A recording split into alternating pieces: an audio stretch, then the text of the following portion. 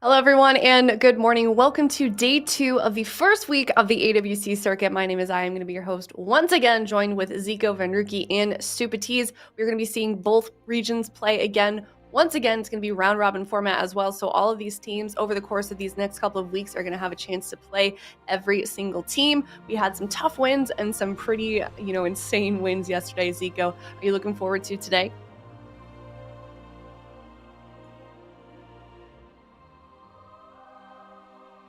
Oh, Zico, you're muted. You're not? All right. Okay. Apparently we can't hear you. We'll figure it out. Go ahead, Ben. Yeah, I'll take over for a sec. Technical difficulties. But yes, yesterday, like Zico was mentioning, there was a theme of pirates. We saw a lot of outlaw rogues, a lot of holy priests, and a lot of fire mages. I'm kind of curious to see if that same theme will carry over today. I've got 3 matchups in Europe as well as 4 in North America, which is the opposite of what it was yesterday. So we'll see some teams that we did not get a chance to see today. For example, Kawhi in North America, as well as Cloud9. So super excited to see how those guys perform and if they can pick up some initial momentum here in the early stages of the circuit. Mm-hmm. Yeah, we talked quite a bit about yesterday, how they're going to be using that momentum to carry them throughout the rest of these games. They've got, had quite a bit of time to practice and prepare for these games. Like the cool thing I think about round robin, Sid, is that these teams know what's coming. There's not really any surprises of what's going to happen within the bracket just because the schedule is set beforehand, and we can see that right here. Yeah, definitely. I mean, also considering 6 of the 8 teams in each region are probably playing the same comp, I don't think that there's going to be a huge amount of surprise in that regard. I'm wondering how Team Liquid are feeling going into the circuit stage, because they faced what I would have considered prior to seeing it yesterday their hardest opponents this weekend, like Powerman and Cloud9. These are like 2 of the most difficult teams for them historically, these double casters. And now that they've got this outlaw rogue composition based team, it seems like they're actually dealing with the teams that were their hardest, which could allow them to come to the top in North America and kind of have a resurgence overall in this circuit stage. So really interested to see their momentum today, because from their history, I would say that Cloud9 has been their kryptonite, and this is going to be their day to prove that they can best it. Yeah, 100%. I mean, they were the last match of the day yesterday, and they had they fought super hard, were able to pull off that reverse sweep. So I'm with you, Sid. I'm curious to see what they can do here against Cloud9. That's going to be later on in the day. We're starting off the morning, however, Zico, with Europe, and we got Kungana versus Delirium. But first, yeah, hopefully we should be working right now. We got Kungana versus Delirium. We did get to see the Delirium boys play yesterday, and they were the team that played Double Outlaw at the end, if I'm not mistaken. They played Red Warrior, and at the end of it, they played Double Outlaw. Now, we know Kungana is going to play RMP. So what I want to see straight up from Delirium, it's time to put Kungana on the plank. It's time for the Double Outlaw. We saw it have success yesterday when Team Liquid played it into RMP. So that's what I want to see. Because let's be honest, as Red Warrior, I don't think they stand a chance against Kungana. Okay. Sid, do you have any thoughts on that? What do you think? Maybe they try their main comp first game just to see. Like, they had some surprising damage against Alec yesterday with that Ret Warrior, so maybe it's not a bad thing to just play your comfort comp in the first game, and then if that doesn't work, it's time to throw it overboard and pick up the Double Outlaw Rogue for the remainder of the series. That was good one. Yeah, we got to get the pirate jokes out of the way here. Okay, well, I mean, it was definitely interesting that we saw that composition a few times yesterday. I don't think we've ever seen a Double Outlaw Rogue. At least I haven't until yesterday play in the AWC. So certainly rare when you see a double spec class, but I mean, it's worked out for, the two teams that were able to play it yesterday in AWC. So we'll see if they bring it out in this one, but either way, it's going to be game number 1 here in the European region, Kungana versus Delirium. All right, so it is going to be Kungana leading with their Subtlety Fire Mage, Holy Priest. So was flexing a bit on that Rogue, as we know he can, and Delirium locking in the Ret Warrior just to try it for game 1. So we'll see if they can find success. We get an early sap here on Scarlet. Was moving forward, looking for an opener. Blazestorm from Queener, just trying to slow them down a little bit. Was looking for another sap. They're actually just going to be going on Scarlet behind the pillar. Big damage combustion immediately. Cheap shot on the Trinket. Can they get more? I don't think so. That was the Aegis. There's the Shield of Vengeance. That was the Trinket. They got a lot of cooldowns from Scarlet. Now they're just going after Punter. They still have damage left. Can they get more? Nice intervene there from Queener. Sees a lot of the cooldowns from Punter. But I would say that overall, this is a successful opener from Kungana.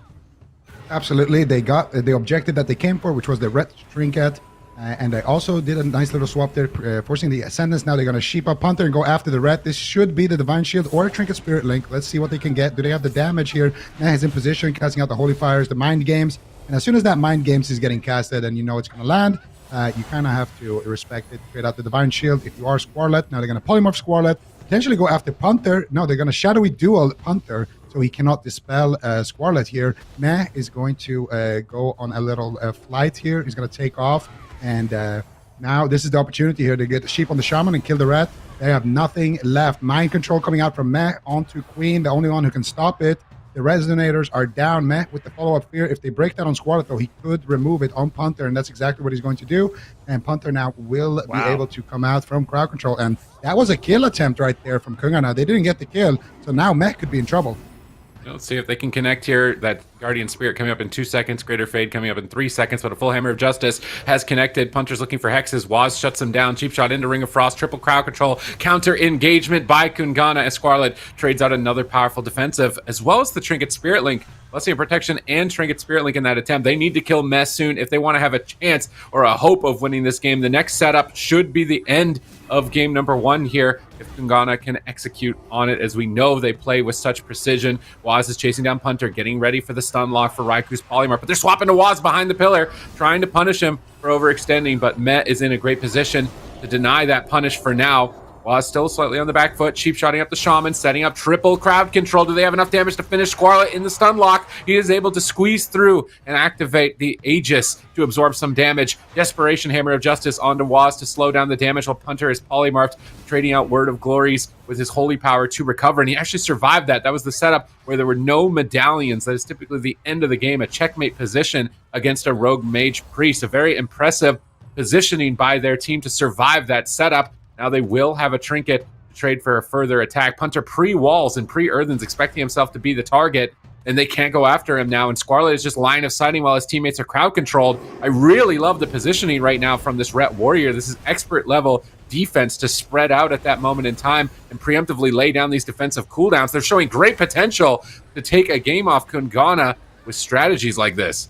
Yeah, really well done. Although that was Scarlet's trinket, so they did get a major objective out of the way. This next setup on Scarlet, it really has nothing except his shield is Vengeance, so I might have to preemptively use that, but they're able to get him in a stun. I really do fear for this Retribution Paladin. Raikou goes for a Dragon's Breath into a Sheep, full blind on Punter, Resonators drop. No. There's no way he's going to live this one, right? 2% health and gets dropped. A beautiful setup there by Kingana. You know when those double resonators come down, you got no trinket. There's really not too much you could do. Kingana with clean setups. At the same time, though, Delirium doing a really good job surviving quite a while. I mean, there's some beautiful setups from Kingana, but due to good positioning and good cooldown usage, they made it difficult to actually go down. Yeah, completely. Delirium had really good, I think we all talked about it a little bit, but they had really excellent rotation on their defensives. And for Kungana, they had good setups as well. Like, I think both of these teams played a really good first game here. And I kind of think it does come down to the fact that RMP is favored in this matchup. And you can see exactly how they're playing it here. They get a Sheep on Punter, they go out after Squirrelette, then they're immediately trying to use that Divine Shield on the side of Delirium to go after Meh. Then they Sheep Squirrelette and go after the Shaman. And the reason why is because you need to make sure that the red doesn't remove the stuns. So you need to make sure that the red is always crowd controlled if you are going after the Shaman. And you kind of want to Sheep the red anyway to help Meh once you've done the setup onto him. Like, once you've stunned him, the best thing you can do is Sheep him and wait for your stun to come back so you can go on him again. During that time, if you want to min-max it, like Kungana did, you can go with a Shadowy Duel on the Shaman, stop him from dispelling the Sheep. You can swap to the Shaman with a stun as well. And the result is exactly this. You have two targets that you're consistently hitting. You're accelerating the pace of the game of how fast cooldowns are being traded. And then you land into this situation where the Shaman has no trinket, the red has no trinket and no Divine Shield. And you get a nice triple CC. You got the damage with a Combustion or the Resonators in this case. And you can end the game right there. So I think both these teams played good. But I think ultimately Delirium just they're just outpicked in this matchup. And you guys know what I want to see. It's time. Yeah. You think so? With Double Outlaw once again. We saw it actually showcased by not only Delirium, but as well as Team Liquid yesterday. So it is a composition. It did look like it had promise. So maybe they do run it here. But I wouldn't mind seeing them on the Ret Warrior again. I feel like traditionally Ret Warriors kind of struggled into RMP. So I think it's an uphill battle, especially when you're playing against a team as good as Kingana. But yeah, maybe they just want to kind of go for it, play their Rets, try to outplay. It's just a difficult spot to be in because I feel like Kingana is one of the most consistent teams there is.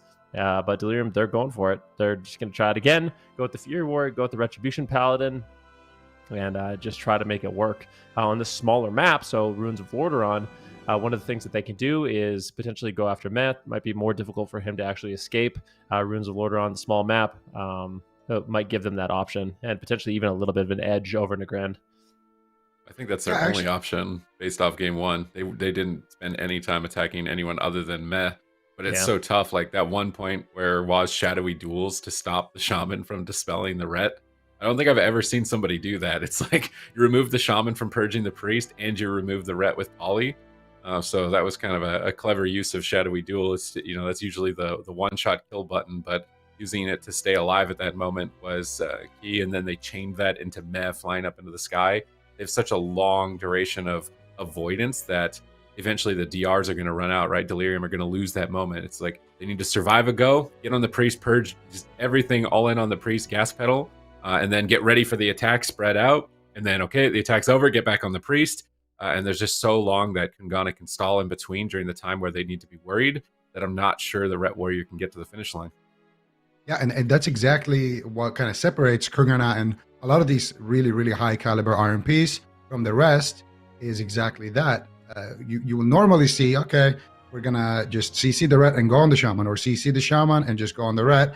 And then once you sheep the Shaman and you did your setup and they traded a trinket or a bubble or whatever, you don't really do anything in that downtime until your stun DRs are back. And that's what gives Delirium an opportunity to kill somebody and get aggressive and get ahead. But Kungana is just even denying that by consistently swapping between two targets. And it also just makes it hell for the healer. Who is he going to heal? Should I keep Earth Shield on myself? Should I keep it on the Ret? Should I pre-earthen wall myself? Should we stack? And what are the upsides and the downsides of doing that? So I think for sure it makes it way harder for Delirium to just do anything in the match, like to even just get aggressive. It's because of the constant swaps and just the constant cross that they're having between the Shaman and the Rat. And with the comp, I would have loved to see the double outlaw, but if you are going to run the Red Warrior, which is their main, I think it's a good thing to do it on, maybe not on Nagrand, because the Nagrand game didn't look bad. Let's see what they can do here. Delirium versus Kungana, game number 2. Waz going for the cheap shots here onto Squarlet. Actually, blinding Squarlet. They're going to go after Panther here, and they set Panther, setting it up. Raikou is here now to polymorph Squarlet on his trinket. So he gets blinded on his trinket into a poly behind the pillar, and Panther has to cross the entire map just to go there and dispel it. And now they're going to have the stun DRs back once again onto Squarlet, and they can set up a sheep onto Panther and a setup here onto Squarlet. But Delirium getting aggressive here onto Meh. Might need to fly up in the air, and that's exactly what he's going to do. Meh should be completely fine, and here comes the setup, and they get anything. Hunter actually pre-walled, thinking the setup was going to be on him, but they're going after Squarlet. They might get the Divine Shield, and they will get the Divine Shield. What a nice setup there in between, and this is exactly what makes Kungana so difficult to deal with. Ooh, big swap onto Waz. Burstium down below half. Meh is interrupted by Queener. This Queener is just staying on target with that Earth Elemental. But as soon as that Earth Elemental fades, they're going to lose the big value from that Legendary. They really need to win this game in the first 2 minutes. Can they manage to take out Meh against Kungana on Runes of Lordaeron? Here comes another attack onto Delirium, but it looks like they were able to premeditate it a bit, but ultimately have to trade the Trinket Spirit Link. No significant overlaps from the side of Delirium. It's just one after the other. The dominoes begin to fall, and eventually there's going to be none left here for their side defensively. Polymorphs onto Squarlet, removing him from targeting Meh. Queener is trying to make his way over, but still kind of committed to Waz. No evasion. I can see why. They're going to Stormbolt Waz, but Mind Control comes out on the Stormbolt. They're going to hammer it. Queen intervenes over to reconnect onto Meh, try and dish out some damage during the remainder of that Hammer of Justice, but not nearly enough damage to find the kill. Waz gets pre-disarmed. They're trying to anticipate the attack during the combustion. Will it be enough here? I'm not sure. 10%. Blessing of Protection comes out at the last possible second. Hunter has a miracle save. Waz is suddenly dangerously low. Is he going to fall to the burst damage of Squarlet and Queener? Meh ducks up into the air to heal Waz from safety and avoid all the interrupts and stuns of his opponents, and has managed to stabilize him. Offensively, I would say Delirium are showing a lot more potential than game 1. They've almost run Meh out of mana at this point, but now the Earth Elemental has subsided. How will they survive? Squarlet trinkets to get back in the Earthen Wall Totem. A pre-Earthen Wall on the blind buys time for Squarlet to get the Aegis off to absorb even further magic damage. Hunter is now no longer crowd controlled, able to get out some Riptides, but Squarlet is just dying, struggling to even just deal with the pressure at the moment. They just need to recover, stay alive until the next trinket that's 40 seconds away. Can Queener stall this go? He's the one that needs to use a pre-disarm, a pre-intervene. He's got to really predict this next attack. We see a pre-Healing Tide Totem by Punter. They're waiting for the Healing Tide Totem, resetting that Combust. Combust is up. Shadowy Duel is available. This could be a KO knockout if Waz is able to connect, and Queener knows it. He trinkets to stun Waz. Is he going to be able to escape? Squarlet is on the run to avoid Waz at all costs. They're setting up a stun on the Punter. They get the double fear. They swap the Squarlet. Squarlet, nice intervene by Queener. Will it be enough? Multiple Resonators down. Mind Control onto the Warrior. Resonators explode, but it bought enough time for Squarlet's Shield of Vengeance, and they're swapping to Meh. I can't believe it. They've stalled long enough. Punter's going to have his trinket available. Now they can have an opportunity to get aggressive and burn the rest of Meh's mana. Yeah, really curious to see if they can pull this one off. I mean, they've done such a good job. Delirium, you got to give them credit. This is not an easy thing to do. Survived quite a while. Scarlet now trying to get away once again. Full polymorph on Punter. The Ring of Frost does miss on Queener. A bit of a mistiming there. And that's going to allow Scarlet to get away. Nice intervene from Queener, but it's still a 3 versus 1 situation. Queener in a Ring of Frost, Punter in a polymorph. Where is Kungana going to go? I don't think they can actually take down Scarlet. Everyone's on diminishing return. And we'll see if Scarlet can actually get aggressive, because that's going to be important. I mean, he's living a long time right now, but at this point, the only thing that they really have going for them is Meh. Is the fact that Meh is almost entirely out of mana. Waz really doesn't have that many defensive cooldowns, so maybe they could look for some more rogue swaps in the match. But another setup here by Kungana. Kidney shot on Scarlet, polymorph on Punter. Cheap shot out of that. Are they going to be swapping? No, it looks like Waz is trying to get away, a little bit of additional crowd control, but not the greatest setup. They weren't able to get too much going with that. And at this point, Scarlet has his Divine Shield back. This is looking good for Delirium. Yeah, Delirium not in a bad place at all. Punter has his Spirit Link, but no trinket, so he needs to try to pre-link the next setup. And here it comes. Dragon's Breath, Kidney Shot, full sheep secured. What are you going to do, Squarlet? He's going to Trinket, use Shield of Vengeance. Is it going to be enough, though? Queen is there as well. Big damage coming out from Raikus Combustion here. They get a sheep shot on the Ponte. Can they get anything more? They get a DR sheep. Squarlet so low on HP. He will trade out the Divine Shield right there. And Squarlet now will survive as a result, but he had to use his Trinket and his Divine Shield in the same combustion window. Hunter also down a Trinket. The next combustion, if Raikou can just reset it, they can easily grab the kill with that, or they can just go right now with a full blind. What are they going to do? Meh is in trouble in a Hammer of Justice. He got a full blind sap, and now Squarlet, what are they going to do to him? Full Kidney Shot secure. Raikou is spamming out the fireballs. The Resonators are in. Meh with the mind control as well for good measures there. Queen is not going to get that intervene off and save his as we've seen so many times in this match. And Kitawa was a little bit relieved after that one. That was a nail biter, and you got to give it to Delirium. There's not a lot of people playing Ret Warrior right now, and Ret Warrior into RMP, especially this RMP. It's not an easy match, but they are still making it a very, very close fight. It was so unfortunate for Squarlet. He had to Trinket and Bubble in the same go. If he didn't have to do that, he'd have Bubble there, and he probably won. Dude, that was all mind games, though. I feel like in that situation, he needed to... Because he actually, I think he Trinketed, Aegis, and Shield of Vengeance, and then had to Divine Shield anyways. So it was a massive overlap. It's just one of those things, though. Mind games from Meh is just so punishing on these hybrid classes, on Enhancement Shamans, on Retribution Paladins. A lot of the time you can rely on those off heals, but in this situation, unfortunately, you're not going to be able to. This is one of those situations Scarlet barely holds on, is able to get the Divine Shield, and Delirium just made a really nice defensive play after defensive play. They were almost able to get out of mana in this one. And I feel like there's a lot of signs of life for this Retribution Paladin Warrior, and it makes me think, like, we have some changes coming next patch in 9.2.5, and I wonder if these Shaman melee cleaves are really going to kind of rise to power. I see Scarlet barely holding on once again, trading out his Blessing of Protection, but I really want to see the moment where he had his Trinket, he had his Divine Shield.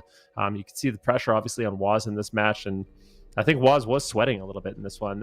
I think this was it. Yeah, this is where the mind games is on him. You can see it lasts so long with the double legendary from the Holy Priest, so he basically has no choice. Can't throw off heals on himself. He's forced to trade out his Divine Shield after using all his other defensives, and I think that was the one critical moment in the match where he just traded out too much, and then for a situation like this, Waz goes for a full blind, waits for it, gets the full sap, Ring of Frost on the Warrior, Kidney Shot on Scarlet, Mind Control on the Warrior. It's perfect CC from Kungana, and they're able to take him down.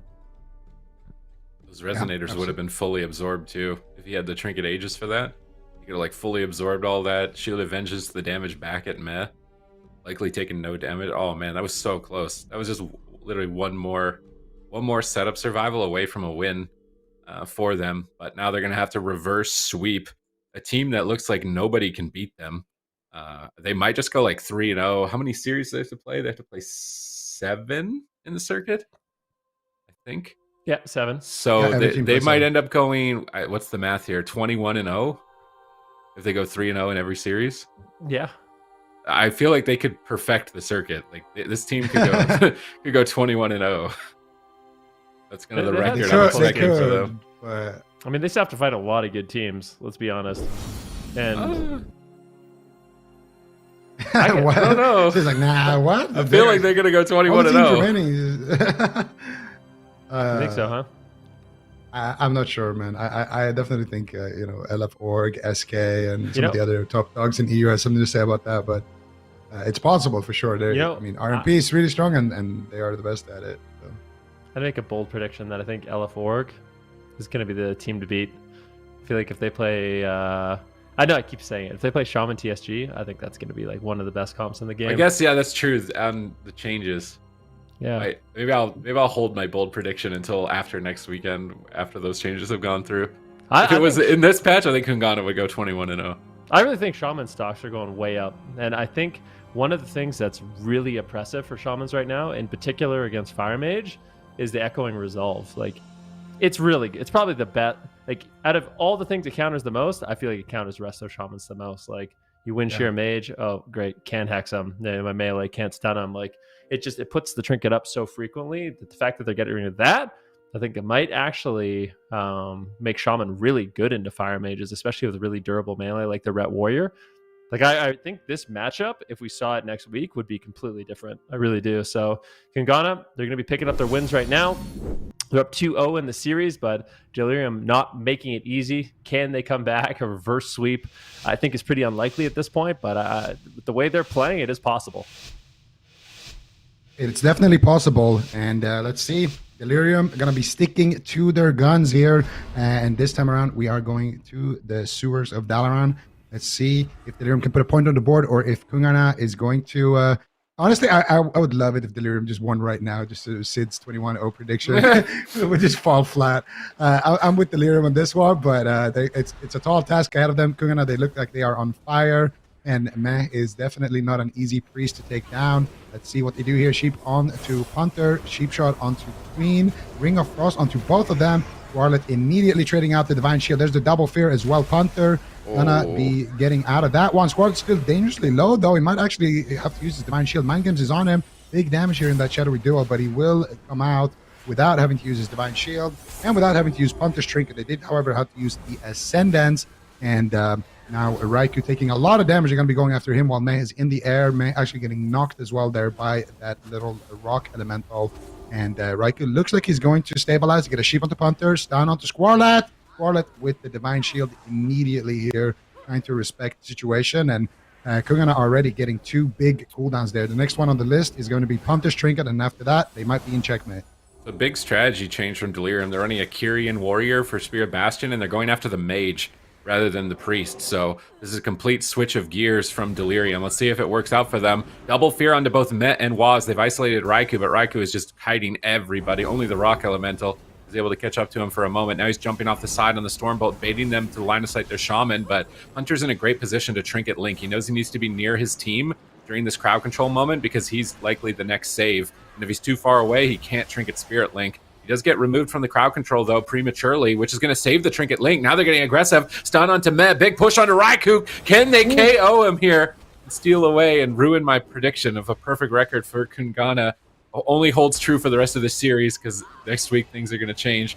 But so far, it's been a couple scary moments, but not sure if the Mage is ultimately going to be an easy target to take down. Now we can see crowd control incoming. Queener gets a pre-intervene, but now he's mind controlled away from it. How much more damage do they have? Can they squeeze it through on a Squarlet? Defensive War Stomp onto Waz by Squarlet, trying to stall damage, but he's at 10%. Punter has to Trinket Link and save the day. Now they're swapping back to Waz, cleaving him down. He's going to Shadow Step out. The damage was done. They got the Trinket Link. It's time to abandon the push. Raikou is trying to kite with Soul Shape, but they're all over him. If they can connect the Spirit Bastion here, it could be devastating. Do not throw the Spear at the Priest, though. Holy Priests have so many tools to escape that Spirit Bastion. It's going to be a waste here. It's coming up in 1 second. They need to connect this damage. Spirit Bastion is down. They need a block. They need a shatter. Oh. They need to get a kill right now. Can they do it? No, Raikou escapes from the Spear of Bastion without his Cauterize triggering or Ice Block. I think that's it. They're setting up the Polymorph. Did he get a pre-Sanctuary? No, it doesn't look like it. Squarlet Trinkets. Line of sighting with the shield of Aegis, trying to absorb some magic damage while Punter's in a Polymorph. Is he going to be able to stay alive? He stuns Meh to stop any sort of Mind Games business from him, but it looks like it already connected. He actually managed to survive regardless. Now they're connecting onto Raikou, trying to take him out. He's still kiting with Blink, avoiding damage for now. Queener proccing a Recklessness, really trying to amp up that damage. Bladestorming, trying to predict a Dragon's Breath or a Frost Nova, but Raikou was patient, held onto the Dragon's Breath. Now he secures the Polymorph. Squarlet's all alone. A match point. Squeener trinkets. He intervenes, but it's not enough. And Kungana keep their perfect record for now. Yeah, it's definitely not looking too bad for them. And Kungana's been dominant with RMP basically the entire year. I'd say this definitely is their patch, and I mean, they just make it look so easy. Even though Delirium put up quite a good fight, I would say it's still just perfect CC, perfect setups coming in from Kungana. But who knows? Like, I really do feel like next week things could change, but it could also just be the same. I mean, this team has been so dominant, really impressive. But either way, even though this is a 3-0, I feel like you still got to give a lot of credit to Delirium. Yeah, absolutely. Took the words right out of my mouth.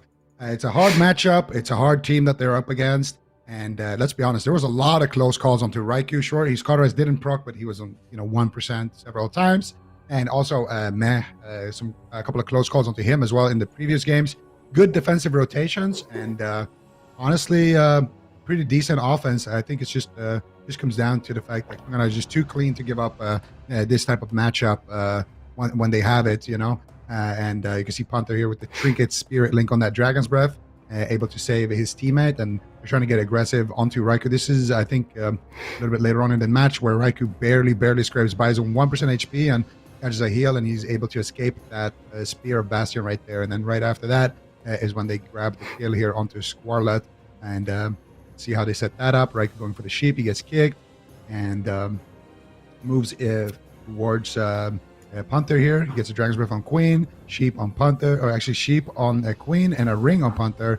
Nice double cross CC there from Raikou, and a cheap shot actually on Queen's trinket there by Waz to deny the intervene, and they have the damage with those resonators to back it up. So really clean setups from the RMP once again, and it's going to be Kungana taking this one 3-0.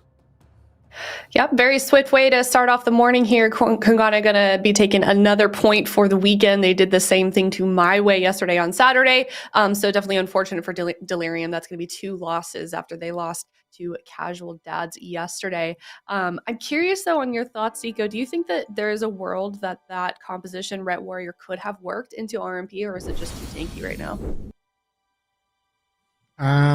I mean, it can work. Like, the thing about Ret Warrior is if you get some good procs, you get a really big hit of damage at the right time, you can take something. You can take somebody down on the RMP. You can take down the priest. You can take down the rogue. You can take down the mage even.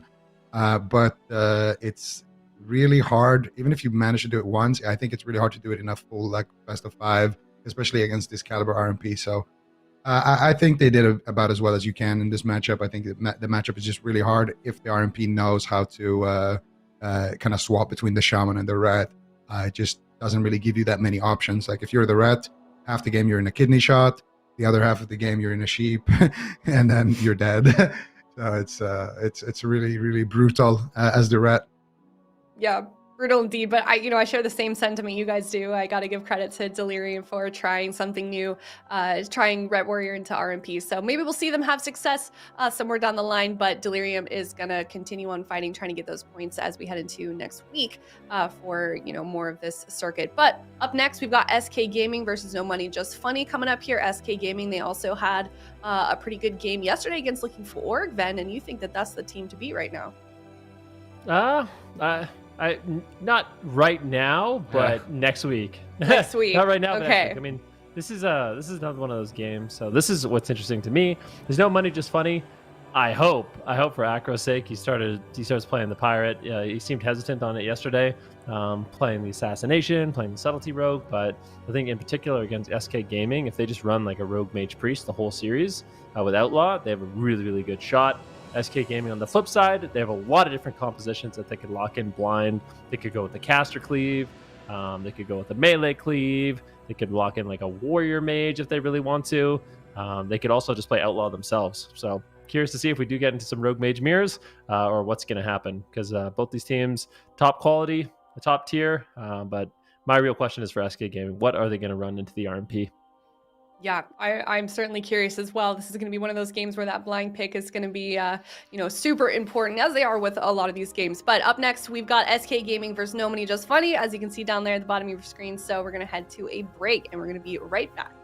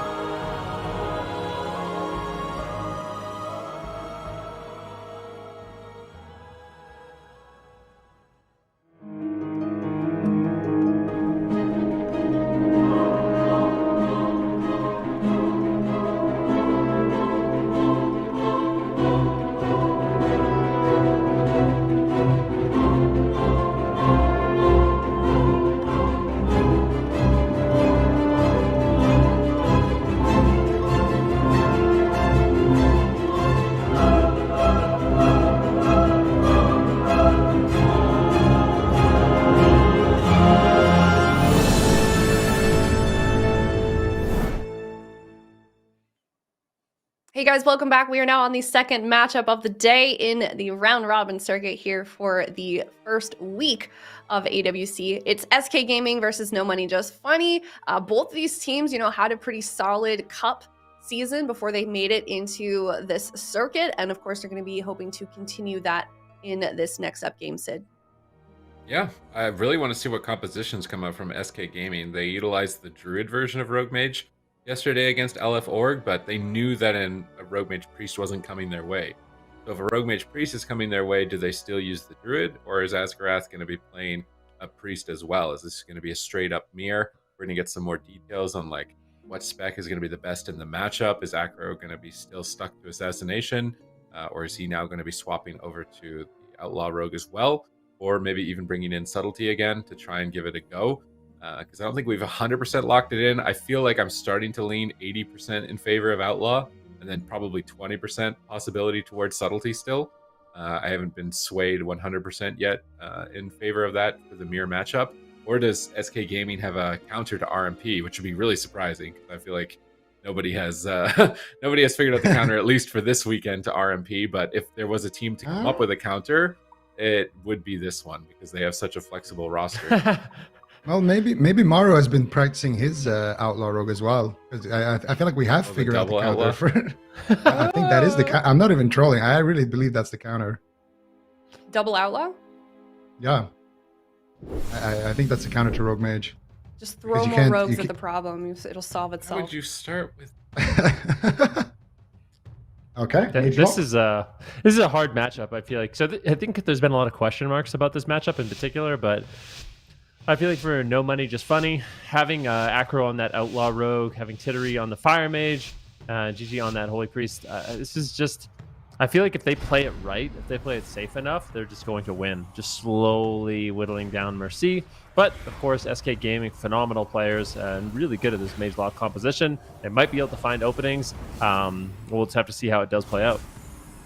Yeah, let's see. Mercy right now in a kidney shot, but he is in a pretty good position. Acro here moving in, trying to get a little bit of damage done. He fake casts or fakes Asgarath's death right there with the blind by just walking up to him. And let's see what they can get done here. Maru already popping off here with the Deathborn, blinks in, goes for a couple of crossbolts, gets counterspelled. So Maru getting a little bit shut down so far. Here comes the kidney shot. There's the Ring of Fire. Here comes the Mind Games. Here comes the damage. And Mercy is going to be clearly fine from that with that Ray of Hope from Asgarath. Now Mercy getting aggressive here. Here's the Dark Soul. Here comes the Infernals, Rain of Fire, all that big AoE damage. You got Maru on the other side of that pillar, but he got blinded right there on his Deathborn, and Maru as well with his Bane's Deathborn. So this is a big damage there on the Tittery. Tittery will survive there, catching a big heal from his healer JJ, and Maru once again here. Just trying to get aggressive, but they've done a good job respecting the Deathborn, shutting it down, counterspelling Maru, and in general blinding him, just making sure that he doesn't get too much uptime here. They're even going to throw a kidney shot on him here when he blinks in, just to slow down those last couple of seconds. And now after this, no Dark Soul, there's no Veins, there's nothing. Ooh, JJ though! Res? JJ. I don't see any stacks. I don't see any stacks. I don't think he's Res Lego. I think he's going. He got blasted. I'm trying to open up the armor checker just to make sure, but I'm pretty sure he doesn't. Then you can tell by Maro's smile, he doesn't. Oh my god. I was just praising them for what a good job they did avoiding the scariest moment in the game, and then JJ just gets blasted. I think it's death. Commentator curse. You cursed them, Zika. They did such a great job. There's no way they die. They just survived all the cooldowns. Oh, rest in peace, JJ. Maybe better luck next time. I mean, I feel like in this matchup, Res Lego is probably still like the highest value. Like, how are you going to lose? You get caught out in the open as the Holy Priest, or you get dogpiled on top of. I feel like Res Lego is still probably the highest value legendary at the moment. It's You're only the main target. Too. Yeah, exactly. When you know you're not a target at all, like jungle probably never hits you. It's probably okay to not play Res Lego, but like Mage Lock wants to kill you if you're ever in a good spot. So it seems really strange. And right here, we're thinking it's over. Like Dark Soul's gone, Icy Veins is gone, but they're like, hey, JJ's here in the middle of the map. All right, Chaos Bolt, done deal. Pack it away, boys. We got a point on the board, and then walk into game number 2 against Rogue Mage. And I was surprised that they were able to close it out so soon, but they were either just not keeping track of the stacks of rune from the Warlock, because that was that double rune Chaos Bolt, which the Blasphemy came in with as well to KO JJ right there. And I'm wondering if Maro and Mercy playing Mage Lock here is kind of like we think that we're just better than you on our mains type of deal, rather than bringing in Zeepai on Rogue and wanting to go into a Rogue Mage mirror. They think that they can just win with this just because they're so experienced with the Spellcaster Cleave, which could be true, but this has been one of the hardest comps for Mage Lock, so perhaps it's not going to work for the entire series. Yeah, I mean, it seems like it definitely worked out for SK Gaming in game number 1. They had a lot of pressure. You can see on the scoreboard, Acro was very limited in what he could do. And that's not really that normal, I feel like, for the Outlaw Rogue. And as the Outlaw Rogue, you want to, like, kind of force them to target you, you know what I mean? Like, when GG and Tittery are line of sighting, I mean, Acro can kind of weave in and out, but once he gets topped off, I think he needs to be in there, gouging and kicking and blinding and kidneying and just kind of being a damage sponge for the team, because he's the least likely to die with his cooldown. So, you know, Deathborn, obviously horrifying, really, really scary. Dark Soul, really, really scary as well.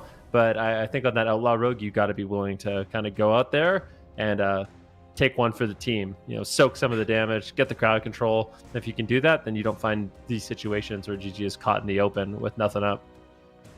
Got to be the meat shield. Yeah. Well, it is a little bit scary at the start when you're still getting those stacks, but once you have those stacks, I think Acro, yeah, he can. But he did do a good job. He was focusing on shutting down the mage, and once JJ got feared like that, he just got caught in a really, really bad spot. So I think it's hard if your priest gets feared. JJ also needs to try to somehow avoid those, or just instantly kind of trinket or will before he gets out in open field like that where they can cast on him. They're also, I'm gonna be honest, I think it's like against a Destruction Warlock, in my opinion, at least in a tournament, like you should 100% be using Aegis. No, there's 0% chance you don't use Aegis, in my opinion. And none of them were using it. Not a single one of them were using it. Like, you can just line that up with Dark Soul. Like, literally, you see Dark Soul, just press Aegis. Like, literally just script it like a robot, and you're going to be... It's just going to make you so much safer in those situations and allow you to save cooldowns. Their win condition, they don't need overwhelming pressure, you know what I mean? Like, I don't know how much additional damage they're going to get from, like, the Insignia of Alacrity and the badge. They just need to survive the one-shots, and then they're going to be basically winning the consistent damage game. So I think that could be one adaptation that No Money Just Funny makes, but we'll see if they actually do it in this game.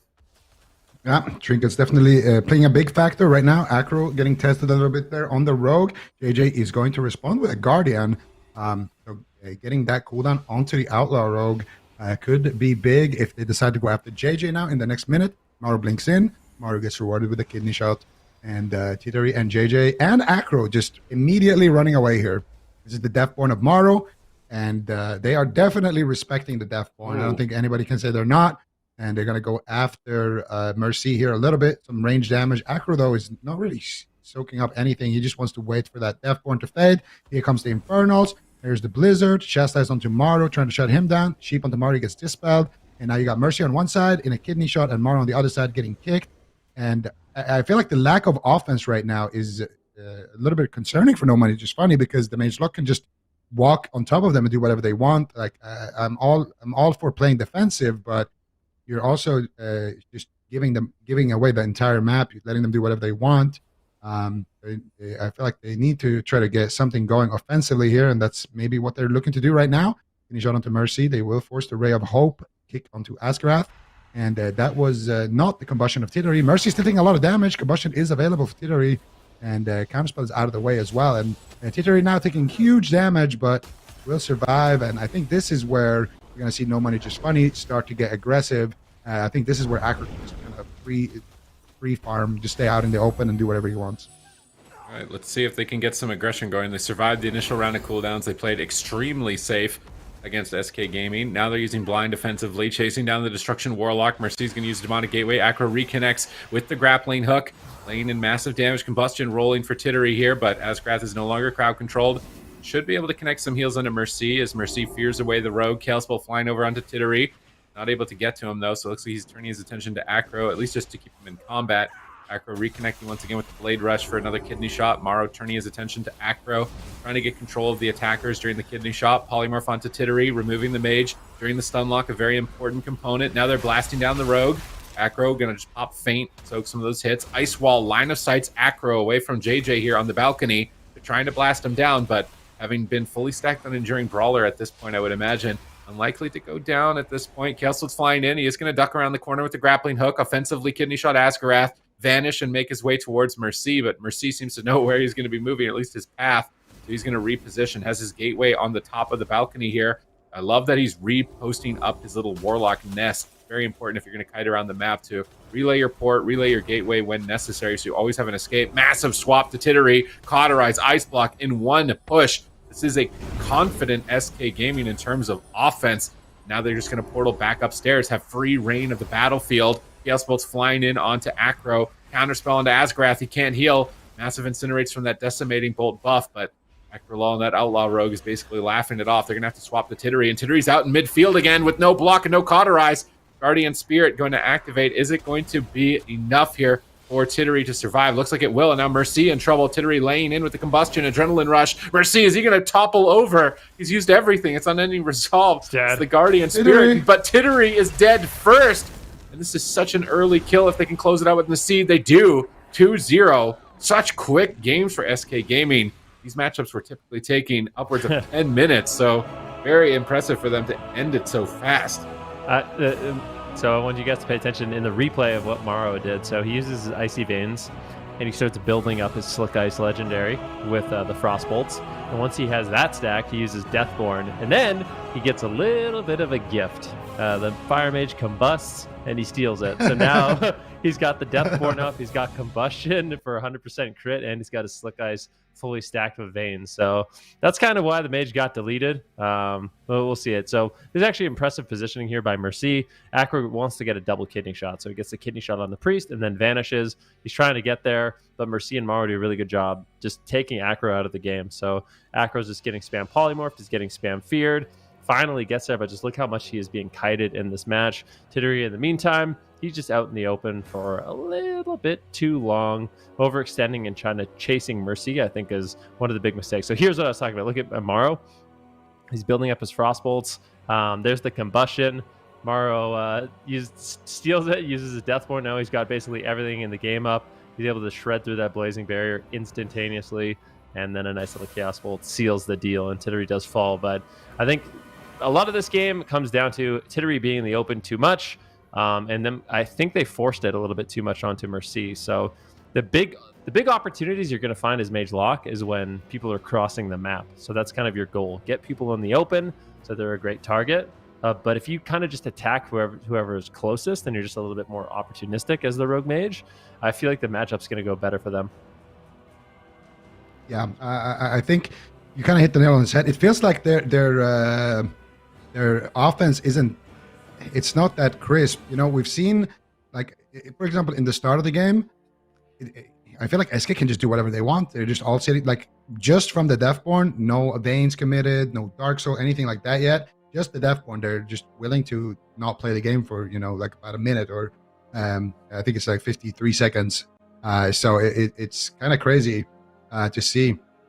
I feel like maybe they're giving them a little bit too much respect. As long as you're maybe throwing the blind or at least kicks and counter spells, I think you can get some kind of pressure, because if the Mage Lock, you kind of want to force them to pop their cooldowns when you're in the open and then retreat, instead of not you doing anything, and then one of them pops cooldowns and you're all just covering behind the pillar, and then the other guy gets to pop cooldowns, and you're just not getting aggressive for such a long period of time. And then when they did get aggressive, it looked a little bit forced. It looks a lot cleaner when we've seen it from some other teams, where they off-kidney the healer and the mage is there to follow up with the Ring of Frost around the corner, and they start snowballing the momentum like that. We didn't really see that yet from No Money Just Funny. I'm not sure how much they've been practicing with the Outlaw, since they've been playing a lot of Assassination. So yeah, I think maybe for them, they just need to clean up their offensive gameplay, because defensively, I mean, they definitely play it well defensively. They just need to actually have some kind of pressure as well. 'Cause otherwise, you're just going to get walked over like that. One thing really solid defense though, like just completely going behind the pillar and then later on just being in the middle of the map when you have nothing. I feel like that's not exactly solid defense. You know, one thing I will say that I like Maro's doing, one thing I do like that Maro is doing in this match, he's actually splitting his cooldowns. So like at the beginning of that match, he uses Deathborn and doesn't commit the Veins. And Acro, GG, and Tittery just panic. It's like, uh-oh, he's Deathborn. All right, we got to run, we got to hide. But Deathborn lasts so long, and that just means for a minute, you're just playing defensive, and he hasn't even committed the Icy Veins yet. And then Icy Veins gets committed, and you have this false sense of security that you're going to be okay, but Maro's just going to blast you away with that cooldown. So we'll see if Maro does that once again. Acro getting blasted in the middle of the map. Full polymorph going to be landed. Maro just snipes that one out of nowhere. Looking for some damage here on Acro. Acro's going to be line of sighting, and here it is. Maro pops the Icy Veins as well as the Deathborn. Just wants to get fully active here. Getting really, really aggressive. Kidney shot now on Maro to slow him down, but Acro's still in a lot of trouble. Yeah, let's see. Acro, I was going to survive this one. He's still dangerously low here. Goes for the blind defensively. He actually gets pulled out of stealth there in the back line. He's going to hook across the map. Catches a big hit from JJ. But look at Tittery taking huge hits of damage right there. And he will also reconvene here with his healer. This is the Deathborn, the Veins, the Dark Soul. Decimating bolts coming in. Big hits coming in from both sides. Mercy actually getting gripped away there on that kind of defensive kidney shot. I'm not sure if Mercy likes that. He's just running back into his old position. So he's not going to take that repositioning that Ascraft was offering. But so far, no money, just funny. It looked really dicey there right at the start, but right now, it doesn't look too bad for them. Cloak of Shadows rotating back up for Acro. He's got his stacks stacked up, and they didn't have to use an Ice Block or a Cauterize or any of those major defensives. They really opened things up here for SK. And Maro dropping a nice Ice Wall here, walling off the team, going for the Sheeps here onto JJ. He lands it. Acro, still no Cloak of Shadows. JJ forced to use his Trinket, and this is exactly what we were just talking about. He didn't get a massive defensive cooldown like that, and Acro pulls out in the open field right there. JJ gets polymorphed when it's 10 seconds or so left on the cloak. They just waited a little bit longer.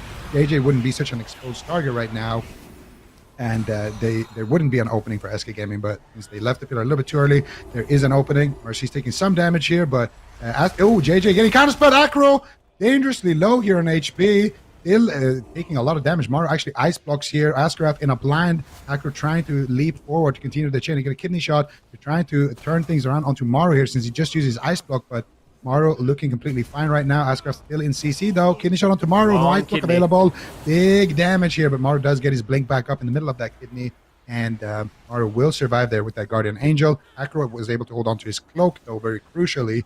But JJ, I don't know if he swapped to the Red Legendary or not, but he could definitely go down. See if they can bait him into a bad position. They're setting up on Acro again, though, here. Massive damage. Cloak of Shadows forced from Acro. This is an impressive amount of damage. It's not typical for an Outlaw Rogue to be pressured so heavily, especially by a comp like a Mage Lock. So very impressive showing here from No Money, Just Funny to keep up that pressure, keeping Acro hesitant to try and make a move. This is getting pinned down by lots of Frost Novas from Maro. Another Frost Nova as he repositions back out into the open, using those Ice Flows, Frost Bolts to move while cast, min-max his distance and his damage, and doing a great job with that toolkit. Now they've got them pinned at the pillar, triple Infernal Stun into double Shadow Fury, even more Infernals raining down from the sky. They're going to pour it away from the grappling hook, catch Acro out in the middle of the map and try and blast him. Blizzard around the left side, Maro moving in on the right, Mortal Coils to peel him off the pillar. Is this going to be it for Acro? Big heals come in from JJ just in the nick of time. Acro tries to march towards Maro and stay on target. They blind Mercy on the Dark Soul. They're getting aggressive on Maro, trying to punish those offensive block usages earlier by him. He has no ice blocks right now, but I'm not sure if they're going to be able to get this punished. They really need to get a kill soon, otherwise they're leaving a Destruction Warlock open, which is dangerous. Chaos Bolts are flying in over onto Acro. Will they regret this? They're getting punished. Massive damage incoming. Acro barely survives once again by the skin of his teeth as he wraps around the corner. Now they swap back to Tittery, who's left behind. He tries to soul shape back around the corner, getting Frost Nova. Chaos Bolts incoming. Love the swaps back to Tittery here. Ascraft likely setting up for a drink as we see him sprinting with the feather behind the pillar. If he can set up mana advantage into dampening, that is going to be critical, but decides not to. He's going to move back to his Warlock, who's into the kidney shot. They're going to polymorph Acro, get control of him during the stun lock. Ice Wall coming down, preventing Acro's retreat for a moment, but with that sprint, I think he is likely to get out of line of sight. Tittery's going to stay at the pillar here, not wanting to overextend while his teammates can't push. Unfortunately there, Maro That orb not connecting onto Tittery. It's going straight into the distance. So he's not going to get any Ice Lance procs from that for some instant damage during this time. He's got his Deathborn. I'm not sure if that's the active one or the proc one at this time for him, but it seems like it's been up for a while. Acro is still just going to push forward onto it. Gets polymorphed. They've got JJ feared in the middle of the map. This could be a great setup onto Acro to force a Cloak of Shadows. Maybe a kill if he's not responsive enough here. Chastise stun incoming from Azgrath, but no burst damage just yet. Law is going to comfortably sit through that stun. This is their time, their moment to get aggressive onto the Destruction Warlock. They're going to pop a feint and take no damage from that double Chaos Bolt. And Acro should be able to stay on target. Yeah, that was the Ray of Hope as well. So at least they got a little something there. Mana is in favor of SK Gaming right now. Acro is getting polymorphed up, and I like that they do this. They just go after Acro, then put him in polymorph. So slow down his damage, slow down the pressure overall. Full blind sap on Azgrath, though, and Morrow's behind the pillar. He's being greedy with his cold snap, so he's actually held on to his cold snap. If they can force a cold snap, which is 30 seconds left on Morrow's ice block, that would be massive. It would put Morrow in a really difficult situation moving forward. Can they hold on? It's getting a little bit lower, but it looks like the control comes in. I think SK Gaming realizes the situation. They need to stall for another 20 seconds. If they can do that, I think SK Gaming is in a prime position to win this game. But keep in mind, as dampening gets higher and higher, there's more opportunities in the match for no money, just funny, especially going after Mercy if they can. If they can keep them on the back foot, prevent Morrow from being too comfortable in the match. Here's a PI, Icy Veins, big damage potential here. Full kidney shot from Acro slows that down, but Azgrath in the back line going to be throwing in the Ray of Hope once again, empowering his heals, and now Morrow getting super aggressive. There's the Ice Wall, but I think Acro is actually winning this kind of 1v1 right now. Morrow is the one that's in trouble. He actually blocks off Azgrath from healing himself. Here's the Deathborn, and Acro's just going to vanish. He's just going to say goodbye, get out of the fight, avoid the damage entirely, but he's left Tittery in the open. Tittery needs to get back to a pillar. This is not the positioning you want if you are the Fire Mage. But the interrupts on Morrow have been really, really solid. Kick after counterspell, really limiting his damage overall during those cooldowns. I think No Money Just Funny handled that situation very well. Yeah, absolutely. And also SK Gaming now having 2 ice blocks here on Morrow. So for them, it's not too bad of a situation. JJ getting counterspelled here. Acro with no Cloak of Shadows. Can they connect some damage onto him? That is the question. It looks like JJ will actually get cleaved a little bit here behind the pillar by Mercy. And Morrow as well, adding in with a little bit of damage from that Lizard. Trying to reset his Frozen Orb as well. Morrow is going to just kite away. Acro is now in hot pursuit. And this is looking a lot cleaner in terms of offense. We're going to see here, No Money Just Funny just having a lot more pressure in this match, forcing a lot more defensives and forcing SK Gaming to run a lot more. And that's exactly what we wanted to see from them. So far, big pressure onto Mercy. He gets the Ray of Hope, and he gets topped there with a big heal from Azgrath. Azgrath also using those Night Phase Spirits to reset some of those cooldowns. Mercy going to be hitting his pet. Morrow with the Deathborn. Everybody is hiding from him.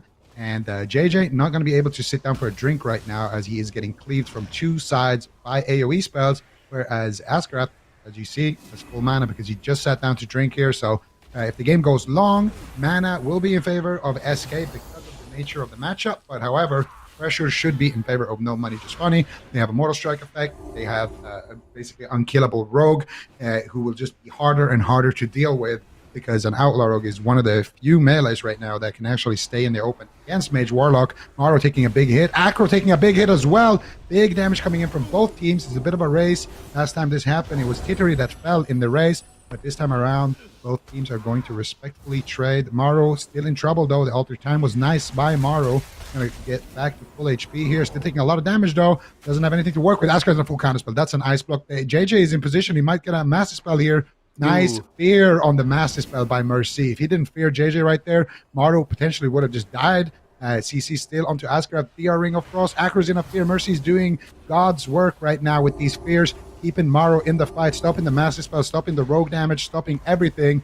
And as a result, Morrow will survive. Had to use 1 ice block, but still has 1 more left in the tank. Tittery now taking massive hits of damage from Mercy, who's been left to free cast. And Mercy looks like he will be able to force them back to the pillar for the most part. And now, once again, game is going to slow down here for a little bit with SK Gaming trying to be aggressive with their offensive cooldowns and No Money Just Funny trying to be defensive during that time. Mercy was such a hero during that play. Like, Morrow's sitting at 10% in an ice block. Asgrath gets counterspelled, gets polymorphed, thinking death to polymorph, gets re-CC'd. Mercy fears the mass dispel, and then he Feldoms an imp to dispel the polymorph right when Morrow is about to die. Gets the Ray of Hope and stays alive and keeps their team going for the fight. So that was definitely a hero moment for Mercy in this game, and now they've got a huge mana lead. They're right on top of No Money Just Funny, looking to close in on a 3-0 right now. Can they connect the damage to finish the job here as Tittery dips dangerously low? He soul shapes around the corner, connects some heals from JJ. They're swapping back to Acro. Chaos Bolt's incoming. He's going to feint and reduce this damage significantly, basically not even getting scratched with that feint active. But now that the feint is over, they keep tunneling down Frostbolts. Ice Wall, line of sight's the team from Acro. Acro's going to Cloak of Shadows. Does not want to risk going down in this position, but won't have Cloak of Shadows for Dark Soul. That's coming up in about 45 seconds here. Mercy ports in offensively to end this game. He knows this is a checkmate position. If he can keep them stacked up in Rain of Fire, stacked up in Blizzard, eventually that chip damage is going to overwhelm them and secure them a kill here. So Mercy resetting his pet here with Eye of Kilrog. Doesn't want to have it overextended and stunned behind the pillar potentially. So really good reposition of his imp using that Eye of Kilrog. See a stun lock onto Acro. Might have been overlapped coil, but he tried to pre-coil the kidney. Acro's going to vanish out during that stun lock, get back to his teammates. JJ getting a Symbols of Hope off there to get a lot of mana back, reset some defensive cooldowns. Tittery's left alone, though. He's going to alter time, bounce back for a moment, get gripped back to the big pillar here. This RMP wants to stay on this pillar specifically with the Tiger because it is a larger pillar than the other two. You can see Morrow sitting through a blind on his Deathborn, but this is not the Icy Veins. Icy Veins is coming up in 10 seconds. Dark Soul is available. This is an opportunity for SK Gaming to get a KO. Who are they going to go on? Looks like Acrolol is going to be the primary target if he pushes on Mercy, but he's not going to during that kidney. Morrow is setting up Blizzard at the pillar to snare his enemies as they push in on the left and the right. Pincer maneuver, looking to cut off the jugular here for No Money Just Funny, but in that moment of push, they actually push them back. And Morrow's going to have to use Demonic Gateway to escape, but he's also at the same time baiting Acro into the midfield here as Icy Veins gets popped. How much damage can Morrow connect? Mercy slightly on the back foot, trades at the Dark Pact. Acro line of sighted by the Ice Wall. They kill off the Ice Wall. I think he combusted to kill the Ice Wall there from Tittery. Now he's launching damage towards Morrow. He's locked on Frost for 2 more seconds, but the Gladiator's Aegis is going to keep him alive. Frozen Orb comes down. Blizzard, Chaos Bolts, massive damage potentially incoming. Tittery's just going to ice block it. He'd rather stay at high health so that JJ doesn't have to spend mana to heal it. But now he won't have that immunity later on. And honestly, JJ had a lot of cooldowns to get free healing with the Apotheosis. So maybe he was trying to drink. They wanted to drink with an ice block. We'll have to wait and see if he ends up regretting that choice here now. Blind on Asgrath, though. Acro's getting aggressive. Mercy ports back behind the pillar and is able to avoid the attack for now. But now he's caught in a chastise. They're swapping back to Morrow. They're looking to force that second ice block. 1 second left on the Ring of Frost. I think Asgrath should be free from crowd control in a moment and able to connect heals. But with 45% dampening, his healing is not going to be enough. Morrow Icebox. He's Master Spell. That could be it. As Morrow is likely going to fall. They fear Tittery and Acro. Asgrath tries whatever he can to stabilize Morrow here, but dampening is so high. He's struggling to get Morrow back up to full health. Mercy is just still at 50% health as well. And they have no offensive cooldowns. And suddenly, if No Money Just Funny can keep up this momentum, they might be able to push them over, but they're pinned right now by a Frozen Orb. They're having a tough time making that final push. Morrow has Cold Snap in 10 seconds. They just need 10 seconds. Acro's still low. He's got no cooldowns. Mercy. He can vanish out if he needs to, but they're going after Mercy. They get the Unending Resolve. They get big cooldowns there on Mercy. And this is not looking too bad for No Money Just Funny, but they cannot trip at the finish line. Acro's still in danger. Got the Cloak of Shadows. Ray of Hope stalls. Are they going to be able to make it negative? They actually do make it negative, but Cloak of Shadows will avoid that damage. Acro's getting behind the pillar once again, but this is an opportunity for Asgrath to sit down and drink. Cold Snap's now available for Morrow. Mercy's resetting his cooldowns as well. So No Money Just Funny. They have a win condition here, but they need to actually just go for it. They have to play aggressive. Kitty shot here on Mercy. Can they take him down? Acro doesn't want to cross the map. With no cloak and no vanish, there's really no answer. JJ sitting down, recovering a bunch of mana, but at 53% dampening, let's see if he can actually use that mana at this point of the game. Nice interrupt there by Morrow. Yeah, JJ actually getting a crucial drink. He was completely tapped there, but still good pressure coming in from SK Gaming. They need to do exactly what Ben said. They need to go after Mercy here and go for an all-in KO before that Unending Resolve comes back of CD. Asgrath has no CDs right now to respond with that Guardian Spirit, but he does have the Ray of Hope. And I don't think that's going to be a negative one, as we can see No Money Just Funny immediately retreating. Acro with no cloak here for 55 seconds. Big opening. JJ, no trinket, 15 seconds. If SK Gaming gets aggressive here and finds a Shadow Fury or something, they could definitely take somebody down. They're going after Acro right now. One Chaos Bolt connects. Mercy and a Sheep and a Kidney. Ring of Fire coming out from Tittery. They're trying to wither him down, trying to slowly but surely take down this Warlock. But Mercy has got his Unending Resolve. Maru has his Ice Block. Askrath has Guardian. They have every single defensive on the side of SK Gaming. They have a mana lead as well. And No Money Just Funny, they just have more lethal burst damage, which is somewhat easier to get off as well. You don't have to cast anything. You just spam instants with that combustion. But JJ getting swapped to no trinket. He gets stunned on it. JJ almost going down right there. He's casting out the flash heals. But as you can see, at 60% dampening, these flash heals are not doing too much. Tittery now getting caught clothesline here in the open field. Acro now in a coil. No Cloak of Shadows. They're going after him. This could be just it. Acro taking a big double Chaos Ball to the face here from Mercy with the Dark Soul. Maru blinking in on the other side. Tittery taking massive damage here as well. JJ and everyone else on No Money Just Funny getting basically triple killed right now. Tittery here dropping super low. Corner's gonna proc, but they get the kill onto Maru with the Ice Block still available. Unbelievable turnaround there from No Money Just Funny. That looked like it was a done deal, but somehow, some way, Maru getting a little bit too aggressive and gets caught there, I believe, on Global, or maybe he was kicked. I'm not sure what happened there. We're going to see it in the replay, but very, he had very a lot of unfortunate. time. He had a lot of time to block. I was thinking, like, is he going to block the Kidney, block the Fear, and then Mercy just kills them? Like, what's the plan? Because he's standing right on top of them for a long time. It's 60% dampening. It's like there's no way you're not blocking at 60% dampening, standing on top of them at 40% health for like 10 seconds. So in a dire situation too. I feel like was he on hypo? No. Was he randomly on hypo? Absolutely There's not. no way, right? No, he wasn't. So this is way earlier in the game. This is a 2 minutes, this is a 16-minute game. We're at the 2-minute mark on the replay here for this round. This is kind of that scary moment in the opener, I think, for Acro. I'm wondering if we caught that hero moment with Mercy during this game where he kind of like feared the MD, got the imp out with Feldom, dispelled the sheep. That was definitely a critical moment. And unfortunately, Maru's just going to go down without blocking there right at the end. The Infernal was coming off cooldown too. Lots of scary moments for Acro here. Down at 10% multiple times on Ashamane's fall. And see, yeah, this right here. Maru's Ice Block. So JJ gets feared on his Master Spell, I think. Or maybe he didn't even get feared on his... I swear he got feared on the first Master Spell. This is after that first one. Then Imp Feldom, Imp Dispel. This was later on in the game where Tittery got blasted low. Like, I mean, this was 16 minutes of just Mage Lock, devastation. Really only that one scary moment for Maru that Mercy diffused. And then right at the end of the game here, I'm thinking like, they're all dead. Maru blinks aggressively. Like, why not just block the stun lock here? Just block the Holy Fire, block the stun lock. I don't know if Asgrath was telling him you're fine. But then he just walks away and dies while he's walking away, and Asgrath is CS'd. So I was a bit surprised. Like, Mercy has Dark Soul up there. He has Infernal coming off cooldown. Mercy could have easily ended that game right there. It could have been a miscommunication, too, because Asgrath actually had a Ray of Hope and Grip. So Asgrath went for a cast, and to Tittery's credit, he got a beautiful counterspell. So it was like a cast, immediately got counterspelled on it, wasn't able to get off the Ray of Hope, wasn't able to get off the Grip, and maybe that was the plan. It's like, don't worry, I got you, I'm going to grip you, and then, oh, I'm locked out, please block, and then it's like, oh, well, I'm already on Global.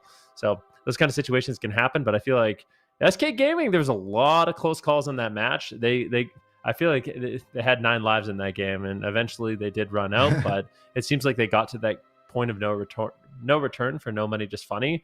If they had access to that Ray of Hope, if they could have survived that last setup, I feel like No Money Just Funny, there's really no way to really recover in that situation with the damage Mercy had available.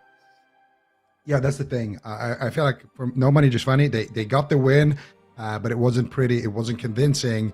We need to see them end the game before it gets to that point. Because with Mage Lock, there's like a sweet spot. You know, early on they can one-shot you, and if it's too late, your healer's going to be their healer's going to be drinking the whole time, and you're just going to lose to the pressure because your healer just can't keep up anymore. And we're going to see a comp swap here. We're going to see SK Gaming going for the RMD here into the RMP. I feel like they were actually kind of owning with the Mage Lock. And I feel like Mercy was having great games as well. I mean, we'll see. Definitely not a bad thing to swap in Zeepai, but at the same time, I feel like that game was like, it's not a favorable matchup, so maybe that's why they're swapping off. and they're feeling like, okay, maybe No Money Just Funny is picking up some steam here, and they're getting into their groove. But Map. I feel like that looked good. I mean, but SK picked the map though. Oh yeah. Oh, that's weird. Yeah. I thought it would be Empyrean Domain. Yeah, Yeah. Age lock. they could have just sent Volvir and Oh, that's chilling. true. Yeah. Okay. There's got to be some internal comms, right? I would think from their team to make a comm swap like this. They're up 2-0. They were probably going to win that game. Must be like us RMP. We can't do anything type of comms. I feel like we need to switch or something. Even though they're up 2-1. Yeah, I don't know. Like, I mean, maybe they want to experiment too. Take this Yeah. game to see, does Druid Outlaw Fire do good into this? Because if it does, we'd probably rather play that than what we just did for 16 minutes. So this could be an experiment game, and then in game 5 they go if they lose, they'll go Empyrean Domain Magelock. So I can't blame them if they want to try and gather some information here, because there's going to be a lot of this comp moving into the future. So if this comp ends up being better for them, this is a good field test for them. They still have the safety net of game 5. Game 5. Are we going to game 5, or are they closing it out with Zeepai on the Outlaw Rogue?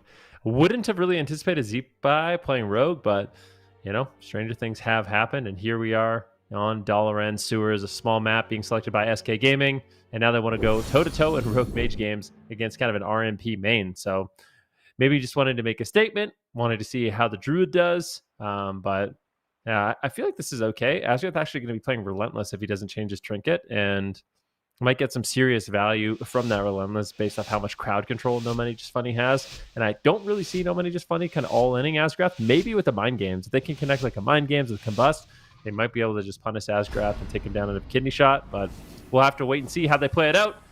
And this is, of course, going to be potentially the end of the series if SK Gaming can win this one. No Money Just Funny going to have to battle it back and win 2 in a row. Yeah, let's see if they can do just that. No Money Just Funny. Starting to heat up a little bit here on the Rogue Mage, but now Zeepai has been tagged in for SK Gaming. Let's see what he can do here. Zeepai going after Titari. So both of these teams going for a Mage Race. Mara right now just trying to play it defensively here. Beautiful alter time Blink combo right there while Asgarth sitting through some CC. He gets a Ring of Frost onto JJ. Maru playing excellently right now. Going for a Sheep here onto Akro potentially. No, he gets it onto JJ. And they're going after Titari. Maru taking some damage. Asgarth out of crowd control.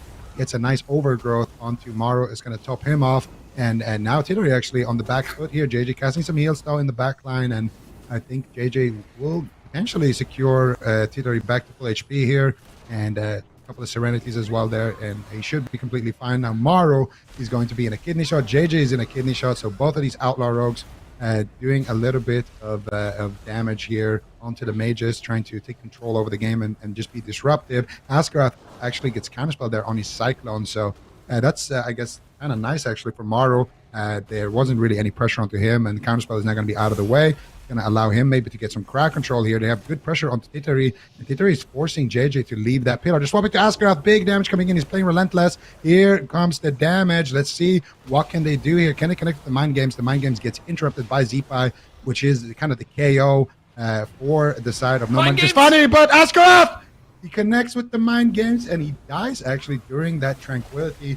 I feel like they kind of under-responded there. He lived the kidney shot, so I feel like once you live the kidney shot, that's it. You're fine. But Asgarth goes down there to connect the Mind Games kind of late there and take him out.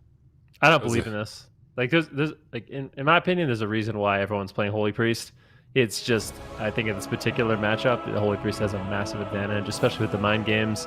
If you have to play Relentless as a Druid, these situations are inevitably going to happen. I mean, he got kidney shot. Like during the kidney shot, they actually did. They kicked the Mind Game, so they stopped it, and that should have been a live, like you said, but maybe just underreacting to the situation, didn't want to overcommit. The fact that he already used Bark Skin, maybe he felt like he had to be greedy. But yeah, I think No Money Just Funny. This is kind of like a free win for them. And honestly, I feel like SK Gaming made a huge mistake picking this map and trying to play this matchup. I don't know if this is the time for experiments. Skin's kind of late, like maybe 20% late, and then they stop Mind Games. He gets Holy Fired. He's in Bear Farm Frenzied Regen, dies through it. Shadow Meld, Send Wards. His Auto Frenzy got canceled because he shapeshifted. That's kind of like an unfortunate thing with Druid. The Auto Frenzy, if you shapeshift while it's active, actually just gets canceled. So he lost all that heal over time. But that was a surprising amount of damage there considering the circumstances. So I kind of agree with you. I don't don't like the Druid into Rogue Mage. I feel like this has never been a good matchup as a Resto Druid to fight Rogue Mage. They have so many tools that can, Especially mind games. Purge, mind games, Priest. Like, I mean, maybe they sent this as an experiment failure.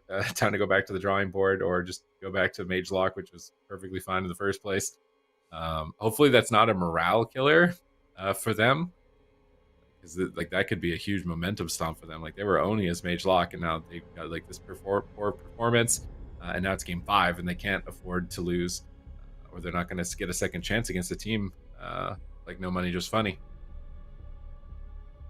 It's really hard to calculate too. Like, what do they say? Do they say like, okay, well, maybe we feel like we should win, but Azgrath under responded. Like, maybe could appealed a little bit more, and they get like this false sense of like, maybe that was just a bad game. We shake it off and we queue it up again, because that's sometimes what happens. But it's like, you're up 2-1. This is the way I think about it. You're up 2-1 as Mage Lock, and the game you lost went to 70% dampening, and you kind of threw. Like, it went, you know what I mean? Like, they had Ice Block, they had Ray of Hope, they had everything. Tolvaron Arena, obviously, I think they're going to be going back to Mage Lock here, but I'm trying to understand the decision making of that last game. But yeah, at least they have the data point. Don't play that into Rogue Mage. No Money Just Funny. They can kind of just stick with the same composition. I think they'll be going with the Rogue Mage once again, and we'll see. I mean, we haven't really seen too much of Valet on that Shadow Priest. I think right now Shadow Priest can only really play with Assassination Rogue from what I've seen. So maybe we see Acro and Valet play that at some point, but I'm not entirely sure. I don't think they can lock it in blind because SK Gaming obviously has that composition. And maybe that's what they're afraid of. No, I guess they, yeah. It doesn't make any sense that they got to pick the map in comp. I'm still confused by that last game. That had to be an experiment. Yeah. Like, there's no other reason than just like we wanted to try. The Druid just doesn't make sense, because the Druid wants to play, like, the Druid makes sense because it's Azgrath's main. It's a comfort pick, but the Druid doesn't make sense on Dalaran. Like, why would you set up Dalaran and then pick Druid? It's like, hey guys, we have a Druid with Relentless here. If you guys want to send him, go ahead. Just let us know. Served up. Yeah, just anytime you guys want to just swap to him, just have at it, you know? He can't really go anywhere, so... I mean, it's got to be experimentation. It's got to be, you know, something like that, because at this point they're setting up for a Mage Lock, and No Money Just Funny knows it. They know we lock in RMP right now. We are walking into the same Mage Lock that we lost to twice, and we're walking into it on Tuldir. What are you oohing about? So yeah, when you said our Druid's playing Relentless here, just do whatever you want, I wanted to check if he was wearing the Quantum device, and he was. So he was running Relentless Quantum device, which means he lost a bunch of stamina. Might have made the difference in him surviving during that. Probably was the major difference in him surviving that stun lock.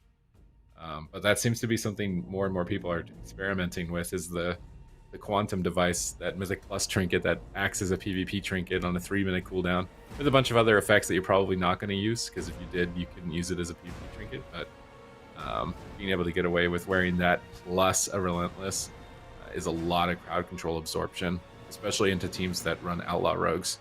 So maybe that's their thought process. They wanted to see if a Druid team could heal with heal over time effects during those long CC changes Outlaw Rogue, and run the Inscrutable Quantum device on top of it. But I don't know. I mean, this map might be better. They can keep Azgrath further away if they want to try it again. But it seems like you should just send the Mage Lock. Don't know why you wouldn't here. They're taking their time to lock in. Both teams took their time to lock in. So wondering if No Money Just Funny had any considerations as well. Possibly bringing in Valet and trying a Shadow Priest Rogue into the comps that SK Gaming have, but I feel like SK Gaming would switch to a cleave of some kind, whether that be Mercy's Warriors, Epai's Enhance, or something like that. So probably not really a serious consideration when they have to blind lock, especially if you've got RMP with Outlaw, no reason to. And this is it for SK Gaming. Are they going to lock in the Mage Lock? Are they going to do the Druid team? That last game was a throwaway. Momentum's not in their favor. Be interested to see what their comms are. Hopefully their comms aren't like lull RMP. How are we going to win? We can't win. We should never win. Because as soon as your comms are like that, I feel like it's over. You're not going to be winning the series. So they got a couple seconds left here to lock in, and they lock in the Druid again. I feel concerned, deep concern. They're not going to lock in the Druid, but they're just going to mirror them. I was thinking they could have done this, but I still am not. I don't know why they're afraid to play Mage Lock. They could have been 3-0 in this series with Mage Lock. Like, what? Why? Like the game they lost, they threw. I think their bit. comms are low RMP right now. Yeah, I feel maybe. like it has to be. There's no way. It's not. What if they win the mirror? That would be a statement. You know. You get the ego flex Yeah. and the series. Yep, we're the better Yeah. RMP. They could. I feel like they could. But at the same time, I know money just funny. They obviously RMP mains. At the same time, though, Zipai didn't look too bad on that Outlaw Rogue yesterday. We've seen Askarath on the Priest. And I would say Maro probably has an edge as well in the mage department. So, yeah, I think probably going to be a pretty even match. But again, like not to like, hammer on the same thing. But I think this is what they should have locked in the previous game. If they are going to play Druid, this is the map where you're going to play Druid. If you're going to play Priest, a small map might be a little bit better for the Priest compared to the Druid. Because the Druid also needs to drink if the game goes long. Yeah. Last game, let's just write it down as a little bit of trolling. But in this game, yeah, I'm not sure why they're reluctant to picking their Mage Lock. They look great on it. But at the same time, even though that we can say it was a bit of a throw, there was also a lot of close call before the Mage Lock game that they lost. Before they lost, like Maro could have died unless Mercy did some hero plays with the Imp and the Fears and everything. So maybe they're just feeling like, okay, we've got our wins with this. We're not going to win. If we keep playing it, we're going to get reverse swept. So it's time to, we have a couple of chances here to win a Rogue Mage Mirror. Let's go with that. Let's see if it works out for them. Okay. RMP Mirror Showdown Game 5 on Tolvaron Arena here. Is SK Gaming going to have this series robbed from them? They were on match point, so close. Like I thought they were just going to win this 3-0, but suddenly we're here, Game 5. And now things are being drawn into question. Are they going to, is this RMP going to work? Are they going to beat a team? Like I feel like Tittery and Akra have so many years of experience of Rogue Mage. But at the same time, it is Outlaw, which hasn't been played very often. Or for a significant amount of time. So this could give an edge to Zipai coming in on that spec for what is the first time in tournament play. He has played a Rogue before, but not the Outlaw. So we get to see who's going to come out. Are they going to be wearing those quantum devices with Relentless? We see that as an adaptation in the mirror matchups by the Priests specifically. Seems like that trinket might be a hot grab to pick up if you don't have one yourself. Just for this composition specifically. Because there's so much crowd control. You want the benefits of the Relentless, reducing everything while still having an emergency out, wearing that trinket. And then the Priest, not really worried about survivability, can get away with losing the PvP set bonuses on their trinket. So that adaptation has definitely worked out for them. I feel like this would be an upset, honestly, for no money, just funny to win this series. Like if you were to look at the circuit and see these teams going head-to-head, I would assume the prediction would be heavily in favor of SK. So no money, just funny could really flip the tables here. For the circuit by pulling a W. Yeah, I think so too. But when I look at this Game 5, I actually don't think they're an underdog. Like I think in an RMP mirror, I mean, I don't know. They had some practice yesterday, and obviously this is a composition you need to beat. So I really don't know. Perhaps it's possible that SK has done a lot of like wargaming as RMP, but I kind of doubt it with the fact that they locked in the Druid.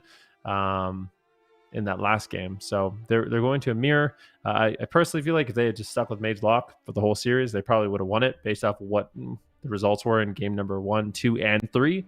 But now they find themselves in a situation, they're on match point, and they have to play a mirror match against a team that mains RMP. So I don't know. Yeah, I feel like they didn't set this. I feel like they haven't set themselves up for success. They definitely could win based off their players, but I feel like this was not the cleanest path or like the most direct path to victory for them. Yeah, that's the thing. I think we can all agree their play has been absolutely fantastic, but their kind of counter picks, or like when it's their turn to pick, just hasn't been that convincing. But who knows? Maybe they have something special planned here. Maybe Zipai is going to play Ventir, or who knows? We'll see exactly what they got planned out. We saw the Ventir work yesterday in US, so maybe they have something planned out there. for this game number 5. And it would be kind of funny because it would be a little bit of karma, I guess, for SK Gaming, because yesterday they reverse swept LF Org, and now they're one game away here from being reverse swept by No Money Just Funny. So they're maybe getting a taste of their own medicine there.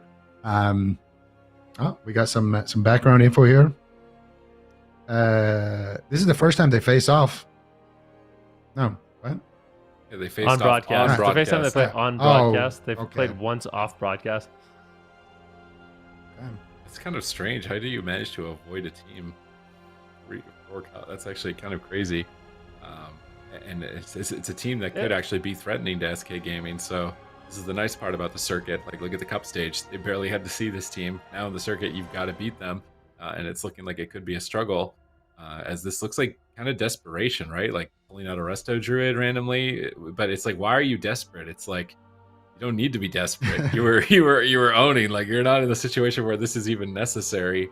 But they're presenting desperation at the moment. It seems like we'll have to wait and see how the mirror plays out with them. I guess moving into the future, right? They won't be able to rely likely on the Destro Warlock as much for matchups like this. So maybe into the rest of the circuit, this is just an investment. Like, we're gonna have to win these mirrors because on Tuesday when Warlocks lose their armor, Outlaw Rogues are probably gonna run them down. So this could be like a premeditative move as well, like just predicting that they can't rely on that comp, as well as maybe it was tilting. Maybe that 16-minute game on Asha Rain's Fall was like, really bad comms and things were maybe getting toxic or something with the matchup. Who knows? Because it didn't make sense otherwise for them to make this change. Yeah. I'm sure we'll be getting into this game shortly, but yeah, so Outlaw RMP mirrors. I think this is something we all really need to familiarize ourselves with. We saw it a few times yesterday. I think we're going to see it a few more times later today. But No Money Just Funny, I think on paper might have an edge here. Although for SK Gaming, I feel like their true kind of hero in this matchup is going to be Maro. He's just always been so consistent on that mage.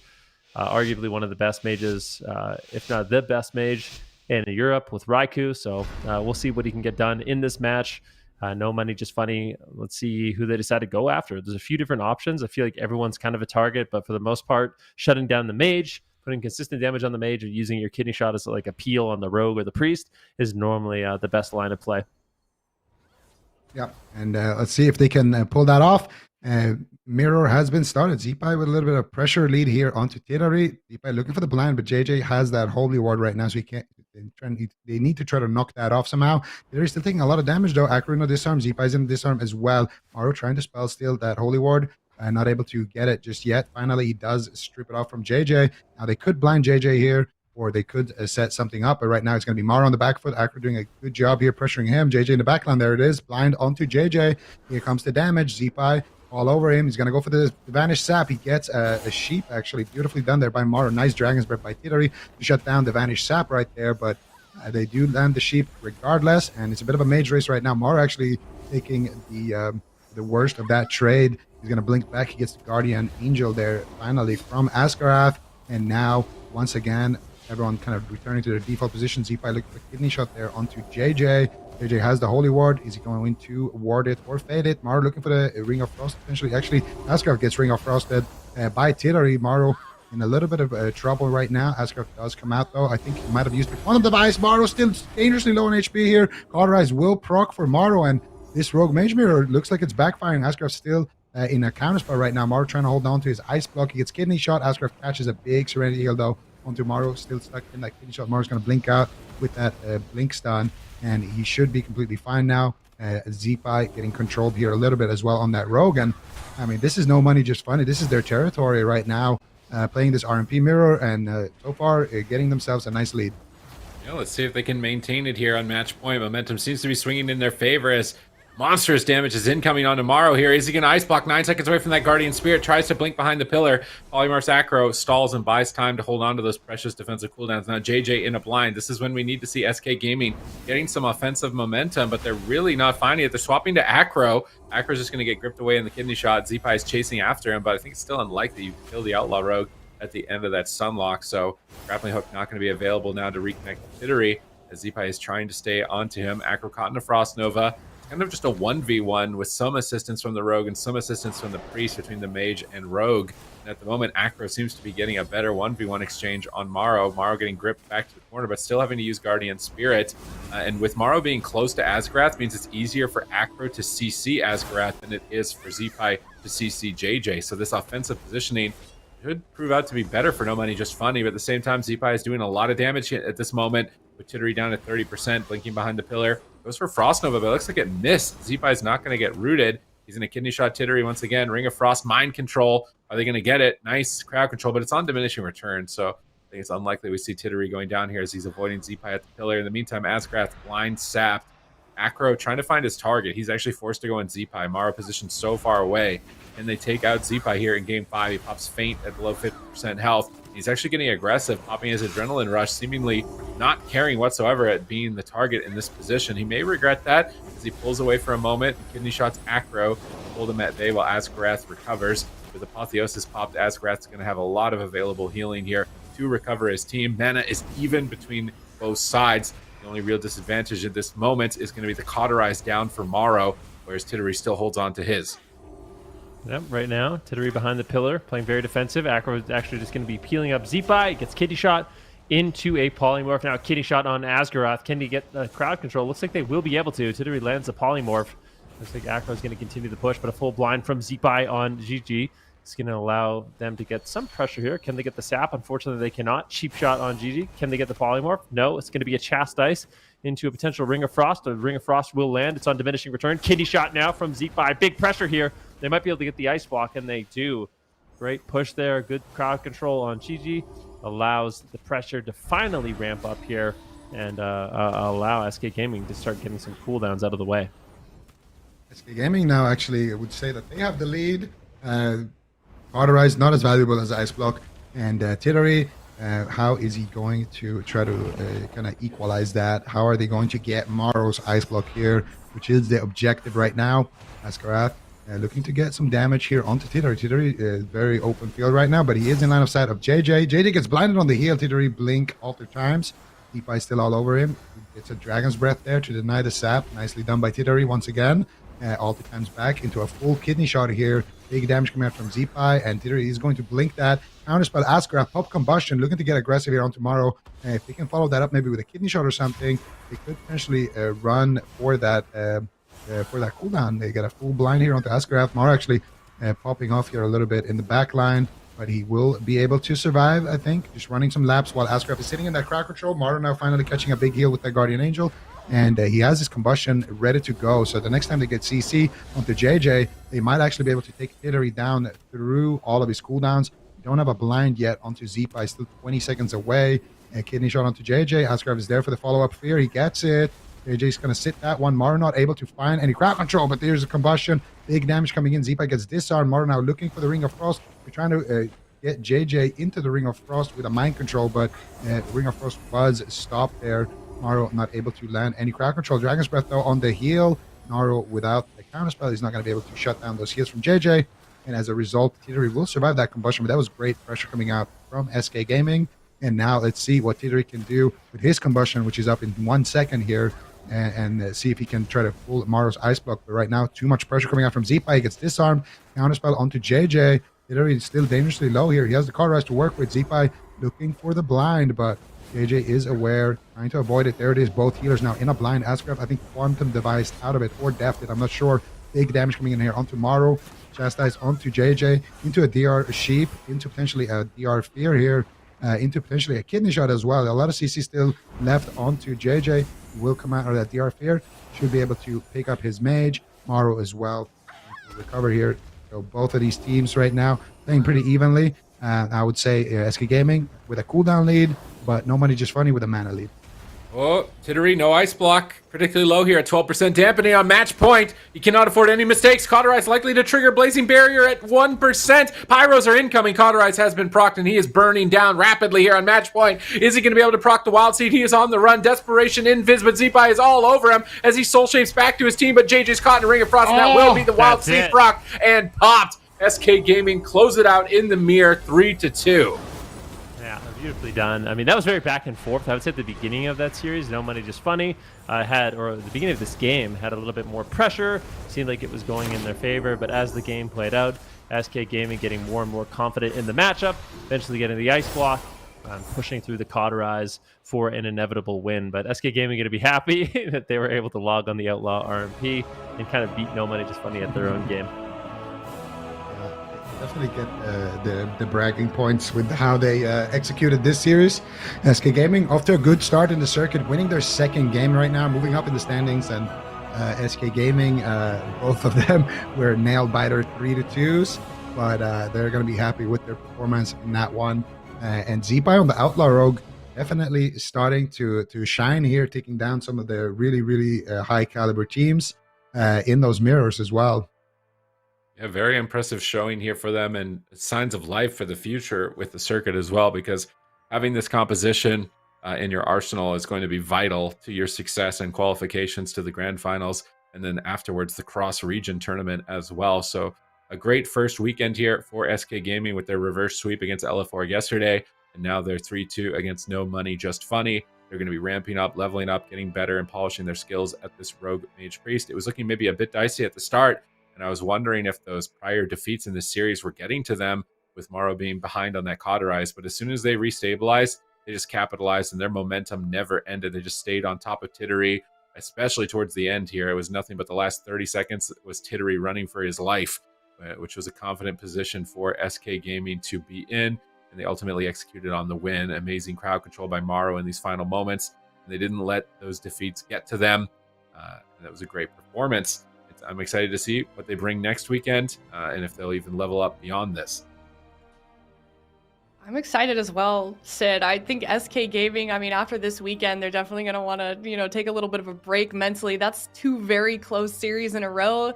You kind of already mentioned it. They had that reverse sweep yesterday. I'm starting to think that they just like the drama of almost losing, so they make these like questionable decisions that make you guys on the desk just like question their motives. But obviously there was no reason for us to question it because they ended up pulling out that victory. But unfortunate for No Money Just Funny. That's 2 losses for them this weekend.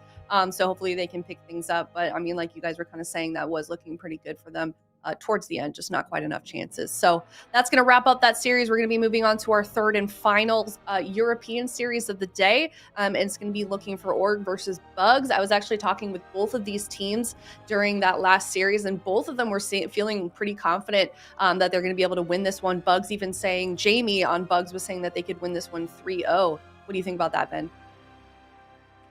Good luck to them. I think that's an ambitious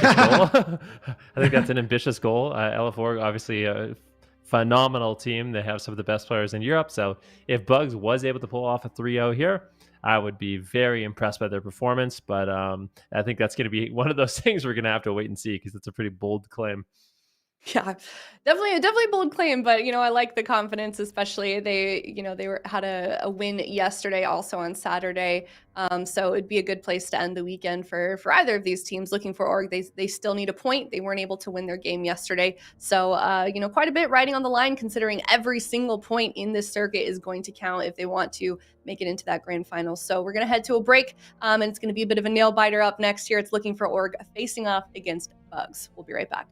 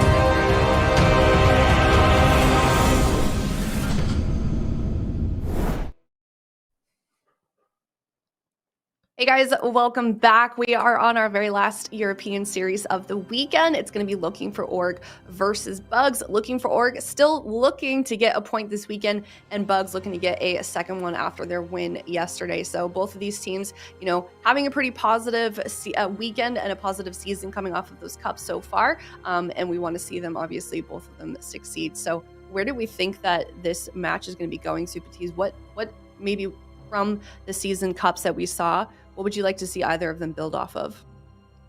I mean, if Elvorg have not prepared an Outlaw Rogue, then their best bet is likely still going to be Mage Lock. And Bugs will play Outlaw Fire H-Priest would be my expectation for game one.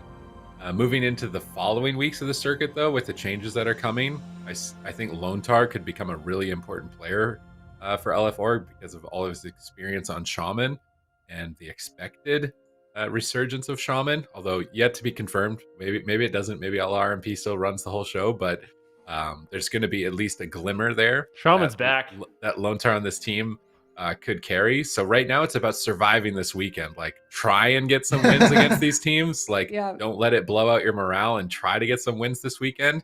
And then I think it's going to be getting Lontar back on the Shaman, which is going to be important for them for the remainder of the circuit. Yeah, I think you're right in that prediction. I was talking with Lontar, and that's kind of what he was alluding to. He says maybe after next weekend with the changes, they're going to be able to have, their team is going to be able to have some kind of comp. It sounds like some counter comp to RMP that they've been working on. So looking forward to that for sure. However, let's get through this weekend first. It's Looking for Org versus Bugs, game number 1. Here we go. LFOrg, they're going to be locking in the Turbo Cleave, and we actually saw them with a little bit of success at this composition yesterday. So let's see if they can have that repeat success. Bugs, or I think at this point, they're not as known, but we were talking about as kind of like a rookie of the year. Oscar's been doing a phenomenal job on that Fire Mage. He's never really had a bad performance. Very, very consistent. And let's see if they can get it done here against Swapsy. Swapsy will be trinketing using a lot of cooldowns, quite frankly. I believe that was the Aegis, that was his Astral Shift, that was his Trinket, that was his Chain Harvest. So survives the initial go, but quite honestly, does trade in a huge way. Yeah, definitely. Trinket and Astral Shift is 8 seconds left on cooldown. What? He traded in a huge way, and he has his huge cooldowns back once again. Swapsy gonna just need to pre-wall that next one. Next time it's dangerous, but Oscar does take a little bit of damage right now. Blizzard's all over him, trying to heal him away with that Ring of Fire, but Blizzard does not care. Now Swapsy will connect as well. Oscar actually going to be taking a little bit of damage here. Brunhiri looking for some crowd control here potentially, trying to set something up. He goes for a kidney shot onto Blizzo, and they're just going to keep going after. Actually, they are going to swap to Blizzo with that and try to CC Swapsy. So a little bit of a target adaptation here. Oscar blinking away from the danger. Kick onto Swapsy. Blizzo still taking a decent amount of damage while he is disarmed right now, but should be able to kind of sustain himself back up. Full Ring of Frost onto Lontar, though. Could be dangerous here. They're going to go after Swapsy here once again. Did not use that Astral Shift preemptively, but there's no combustion here either. So full blind now, though, onto Lontar. This could be the Astral Shift coming out from Swapsy.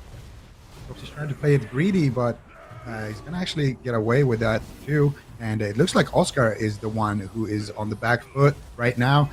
Bugs really hasn't gotten too much done in that window with no combustion, and so they need to make this next one really count. Oscar immediately pulls the trigger here onto Swapsy. Big damage potential, but Lontar wasn't quite yet in crowd control, able to top him up with that Guardian, but still Swapsy taking massive damage. Going to use that Astral Shift as well, and Guardian and Astral Shift for the combustion is not a bad trade if you're LFOrg. Now that threat is gone, and they can continue and start building up their pressure.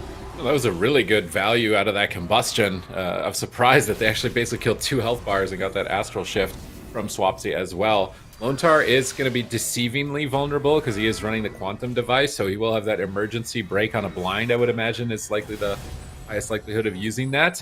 So even though in this situation it looks like, hey, there's no Astral Shift and Lontar's running Relentless, he does have that Trinket as an option and an out. And I do wonder how Bugs are going to play around that. Do we see any swaps to Lontar in the future? It seems like right now their momentum is just looking good onto both Swapsy and Blizzo, but at the same time, Oscar is trading exactly 1-for-1 as he gets blasted, dropping a defensive Ring of Frost, trying to soak those Feral Spirits from the Enhancement Shaman. That new set bonus is going to call in those Feral Spirits every time you're spending Maelstrom. It's going to boost up the Shaman's damage actually quite a bit, as we can see a Fire Feral Spirit proccing now onto Oscar as well. Combustion gets ripped out here. Lonechar drops the Guardian Spirit. Is that going to be enough? Is Blizzo going to intervene in time? He does intervene over to Swapsy, restabilizing him. And Swapsy is chasing Oscar, trying to stay on the Fire Mage, just trying to connect and keep pressure for his team. Lonechar is sneaking up on Next and actually gets a full fear, but Blizzo's in a poly, dispels that wind shear on the follow-up. Blizzo and Swapsy trying to reconnect with that crowd control onto Next, but having a really tough time actually getting there as Blizzo is polymorphed and Swapsy's so much damage, drops the Chain Harvest to recover. Spear of Bastion comes down. Oscar tries to escape, but fails as he gets pulled back into the Spear of Bastion, and Blizzo and Swapsy both connect. There was a dismantle coming out from Brunhilde there to cause some of the damage onto Oscar during that burst moment. They're still in pursuit, but another kidney shot, and it looks so unstable for Swapsy. Trinketing out of another one. Has Astral Shift available, but here's another full blind, so Swapsy's going to Astral Shift on that, drop the Aegis as well, so Lonechar can comfortably sit through this. But Blizzo is now polymorphed. Does fortunately break for him. He's going to get some uptime here onto Oscar. Wind shear onto Next heal.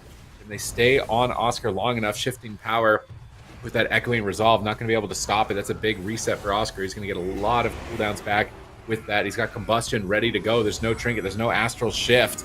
They get any crowd control on Lonechar here, and he doesn't respond with that Quantum. I think this could be the end of the game. Yeah, definitely. Oscar getting low, but catching a huge heal. If you remember the series yesterday that LF played against SK kind of figured out that going after Blizzo is a way better option. They took him down on Blade's Edge. The Swapsy just has so much consistent defense with that Night Fae Priest constantly resetting the Astral Shift. But there's good pressure here right now. Perhaps Bugs will have that extra little bit of offense. You can see Swapsy, once again, his Astral Shield has now reset. Oscar, in the meantime, taking a huge hit of damage, just being relentlessly trained down in this match. Brunhilde trying his best to peel for him as often as possible with dismantles, with gouges, with kidney shots, and has been doing a good job. Mana, relatively even. I think Next, if he can sit down for a drink at any point in the game, it's going to be massive. I think Lonechar actually deathed the blind. Really nicely done. I mean, Lonechar has just been on fire with that Shadow or Death on blinds. Brunhilde now caught into a double stun lock combo. No evasion, but does trade out the feint. Taking a huge hit of damage. This is burning through Nex's mana. He's sitting there bombing in flash heals, and that is not what you want. Brunhilde finally going to run away, and pressure is really good right now for LF. Nex is almost completely tapped on mana, and maybe doing these Brunhilde swaps is going to allow them to get a lot more mana quicker. At the same time, Swapsy taking a huge hit of damage in this kidney shot. Is he going to trade out the Astral Shift? Doesn't look like it just yet, as he just doesn't want Nex to drink. Nex actually recovers about 30% of his mana there, so Bugs definitely putting themselves in a prime situation. Swapsy's got no mana to off-heal himself, and he could be in trouble here. Yeah, let's see. Swapsy still taking some damage here. Lonechar is in a kidney shot into a DR Sheep here. And I think that's going to be the last bit of CC that they have available. And now it's going to be Oscar once again here on the back foot. Swapsy has his Trinket. He has his Astral Shift to work with right now. So he's not going to be too scared to use them. And Next mana, just not in a great position. So if LF can just keep this up, then Bugs going to be in a lot of trouble. But at the same time, we've seen what Rogue Mage can do. One blind Sap Chain, one Combustion is all it takes to get a kill. Right now, Brunhilde actually in a little bit of trouble. Gets the big heals here now coming in from Next. He's going to get topped up. And Swapsy now as well, taking a little bit of damage, but trying to just stay on Oscar, trying to stay on target, and trying to make some miracles happen here. Oscar taking dangerously much damage. He's going to blink, trying to reset his barrier right there. Kara's will proc for Oscar. Next in a full Stormbolt right now, and they're swapping to Brunhilde as well. Big trouble here for Bugs. How are they going to recover? Brunhilde going for the Shadowy Duel on Swapsy. Gets the kidney shot here as well. And Brunhilde, actually, that was a Cloak of Shadows, not the Shadowy Duel. And Brunhilde will survive with that. Oscar as well right now. Down a Cauterize, but still has his Ice Block to work with. Next mana, next to nothing left on that one.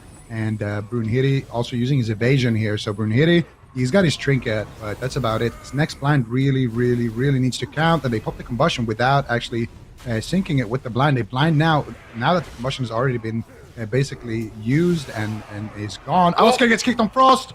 Ooh, danger time for Oscar there, but he does manage to get that Ice Block, get Shattering Throat, and he does get a Guardian as well. Should be enough here for him to stay alive.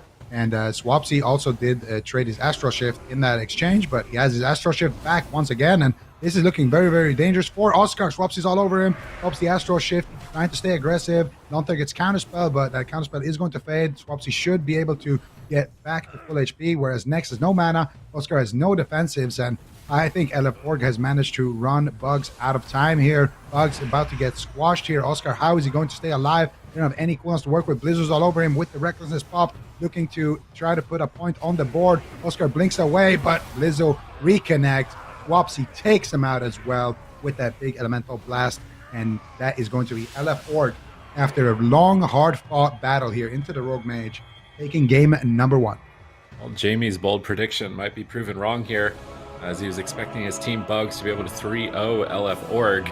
Surprising position from LF Org. I was expecting Mage Lock, but no, they're going to lead with the Turbo Cleave, having that Holy Priest with the Quantum Device to escape crowd control, and this Melee Cleave just train onto the Fire Mage, allowed them to just stay alive, dampen the Rogue Mage, which is kind of the classic way for Swapsy to be able to win a matchup here.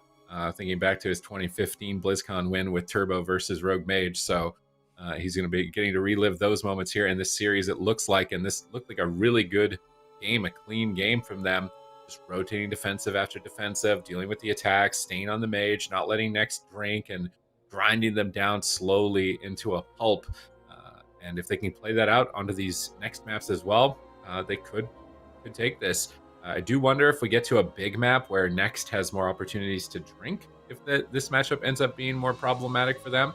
But we will have to wait and see where we move on to game 2. Maybe on a big map, they auto lock in Mage Lock instead for those specific scenarios, and then utilize this Turbo Cleave on the small maps. Regardless, this is a great thing for LF Org, because this is going to be their hardest week, with the current balance changes not coming in until next week with patch 9.2.5. So if they can win against one of these Rogue Mage Priests prior to that, this is best case scenario. I wonder if they even go to like a double Shaman Turbo Cleave next week. Like that could definitely be an option too. But it seems like right now the Holy Priest with Night Fae, cooldown reduction is just the name of the game, and being able to just constantly reset the Astral Shift of Swapsy, it was very difficult for SK yesterday, and I feel like for hitting Oscar next, they need to make an adaptation. They need to go after Bozo, stop going after Swapsy so much, because he seems incredibly tanky in this matchup, super difficult to take down. And I honestly wonder if some of the other rogue specs might be better too. I know it's like all about Outlaw right now, but I wonder if like Assassination could also be good.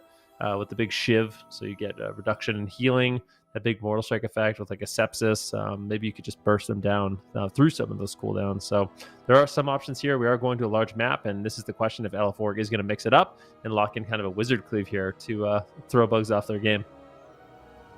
Yeah, I think that's a good map selection here, or it would be a good idea for LF Org maybe to try to turn this map on its head, bring in Tessia here, and bring in Swapsy on that Warlock, but that's probably what Bugs want, to be fair, so that they can lock in potentially their RMP into that. But still, as we saw previously with SK, Mage Lock can win, although they're not favored. They definitely have a decent shot, especially when you're working with Tolvir. So LF Org probably discussing that right now, what they should do. At the same time, in that last game, their Turbo looked clean, and I'm not really sure, because RMP usually is the answer to Turbo, so I'm not sure if Bugs would swap anything out. Maybe they should just try to call the bluff here and lock in the same thing, and I actually kind of like that, because I think Bugs are bluffing a little bit. They're like, oh, if you lock in Turbo, we're going to go double Wizard here on Tolvir, but where are your Wizards? Are you going to bring in Jamie on Ellie and play LA Fire into it?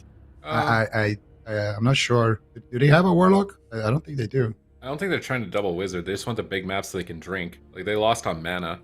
So I think the big map is going to be better for Next to be able to drink. Whether or not it actually works for them in dampening is yet to be seen here. I think this is the first time we've seen Turbo with that Quantum Device in Relentless.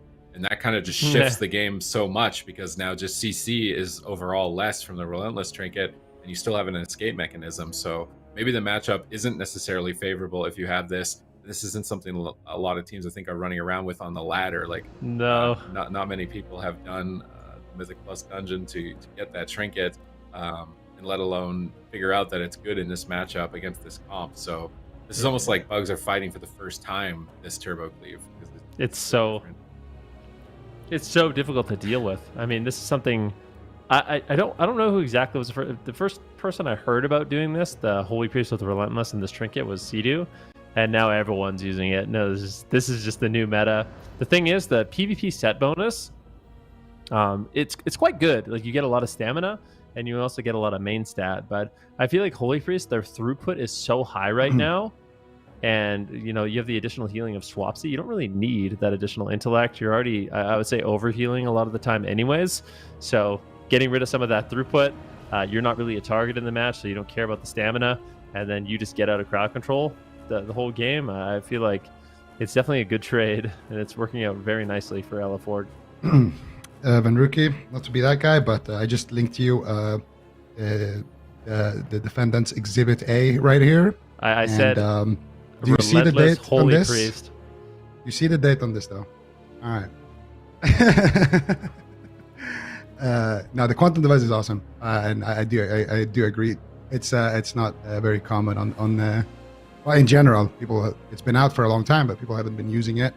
And I think Bugs maybe we're trying to set up for trying to scare LF or with some kind of wizard cleave, because I mean, it's the same matchup. Nagrand is already a large map. You can maybe it's easier to get drinks on Tolvir, but at the same time, I think LF Org, they're pretty happy with this. This is their blind pick, and they get the same matchup essentially that they just had. From Bugs, I just want to see them swap around to go on the Warrior maybe. I think when we've seen this matchup before, it's looked better going after the Warrior than the Shaman. It's the same type of defense. The in-range regen gets reset the same way that Astral Shift does. I think the main advantage of the Shaman is that Blizzo can use in-range regen while stunned. So you have to get through his trinket and you have to get through his defensive, whereas with Swapsy sometimes you get the trinket and then they can't pre-wall, so you get like a shortcut kill, or you get the pre-wall but no trinket, and you can kind of desync those cooldowns of the Shaman. The only other advantage of going the Warrior is when you dismantle the Warrior, you're going to be preventing them from access to a lot of self-healing with their Bloodthirst on their enraged regen. But if you go on to Blizzo, you need to cross CC. Like, you got to take Lone Tar and Swapsy out of the fight, because otherwise Swapsy is just going to be a backup healer, or Lone Tar is going to use a powerful cooldown. So by going after Blizzo, you have to deal with two healers effectively. If you go after Swapsy, you've got at least one of the healers locked down in a kidney shot, and it's easier to control the Warrior, I think, with a Frost Nova or just a Dragon's Breath than the Shaman, because when the Shaman's Frost Nova, he can still do things. So it's kind of, I don't know. I feel like I liked it when they were cleaving both targets. It felt like this team, Bugs, is focusing their damage. It's like only Swapsy's really taking damage. Whereas yesterday, it felt like both Blizzo and Swapsy were taking damage. I don't know if they're just using Blade Flurry more yesterday and cleaving their targets, or that has to do with the difference of a Druid versus a Priest. But I would actually like Bugs to just cleave damage more and just grind out more damage. It's almost like they're the same comp in a way. Like, their main objectives are just do as much damage as possible, min-max their stuns, and not so much like this coordinated burst. Just focus on getting Lone Tar out of mana before your Priest is out of mana would be a better move for them. It's crazy. I mean, Turbo Cleave, honestly, it didn't look bad at all yesterday also. So using this trinket now, I wonder if Bugs is going to be able to actually cut through. Because I feel like this is a matchup that just gets better come 925 for LF Org. Like right now, Oscar, a lot of the Fire Mages, they really heavily rely on that Echo Wing Resolve trinket. It's really effective into Shamans. You're not going to get interrupted nearly as often with that immunity. And once that's gone, once that isn't as effective, I feel like these Fire Mages might actually struggle into some of these Shaman teams. And LF Org kind of making a statement here. Let's see if they continue. Bugs, they said they were going to 3-0 LF Org, and already after game number 1, not off to the greatest start. Yeah, I mean, it's good to have confidence, but it's time to also, back that up with some action. Let's see if they can do just that. Bugs going after Blizzo, full blind onto Lone Tar. This is already looking a lot better in terms of pressure. Can they get the follow-up, though? They need a sap, they need a sheep, and they shut it both down here on the side of LF Org. Beautiful stuff. And that was the initial big power play here from Bugs, resulting to absolutely nothing. They don't get a single cooldown with that. So this is a fantastic start right now for LF Org and LF Org. We're going to see if they can keep up that pressure now that Blizzo is being focused. Can they keep up the pressure? Can they run next out of mana here? Lontar in a fear. We believe he got Tremor there. Actually, yeah, there's no way he willed it, but he also didn't get Tremor, so I guess it just broke instantly. Lontar is going to be happy with that. And he's going to keep his melees nice and healthy and on target. They're going to Sheep Swapsy. Going to disarm Blizzo into a Kidney Shot. Ring of Fire is down. And Blizzo is taking a little bit of damage here, but there's no real cooldowns committed here. No Adrenaline Rush, no combustion or anything like that. So not the most amount of pressure, but you can see already that LF Org, their overall pressure on the mage isn't the same once you're locking down Blizzo. The mage actually gets away. It's a lot easier to kite Swapsy compared to Blizzo if he's never getting Kidney Shot. So now another Kidney Shot onto Blizzo. This is a combustion, big damage coming in. That's going to be the Guardian Angel coming out from Lontar. Brunhilde looking for a blind there onto Lontar, but Lontar positioning expertly, avoiding it right now. And it looks like Blizzo is going to be feeling confident enough to actually push forward here and try to get some offensive pressure. Ring of Fire coming out from Oscar. Oscar taking a decent amount of damage here as well from Swapsy's Elemental Blast. Oscar still with everybody on him. Double stun combo coming out there. Oscar blinks out of it though. And next with a nice Ray of Hope. Should be able to keep him alive. Gouge onto Swapsy. Kidney Shot onto Blizzo. Brunhilde trying to slow down the offense here. But now he has no DRs and Oscar could be in a lot of danger. And next mana though, still doing pretty good. He's been able to conserve it pretty well, as him and Oscar have been doing a pretty good job just running around and using this large map to their advantage. But Lontar chasing for the fear, and there's a bit of a fear war situation. Next actually wins it with that fade. But now Lontar pushing in. He actually might be able to land it onto next, but Blizzo's taking too much damage. Lontar needs to kind of abandon the push and just go for those heals. Nice wind shear onto next. Could that be enough to get the Cauterize? I'm not sure. Oscar taking dangerous damage here. Big hits coming out from Blizzo, but they will answer with the Guardian Angel. Sheep onto Lontar. Blizzo could be in trouble here. Still has his Enraged Region to work with as well, and it looks like they will be able to survive it. Next mana is starting to very rapidly decline. Yeah, he's getting depleted here. He's going to need to drink up soon if he wants to maintain his mana. And they're still focusing on single target damage on Blizzo, which means that they will always lose on mana if they're not getting cleaved. They're trying to get these 3-2-1 setups, like this Ring of Frost on Lontar, a Gouge on Swapsy, but if it's not long enough on one of the players, Swapsy drops a grounding, a healing surge, Blizzo's going to go back to full health, and it's not going to work. And then you've got two targets just running down at you, leaving whatever's in their path, and they're going to be doing way more damage overall as a result. Next is trying to drink behind a pillar. Lontar is trying to stop him, but he gets Kidney Shot by Brunhilde. Oscar repositions, but he gets caught way far away, almost going down there, as Next manages to get back to him and get some heals out. Lontar pushes in, gets a full fear, and Next gets Wind Sheared on his Trinket. Oh, Cauterize going to proc in game 2. Is he going to go down? Swapsy purges off the Blazing Barrier. He's in hot pursuit, but gets polymorphed away, dispelled instantly by Lontar. Blizzo looks to reconnect. Big point of power here by LF Org, but looks like the damage has subsided as Oscar has escaped. Blizzo waiting for that dismantle to conclude so that he can continue to tear down Oscar, rocking a Recklessness almost immediately. That's going to enhance his damage quite a bit here. They grip Oscar. Blizzo leaps over. Chastise done on Next. Triple fear by Blizzo. And this could be it. Whoa, that damage. They procced him. They took him out. An insane hit of damage comes out from LF Org. And they are now on match point. All right, LF4 with their Turbo Cleave looking on fire. Super durable, very explosive and offensive as well. I think Bugs is going to have to go back to the drawing board for this one. I'm impressed with this team. They came with an answer, and I think this composition is only going to get stronger for them. So moving forward, they're definitely looking good. And this could be a 3-0 in favor of LF Org if Bugs can't figure it out. That's the thing, though. If you're making an RMP, swap off their RMP, you could be in a pretty solid situation here in the series. And honestly, I think that's what Bugs is going to have to do. I would love to see some comfort come out of these guys.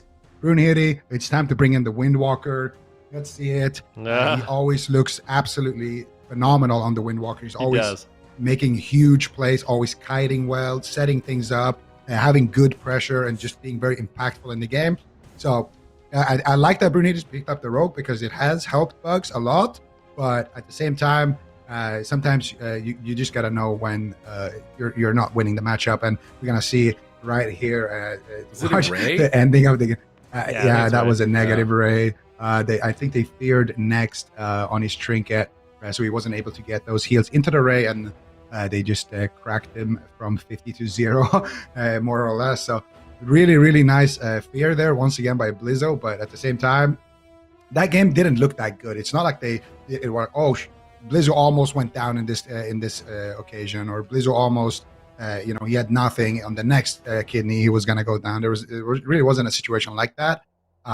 So I feel like this turbo is just super polished, and honestly, I can't think of a scarier turbo to go up against. I know. I mean, when it comes to these turbo matches, Swapsy is the legend. Like, Swapsy is the final turbo boss, and we've seen him do it with Joe. We've seen him do it with now with Blizzo as well. So it looks miserable playing into them because they're rotating their defense perfectly. Even if you're winning, it's gonna take a lot of setups to get there because they're just perfectly rotating their defense. And Swapsy, he is the guy who counters mages. Look at the map.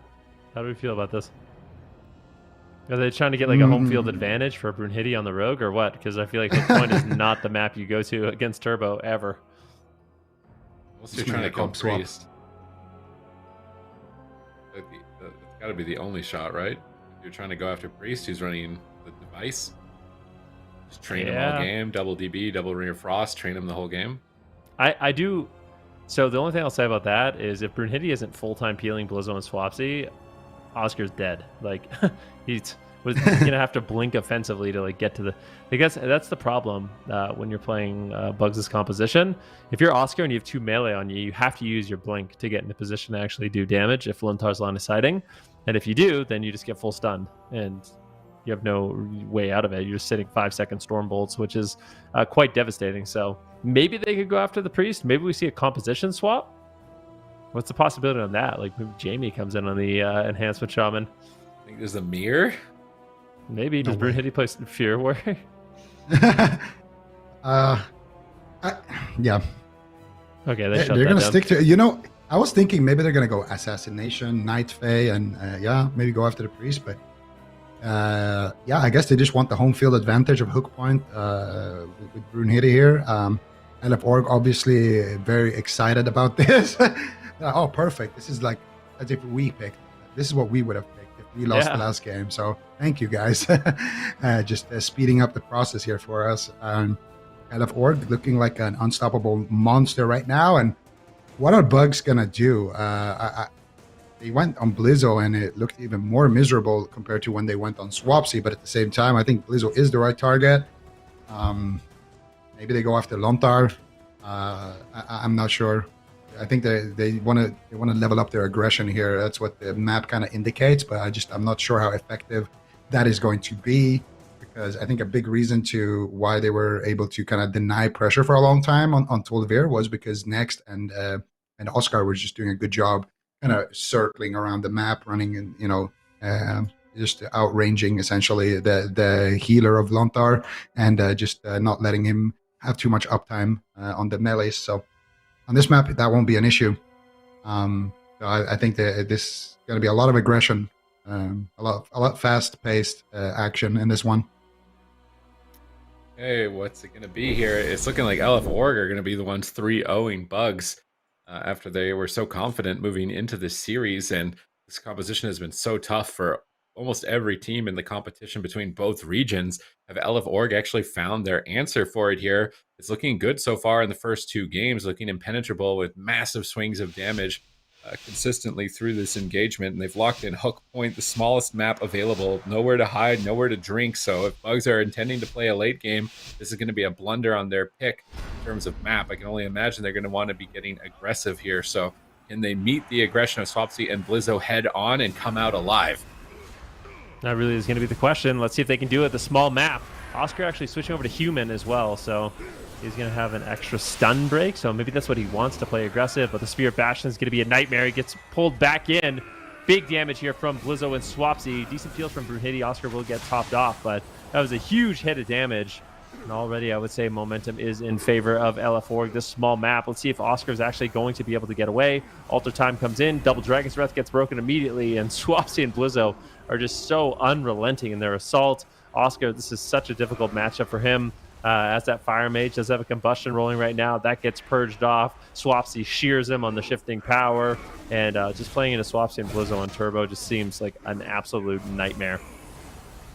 Absolutely, and you can see it here. Oscar just trying. Oh, his soul shape, it blinked him into the pillar. He wanted to get a little bit further with that one. Gets a second soul shape, but Swapsy, look at him in Ghost Wolf here. Kind of smells blood in the water. And he's trying to connect here onto Oscar. A nice feral lunge there, getting back on target with Blizzo. Blizzo catches a nice heal there as well. No in-range region for Blizzo. So there is an opportunity potentially to get some work done here. Brunhilde with the Adrenaline Rush. But with no CC onto Next, I would love to see some kidney shots onto Next so they can actually set up CC and get aggressive, because they're using every kidney shot onto Blizzo and, I would like to see some kidney shots onto Lontar, because Blizzo is just getting popped anytime they do these kidney shots. I feel like Brunhilde needs to try to set up some double kidneys, maybe with his Vanish. Oscar right now forcing to the ice block behind the pillar, and he blinks there, and he line of sights Next. And part of that is because of the map being such a small space to work with. Dragon's Breath coming out, double Ring of Frost here from Oscar, nicely done here, slowing down the action a bit. Next going with that Divine Hymn, and he will be able to top Oscar as well with that Ray of Hope.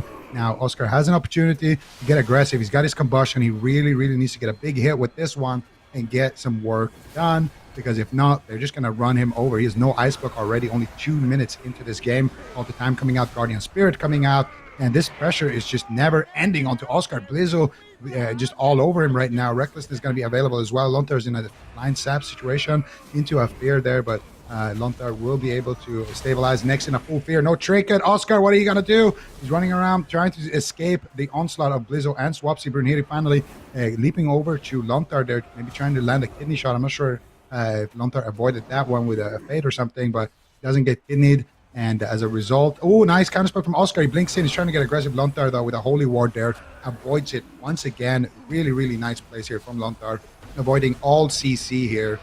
With that fade on the kidney shot, and now with the Holy Ward as well on that polymorph, Lontar is just going to be able to keep his melees in the fight. And it's so crucial if you're the healer and you're healing a cleave to not get crowd controlled, because the moment you get crowd controlled, your cleave loses all pressure and you fall behind. But as long as you're staying out of it, you can put your team ahead and allow them to just continue the pain train here onto Oscar. And Oscar definitely running out of time here, needs to make something happen very, very fast, or this is going to be a 3-0 for LF Org.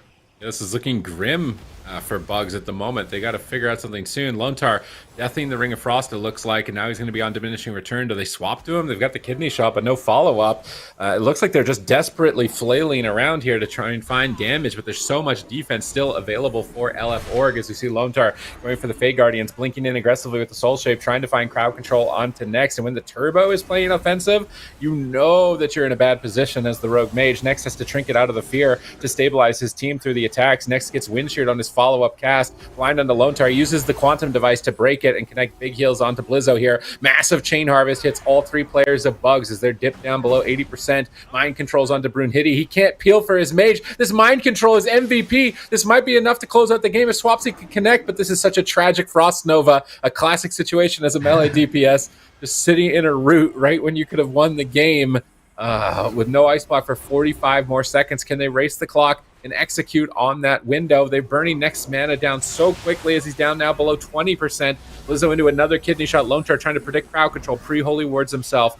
And to avoid it, now sitting behind the pillar. Oscar popping those mirror images, trying to reduce some pressure onto himself here. Brunhilde finally able to get back to his teammate. Will he be able to assist? Chain Harvest, massive crits here. 20 seconds away from that ice block. Next trades out the Guardian Spirit, but Blizzo is still all over him. Swapsy making his way over, gets a kidney shot. Brunhilde in stealth at the moment, maybe trying to sap Lontar on his way over to Blizzo, but not going to find it. Lontar actually tried to pre-death the sap from stealth there, and that's not going to connect, unfortunately for him, but and now he's still pushing in aggressively onto Oscar. Symbols of Hope being casted here by Next, trying to reset some vital cooldowns, and Oscar has managed to stall long enough. He will have Ice Block available. He's got Combustion. I'd love to see a swap to Lontar at some point. He used that Quantum device. He has no way to escape a stun. He's using these fades very aggressively to get fears. I feel like punishing him whenever he's pushing in like this with no fade would be their way out on this map.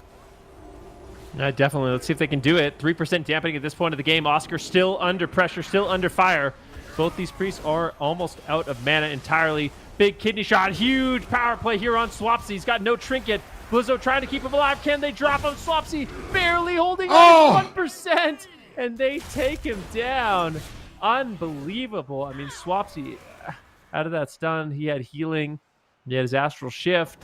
Lontar had some cooldowns to connect as well, but Bugs, they seized the opportunity, they seized the moment, and despite what felt like a game they were losing most of it, they were able to turn it around in one quick play.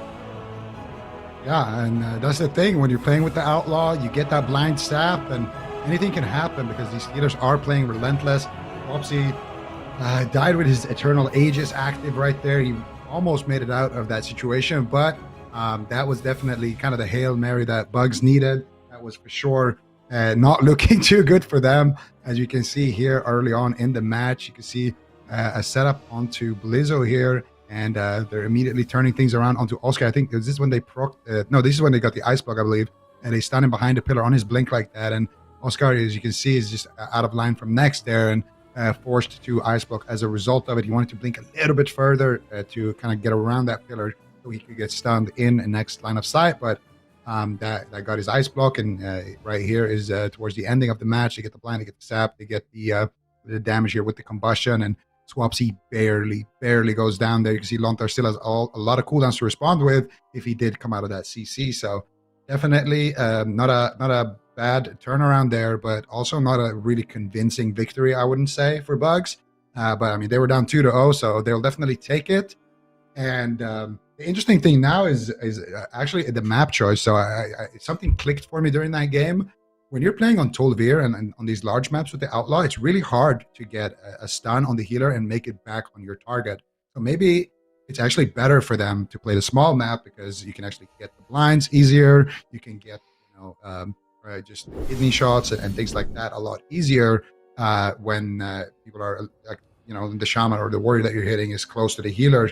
Whereas on a large map, even the blind with the blinding powder, it has a long range, but on a map like Tol'Vir, you still kind of have to telegraph it by running towards the healer, and it gives him an opportunity to react to it. So compared to Hook Point, where you're always in range of that blind, so it makes it almost impossible to predict exactly when he's going to use it.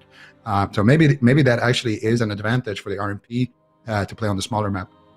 So we're going to Maldraxxus? Is that what you're saying?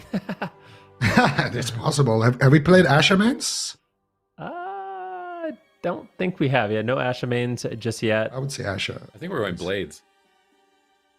Yeah, that's true. We could go Blades. Also, I feel like for LF Org, there's like, I feel like if that same matchup replayed in that exact way, in that situation, Swapsy pre-astral shifts that set up like 9 out of 10 times. I feel like that was maybe a little bit of a mistake. You're so close to winning, the full blind lands, you don't have a trinket, and the combustion's available. I feel like we've seen Swapsy pre-walled there many times in the past. So we are going to Blade's Edge. Good call there by Supatees. Yeah. Now, the reason for this map is it's kind of awkward for the mage. Like, the mage doesn't really have anywhere he can kite to. There's no pillars he can run to. He's going to be in the open regardless. But that might backfire, just like you said, Zico. It is entirely possible as well that this just means Brunhilde can do whatever he wants in the match. He really is the playmaker on that Outlaw Rogue. Oscar just has to kind of attack when the stuns go out and survive with kiting and Dragon's Breath. Outside of that, Brunhilde can kind of just win the game like we saw in that last match. So maybe Blade's Edge not going to be as effective as in the past, potentially, if Oscar doesn't even have to go for crowd control. We'll see how it works out for them. Yeah, we'll definitely see here, and we'll also see if LF Org decides to maybe swap it up compositionally. I don't expect it, but we've seen similar things happen in the past where the team looks like they're winning with a matchup, and then they swap comp, and who knows, maybe we'll see an RMP mirror as well in this one, similar to what SK did in their previous in the previous series. I doubt it, though. I think we're going to see the same, and LF Org will stay true to their cleave here, locking it in once again on Blade's Edge. This is what they did yesterday against SK, actually, in their final game. They played on Blade's Edge, and SK actually did win that one, but it was didn't look fun as the mage to play on that map. Mara was able to do some just gigantic plays. So that's what we're going to need to see here from Oscar as well, because it's going to be hard for him to survive. It's going to be hard for next as well to potentially, if the game goes long, to get drinks. It's definitely going to be an uphill battle. So for Bugs, they need to be super clean here with the RMP if they're going to be able to pull this off and bring us to a game 5. I honestly think that was almost not a fluke because it was intentional, but it's just like LF4 just didn't anticipate that. It felt like, and if they had been anticipating it, there's no way Swapsy would have died there, and they had momentum. So I feel like now they're just going to be more aware of that from Bugs. Like, hey, we got to be aware. Like, hey, I didn't have a trinket in that position. I needed to be more worried about that, because even the intervene from Blizzo felt like it was a bit late onto him. So we'll have to wait and see if the Bugs can actually pull this off, because I'm not sold on it 100% just yet. I do think that switching targets like that is very important. They need to have multiple targets that are feeling threatened. Otherwise, it's just an infinite rotating cooldown wall where you're getting enrage regen, then you're getting a trinket, then you're getting the Swapsy's trinket, then you're getting the quantum, then it just keeps going one by one if you keep them comfortable in that rotation. So if you make switches like that, catch somebody off guard, that's going to be the big opportunities for Bugs to pull off a win. We can see Brunhilde Oscar taking to the center ramp immediately. Blizzo spamming Whirlwind to try and find them, but Swapsy does ultimately get sapped. They'll get a bit of a safer start here, but the grappling hook in towards Lone Tar. Are they going after Lone Tar with the kidney shot? Doesn't look like it. Kidney shot on Lone Tar. Brunhilde switching back to Blizzo. Blizzo going to pre-blade storm, caught in the Dragon's Breath, double fear. Lone Tar pre-fading, anticipating crowd control here, trying to maybe pre-blade, Castizer a blind. Not going to find you, I don't think. He activates the Fey Guardians out here to reduce damage onto Blizzo. Really like that early usage of the Fey Guardians. It's also going to reduce Blizzo's Blade Storm, which he used to try and predict the stun. So getting more Blade Storms means more potential stun immunities, which is a really good outplay factor for the Fury Warrior in a matchup like this. I really just like throwing that cooldown out first by Lone Tar, but ultimately full blind is connected. So Blizzo will trade Enraged Regen, and he should be able to heal himself up pretty hefty heals with those bloodthirsts during this time, so that crowd control is not going to be of too much consequence. Swapsy fishing for hexes, maybe trying to bait interrupts so that Lone Tar doesn't need to deal with them as well. That's always a good thing to do as an enhancement shaman, is use your multiple schools with Door Shadows and with your hex to bait counter spells and bait kicks so your healer doesn't need to deal with them. Yeah, let's see. Blizzo right now in a kidney shot. Can they continue this pain train on Oscar right now? Swapsy getting feared away for a moment. I think going after Blizzo is appearing to give them a lot more pressure in the match. A counterspell on Lone Tar. Mind control potentially coming out as well, but Blizzo could be in some trouble. I really like this. It feels like at this point, Bugs has a lot more pressure. And this is so similar to what we saw when LF Org went against SK yesterday. It was Blade's Edge. It was go after Blizzo. And it was ultimately LF Org that did fall. Right now, Swapsy is going to trade us Trinket and Astral Shift. And just pressure is so high right now in favor of Bugs. They really want to top the series. Yeah, and let's see if they can do just that. Bugs right now looking quite good in this one. And still have a lot of cooldowns to work with. Next, with no trinket though, Blizzo, I don't know if he has his sphere available or not, but it has been a factor in the past. Gonna see them connect now onto Oscar here, taking some damage, gets healed back up to full. And again, they're going to reconnect Blizzo here with the Recklessness, doing a lot of damage right now. Big hits coming in off Oscar. He's dropping dangerously low. Can they get the Cauterize or the Ice Block? That's what they want to try to get here, but they only get... What? Look at Lone Tar. He Holy Warded at the same time as he got blinded. I'm not sure if they can even follow that up. They take off the Holy Ward and they get a Chastise there onto him. And maybe he Holy Warded somebody else. I actually no idea how that worked. Maybe they pressed it at the exact same time, but Lone Tar, either way, will get blinded. And as a result, Blizzo will be dropping quite low. They disarm him here, and when you disarm a Fury Warrior, he can't heal himself. So it does actually give you a bit of a lockdown, but Blizzo looks like he will recover from that. Swapsy DRs himself with that Ring of Frost. He gets Sheep Shot as well. They're going after Brunhilde a little bit. And next, actually don't see where he is. He might be sneaking away for a drink here based on Oscar's positioning. Next actually gets feared by Lone Tar. Lone Tar making sure that he cannot sneak away and get any mana. And now once again, Pain Train commencing here onto Oscar. Big hits of damage there. Oscar's going to blink away. He gets the Ray of Hope. It could be a negative. We've seen these rays absolutely get crushed. And Oscar, he doesn't get topped off here. He's in a little bit of trouble, but looks like he will survive for now. Big hits coming onto Swapsy. That's just the combustion being ripped out. And that will force, I think, the quantum device there onto Lone Tar. I'm not actually sure. He will get the Guardian there as well. So pretty solid trade so far for Bugs, and so far the Bugs are staying alive. Spirit Bastion pinning down Oscar, being swatted at the moment like a fly. Is he going to fall? Next head to Trinket and trade out some powerful cooldowns to keep him alive in that instance. And these Spirit Bastions are a big pivot point for LF Org, as well as the Chain Harvests. Swapsy has a Chain Harvest available, popping those Feral Spirits. Love the Ring of Frosts from Oscar to CC those Feral Spirits, though he knows that's kind of the ramp up burst damage for the enhancement. dropping those down to mitigate as much sustained damage as possible. So those little leads to reduce damage during the burst moments that could allow them victory. Lone Star now into a sap here on Swapsy. Excellent setup by Bugs as they're going after Blizzo, but no kidney shot to be found, and that Chain Harvest is going to devastate Oscar and heal Blizzo back up into the fight. And they may just swap to Brunhilde as Oscar is off the side of the bridge at the moment. They do swap with a Stormbolt.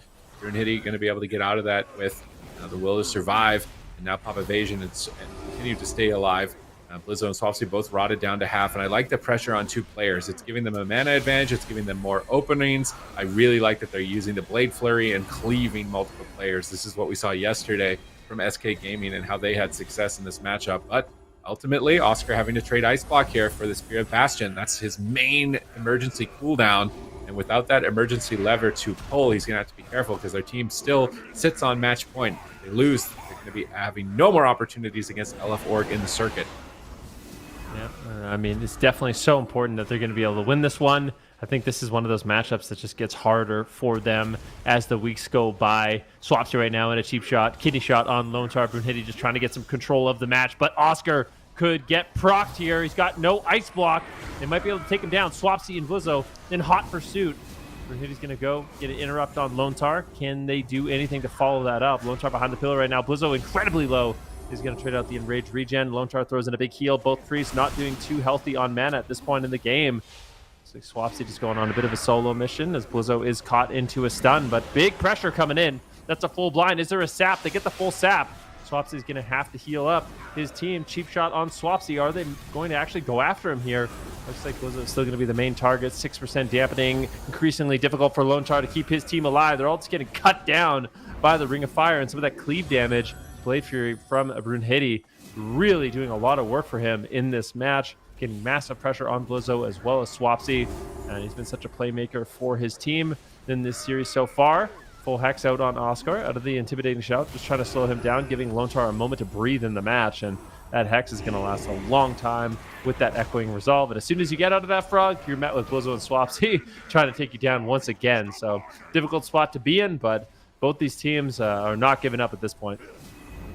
Yep, beautiful stuff right now. Both these teams trying to stay in it to the end, but Blizzo, this might be his end. Blizzo taking huge hits of damage, dropping to about 50% HP. He still has that Enraged regen in his back pocket. He's popping Recklessness. He's trying to raise Oscar. Nice Spirit Bastion there, pinning him in the ground. Oscar with no Ice Block. He only has the Cauterize to rely on next with basically 0 mana. Had to use his Trinket there as well in that exchange. And now they are looking to just run Oscar down here on the side of LF Org, but Lone Star's mana also not doing too great. There's a blind coming up here for Brunhilde, essentially the last blind of the game. They have a combustion. They need to KO somebody on the side of Bugs if they want to stay in the series. Otherwise, they will potentially fall here to LF Org. This is the moment. This is the hit. Where's the blind? Where's the damage? They do get the damage onto Blizzo, but he gets healed up. There's no blind onto Lone Star here. Brunhilde, I think, actually, Oscar is just dead here. They proc the Cauterize. Can they finish him, though? Can they pod him? That is the question right now. Oscar catches a big Guardian Spirit, and Blizzo catches a big Guardian Spirit. Oscar catches a big heal, and Oscar will survive, but for how long? Once again, Spirit Bastion is here. Dampening is here. There's no mana, and there is nothing left. He gets potted, and he gets sent here on Blade's Edge, and it is going to be LF Org walking away with the victory right here. I'm not sure what happened. Brunhilde is blind when they had that kill set up onto Blizzo. If he actually got blinded or if it broke or if Lone Star maybe immuned it somehow, but that was the crucial moment for sure where Bugs needed to get the kill. They weren't able to get it, and LF Org will run them down 3-1. This might be a glimmer of light, a glimmer of hope here for LF Org and maybe other teams in the tournament as well, because it was seemingly you have to become RMP. It was like you either beat it or become it, and no one was beating it, so everyone was just becoming it. This is the first team to actually best in RMP without also embracing the side of the Outlaw or RMP themselves. So very impressive feat here from LF Org to take this win here. And now moving forward for the rest of the circuit, things get better, but also maybe not as well, because Chain Harvest is seeing a significant nerf. All these big spikes of damage are going to be 15% less. All the big spikes of healing, 15% less, as well as Recklessness uptime for the Fury Warriors going down. So it's still a bit of a trade-off. I don't know if Turbo will 100% remain to be the best option for them. We're going to have to wait and see. But regardless, it was a phenomenal performance here. by them, able to overcome the meta at the moment, embracing that quantum device trinket as well, which was kind of new tech the RMPs were using against each other. And Lone Star was like, well, wait a minute, I can use that too in the Turbo Cleave. And this may have been the difference maker for their team and their success in this series and possibly future success as well.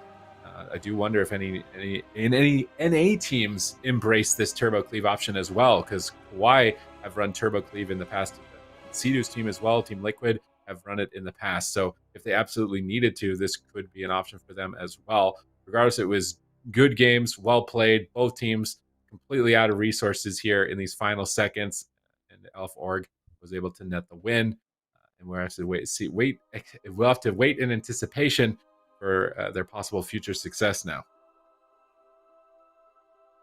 Yeah, look at all that off healing from Swapsy in this match. I mean, Lone Star did 2.2 million healing. Swapsy did 1.5 million healing. So it is just one of those things. Enhancement Shaman, they have a lot of off healing, and you kind of need that, right? Like Brunhilde's going to be taking Lone Star out of the game for a long time with his crowd control, but if Swapsy is free, he can top himself with some healing surges as well as those chain heals. It's just really, really effective. Super nice matchup, though, between these two teams. And I'm curious to see if Swapsy, Blizzo, and Lone Star can continue their success with this composition and what appears to be a very heavy outlaw meta. Yeah, that's the thing. Swapsy is always tasked with finding some kind of answer to a sea of rogue mages, and today he pulls it off. But there's still a lot of them waiting. They're all like lined up, waiting for their turn. We'll see how that goes in the rest of the circuit. Yeah, I'm curious as well next week to see what else this team can do with that series, with that composition. But Bugs is, down 1 point now, or they don't get that point from that series. So unfortunate for them. They do have one at the end of this whole weekend, but looking for Org, same thing for them. So both of these teams going to end up with 1 point in total over this weekend. So looking forward to seeing how both of them are going to do after the changes that we see come forth next weekend. And that is going to wrap up Europe for us here. And the teams that we're going to be moving on to up next are Kauai, who we haven't been able to see yet in the circuit, versus Powermen. Powermen had a bit of a devastating loss yesterday against Team Liquid. And I feel like they were kind of slated to win that just a little bit, maybe the more favored team in that matchup. And then Kauai, we haven't been able to see at all, Sid. And this team has been the top dog in the North American region for quite some time. Yeah, their Shadow Priest Rogue Paladin has been looking unstoppable in North America. And I'm imagining they're going to start with that, but who knows? Maybe they prepared something different. Powermen, though, it seems like it's still a little bit up in the air. Like, are they a Mage Lock team, or are they now an RMP team? Where have they put all their eggs? What basket have they committed to? Is it half and half? Is it all 3-1? What's their commitment levels in terms of their comps? And that's kind of the question I have for these teams in game one. My expectation is we see Shadow Priest Rogue Paladin from Kauai, and Powermen probably Mage Lock for a game one. We see Thugonomics, and then we'll just have to go from there. Yeah, I'm curious as well. I reached out to Thug just to see how his team was doing, maybe how they were feeling about this next matchup. And the only response I got was delete Rogue Mage. So I don't know if that tells you much of where they are, but we'll see if they can, in fact, beat the Rogue Mage, if that's something they're going to have to face. So coming up next, we've got Kauai versus Powermen for the first North American game of this Sunday. We'll see you soon.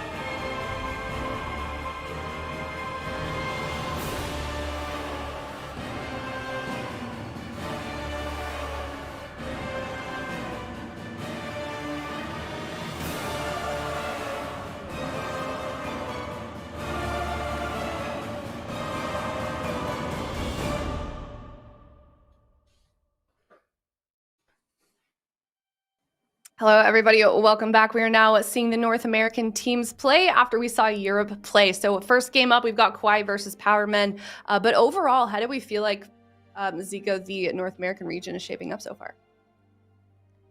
Well, it looks very similar to the European region. They have adapted the eye patch meta, and we saw a lot of. I think we saw an equal amount, or we did some calculations yesterday. I believe 6 of the teams in NA can run Outlaw, Rogue comps, and 6 of the teams in Europe. So I would say the regions meta-wise looking pretty similar, but everyone has like their kind of their specialties. I think things are going to be changed up as well when we get those changes to the game happening.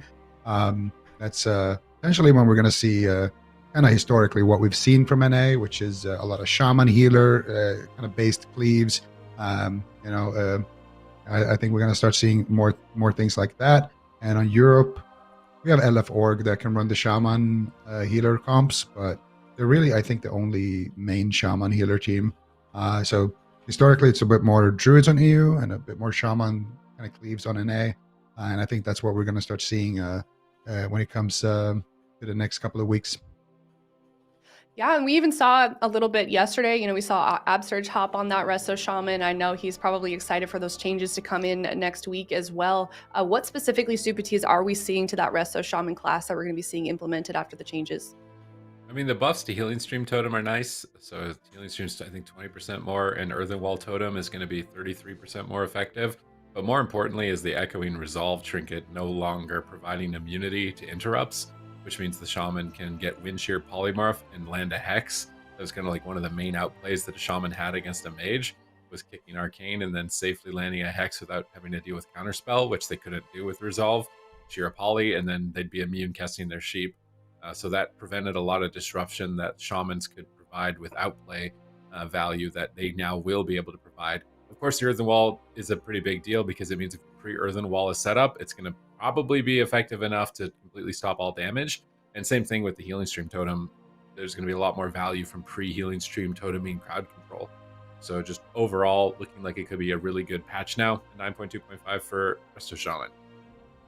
Absolutely. Well, who was it yesterday that was saying shaman stocks are rising? Or maybe that was this morning. My days are melting. I've been saying it all the time. Yeah. Ben thinks it's going to be Shaman World. I do. I think it's going to be the rise of Ret Warrior, DK Warrior, maybe Arcane Windwalker Mage. Death Knight. I'm not convinced there, but I'm looking forward to playing it personally. But this is interesting. This is what I was talking about. All the Windwalker monks, all the Windwalker monks now are Outlaw Rogues.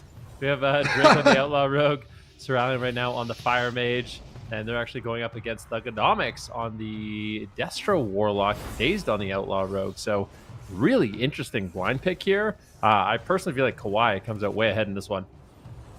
Yeah, definitely good pick here for Kauai, and let's see how it plays out. Thugonomics is going to be the target here for Drake. Ceralium going to be the target for Dazed, and both of these teams have been quite evenly matched in previous cups, but I would say Kauai is kind of the final boss of NA, as their record has shown time and time again. And now they're bringing in the RM Pally, so it's going to be interesting to see them kind of bringing that back. Interesting to see what they can do on this Outlaw. I would say I do agree with Ben. I think the Rogue Mage probably is a little bit favored here into the Rogue Lock, but we have seen Thug drop some absolutely gigantic Chaos Bolts like the ones he's doing right now to Drake. Drake re-cloaks Kidney Shot though, and Thug trying to time a Chaos Bolt at the end of it there. Doesn't seem to do too much as Drake vanishes it, and now looks to potentially set up for his team here.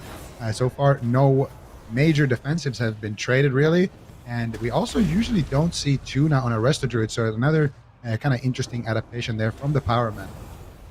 Okay, and Kyrian Resto Druid, which is very strange. Not often you see this. It was typically with a Necrolord as well. You'd pair up, get the versatility bonus, but we got a Kyrian Rogue and a Night Fae Warlock. So I'm kind of trying to figure out, where did he put this Kindred Spirits? Who has it? Is it on the Outlaw Rogue? Try and get some extra mastery for some more damage. Looks like I think it is, having some Thugonomics perspective there. His buffs, it looked like it was up on him. So curious to see if this Kindred Spirits Outlaw combo ends up working out for them here. Kawhi still sticking to their Tuna. Holy Paladin. They're swapping to Tuna. Big all in on the Resto Druid. Hammers are down. Is he going to fall here? Another kidney shot. Oh my goodness. Barely survives the stun lock. Now Cerulean getting blasted back. No ice block. Trying to retreat from the push. And that Kindred Spirits is connected to Thugonomics. So that's going to give him a lot of extra haste every time he's empowered to squeeze out some massive Chaos Bolts. But he's on the back foot a bit here as Drake is all over him. Tuna repositioning. Not wanting to be a target so soon without his bark skin available. But Thugonomics is taking so much damage. Daze has to pull back with the grappling hook. Kidney shot Drake. Now Thugonomics trying to find some Chaos Bolts onto him. Gets intercepted by a Dragon's Breath. Tuna looks like he's escaping into stealth, possibly trying to drink.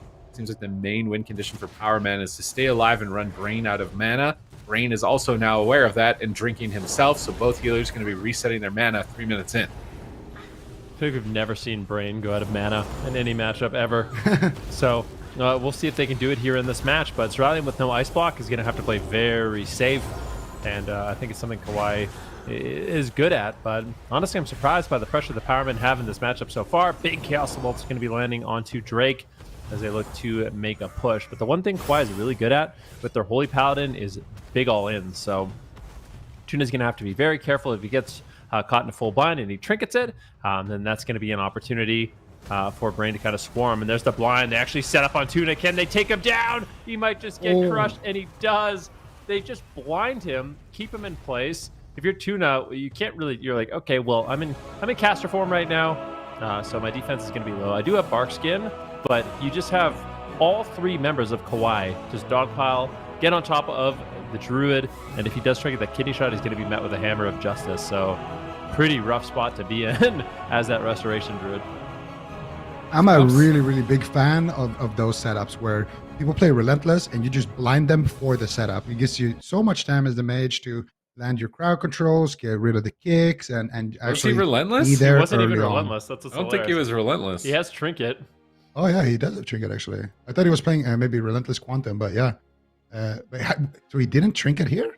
No, Must he have, didn't right? trinket here, and he actually, in fact, so here's the problem: he gets full blinded. This is why I and thought then- he was Relentless, because he like that's easiest trinket. I mean, he survives this one, and then this looks the same thing. Drake's just like, all right, well, it's a Druid. We're gonna throw a blind on him. I got my kidney shot. All right, here's the full blind, and then it's a 3-2-1. Cerulean, Brain. Look at they all just cross the map. Here we go. And as soon as he's in position for Hammer of Justice, Combust comes in, and he's just waiting, just sitting there for a Hodge. Oh, trinket, Hammer of Justice. Bye. So. Really, really nice stuff there. I mean, this is what Kawhi does, but in general, though, I do really like when. I mean, honestly, that's really greedy though to not just insta trinket that kidney, but I do like when teams set up the kill with the blind because, yeah, as I mentioned, you saw as well on the replay. So Shredder just has so much time to get his crowd control out and actually connect in the stun lock. So yeah, once again, looking like Kawhi is on top of things here with the meta, and yeah, looks good. Kawhi, they remind me of Hungana. Like they play very similar. They just know the win condition.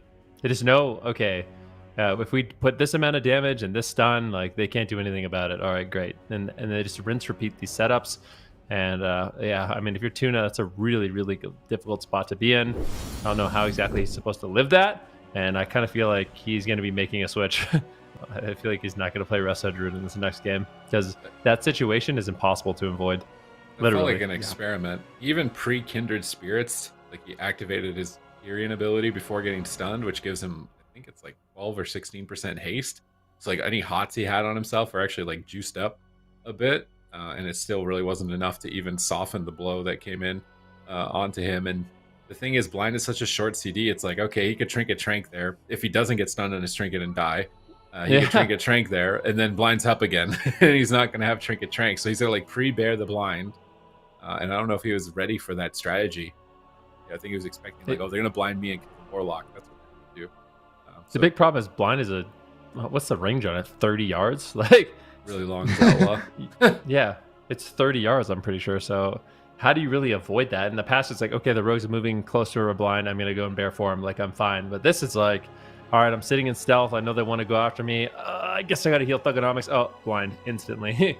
All right, well, I guess I'm dead. So I don't know. I feel like Tuna, he's going to play Resto Druid, but I just feel like Kawhi's going to do the exact same thing. They're just going to keep doing these setups, and I don't know how Tuna's going to survive because, I mean, the simple fact is, like, if we crunch the numbers, we run the math, blind is a shorter cooldown than trinket.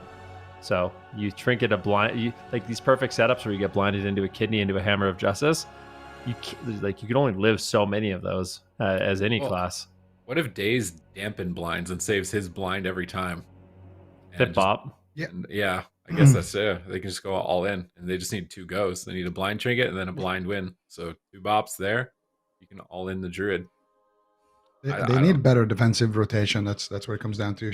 The druid has to trinket there, and then it's going to be like, sure, maybe a 20 30 second kill window where they can do the same thing again, but that's where your teammates have to respond. You're playing with a Destro Warlock, you have Infernal Stuns, you have Mortal Coils, you have all kinds of instant disruption. So that's just greed from Powerman. Like what happened in the last game, especially, it already happened one time before that where Ceralium blocks for the all-in and they almost kill Tuna and he greeds it. And the second time he does it again. Like you have 3 people emptying their entire spellbook on you and you think you shouldn't trinket. That's just like, and like, at least when people do that and it's like, okay, well, if I trinket, I might get blinded. It's a bit more understandable. But when blind isn't even in the equation as well, it just comes down to big greed. So I think personally, Powerman, they probably agree with me on that. In the previous game, their defensive play wasn't good. And if they clean that up, they still have a shot in the matchup. Why aren't they just running priest? Why aren't they just playing rogue mage? Where are the Aang not here? Like, what is going on? And even if Aang isn't here, then why isn't Tuna a priest? I feel like we've seen rogue mage into druid enough. Like I've seen enough. It's like beating a dead horse. Like these really are my people. This is my class you're killing. Like I have to relive the burning of Teldrassil every single day when I see these resto druids. Like just being owned by a rogue mage. It's not fair, man. Like just it's weird because druids. priest. I actually think druids are good. They're just not good into rogue mage. Like but the problem is you fight a lot of rogue mages, right? So like druids, I think in general they have good healing.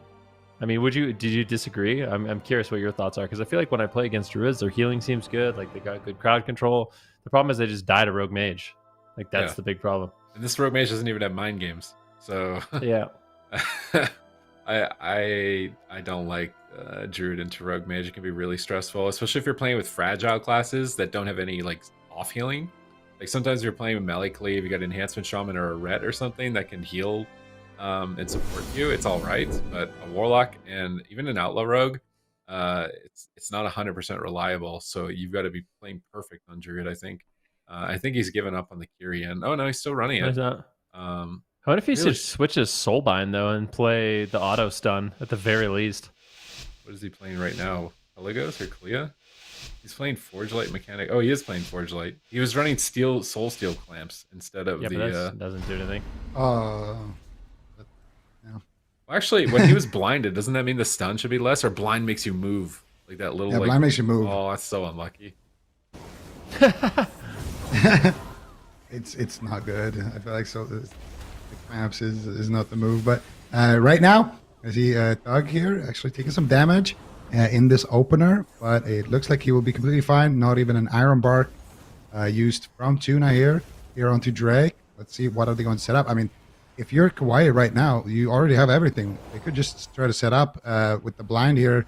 Looks like Ceralium is taking a lot of damage. Brain is in crowd control on the opposite side of the map. Ceralium wants to kite Daze there away so he can sheep and bait Tuna to come into the midfield.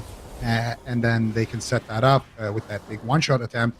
But instead, they are going to proc Ceralium's Cauterize, and now they're going to commit onto Thugonomics. Tuna with excellent positioning immediately gets blinded when he pokes out, and the combustion is rolling already for Ceralium, though he doesn't have too much damage. What are they going to do here? There it is. Big Infernals coming in from Thug. He's trying to peel here for his healer. Do they have enough heals, though? That is the question. Looks like Tuna is going to be able to survive that one, and that's because Ceralium wasn't on the same page as the rest of his team right there. He already popped his combustion on Thug. Just not a great start for Ceralium here. And as a result, Tuna gets to greet it big time and get away with it. Oh, and he's also, Tuna's running a different legendary, but before we talk about that, Ceralium down at half right now. Dazed is chopping him up right now as he is almost going to go down. Brain manages to recover him.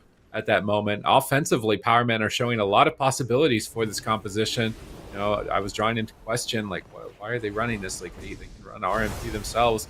Seems odd, but it is showing possibilities here, having burned through a lot of powerful cooldowns from both Ceralium and Brain already. Just need to protect Tuna. You see a kidney shot onto Brain. Daze trying to connect to Ceralium during that kidney shot, struggling a bit to make his way there. Now Thugonomics is falling behind, trying to line up a Soul Rot Chaos Bolt in the near future. Looking for Fear, gets counterspelled. They blind instead. Ceralium getting smacked around by Daze, but here comes the swap.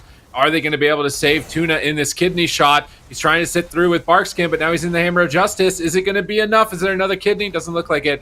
Big heals coming out for Tuna, and he manages to survive yet another swap, and he's playing a very defensive Druid build. He's actually running the Heart of the Wild legendary, so every time you shapeshift into your bear form, you're going to get Heart of the Wild, which is going to be really tanky, and it also increases the effectiveness of your thick hide, which is your damage reduction when you're the target. So Tuna has made himself as tanky as possible, which means that Kawhi, I feel like they should change their strategy and go after Thugonomics more.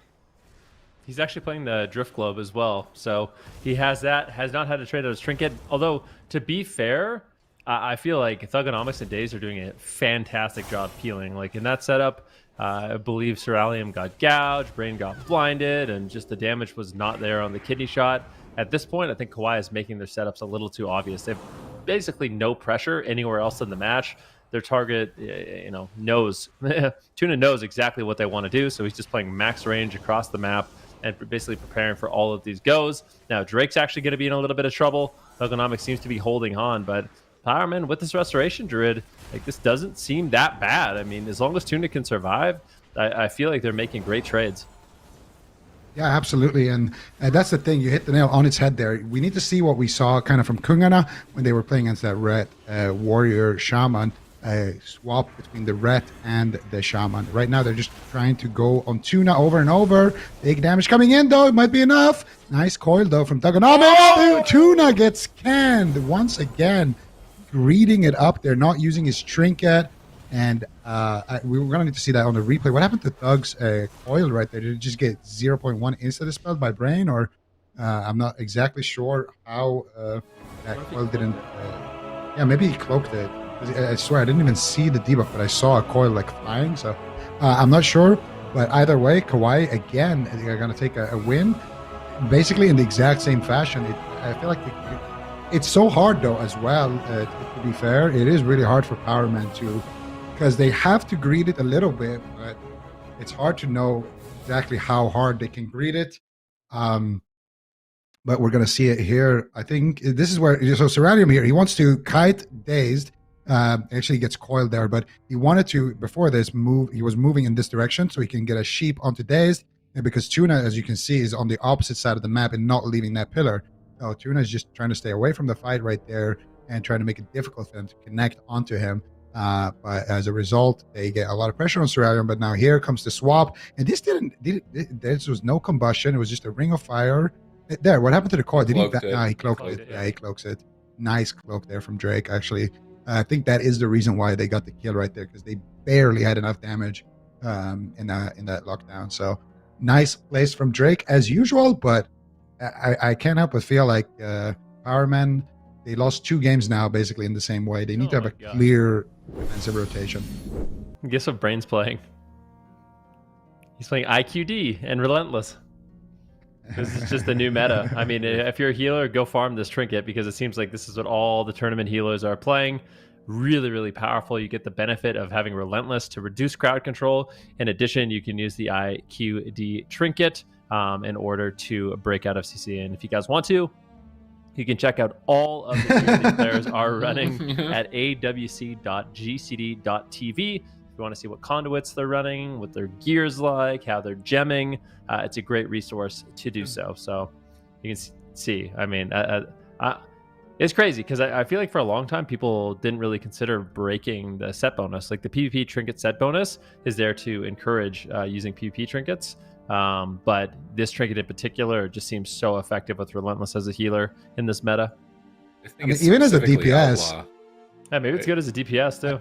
I think if you're playing a DPS that doesn't get trained that often, like, you know, in a matchup that you're not going to be the target, as a DPS, I think that trinket is absolutely bonkers, you can do so much with it. You can execute people with it. You can heal your teammates. Like if Thug is playing it, for example, I mean, Thug probably shouldn't play it in this matchup because he was a target. But as an example, if Dazed is playing it even, he can actually just heal Tuna in that stun lock. And Tuna drops low, he can just press his quantum device. That's why it says use ? It's because it depends on when you use it. If you use it when your enemy is on low HP, it will try to like shoot a little thing that will try to execute him. And if you use it when your teammate is low HP in a stun, for example, it will use it to heal your teammate. If you are yourself in a CC and you use it, it will trinket out of the CC. So it has multiple things. It's a very unique trinket in that regard. But I feel like it's under represented in general. Like if you know in a matchup that you're not the target, I think it's super valuable because, I mean, you can just insta heal your teammate for half his HP or like 40-30% of his HP. If Tuna gets a heal like that, he's just going to be chilling. I mean, especially if you're human too, right? Like human outlaw rogue should be able to get away with that. You'll have 2 ways to get out of stuns, but you lose a lot of throughput on the agility. Yeah, that's a problem. So the healers don't need the throughput because they're just pressing their cooldown that tops the target and then they're CC'd. So their throughput is kind of irrelevant and their cooldown will top the target regardless of that intellect. Whereas not having the agility and not having the intellect as a DPS, you might not be able to finish the target. I think that is the problem, and that's where the trade it has to be made, because it is 175 main stat, which is actually more main stat than you would get on like a legendary chest, for example. So it is like a considerable amount of damage in main stat. But yeah, in certain use cases, it definitely might be useful. It seems like it's for sure useful for the healers. There's no doubt about that. But yeah, we'll see if these healers continue to run that, and we'll see if Tuna is going to be able to make any adaptations here in order to survive. I can't help but feel like if he was just a holy priest, then this one, like what is the main advantage of a druid in this matchup? Like that really is the question. Kindred spirits for some reason, which just feels like a meme. You're just powering up Thugonomics, and it's like, is it really doing that much? Is that better than having like an extra range stun? Exactly. Or maybe... PI? Would you rather not just be getting power infusion? It's the same thing effectively. And Night Fae. Cooldown reduction. Like this. I don't know why he's a druid right now. Well, we'll see if it works out for him. Kawhi so far up 2-0.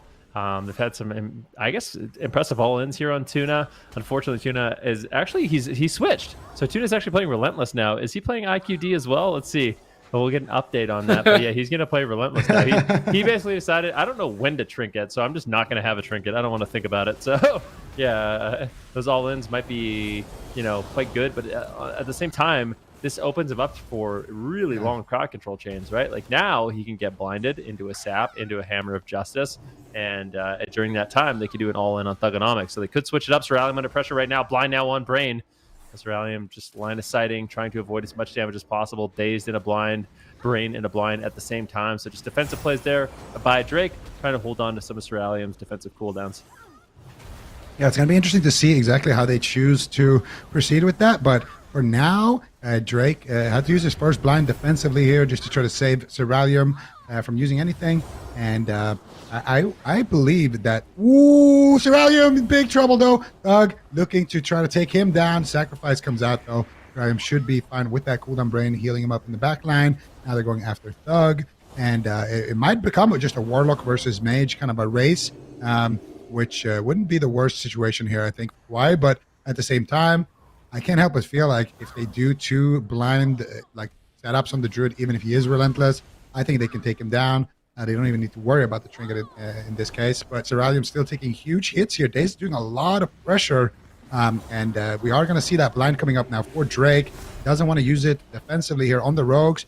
And Thug is just having a field day right now. What are they going to do here? They're going after Daze to finish out him. Thug getting counterspelled. Ceralium not able to do too much here, as well as he is counterspelled, but now finally getting some sheeps. And here comes the setup. They're going to go after the Tuna. Here we go. How is he going to survive? Big hits of damage coming in. Tuna sitting a full kidney, a full Hammer of Justice. Nice cheap shot, though, onto Drake, into a Fear. Beautiful peels here from Thugonomics and from Dazed here. And I think that's a big reason to why Tuna is able to survive, now turning things around onto Ceralium.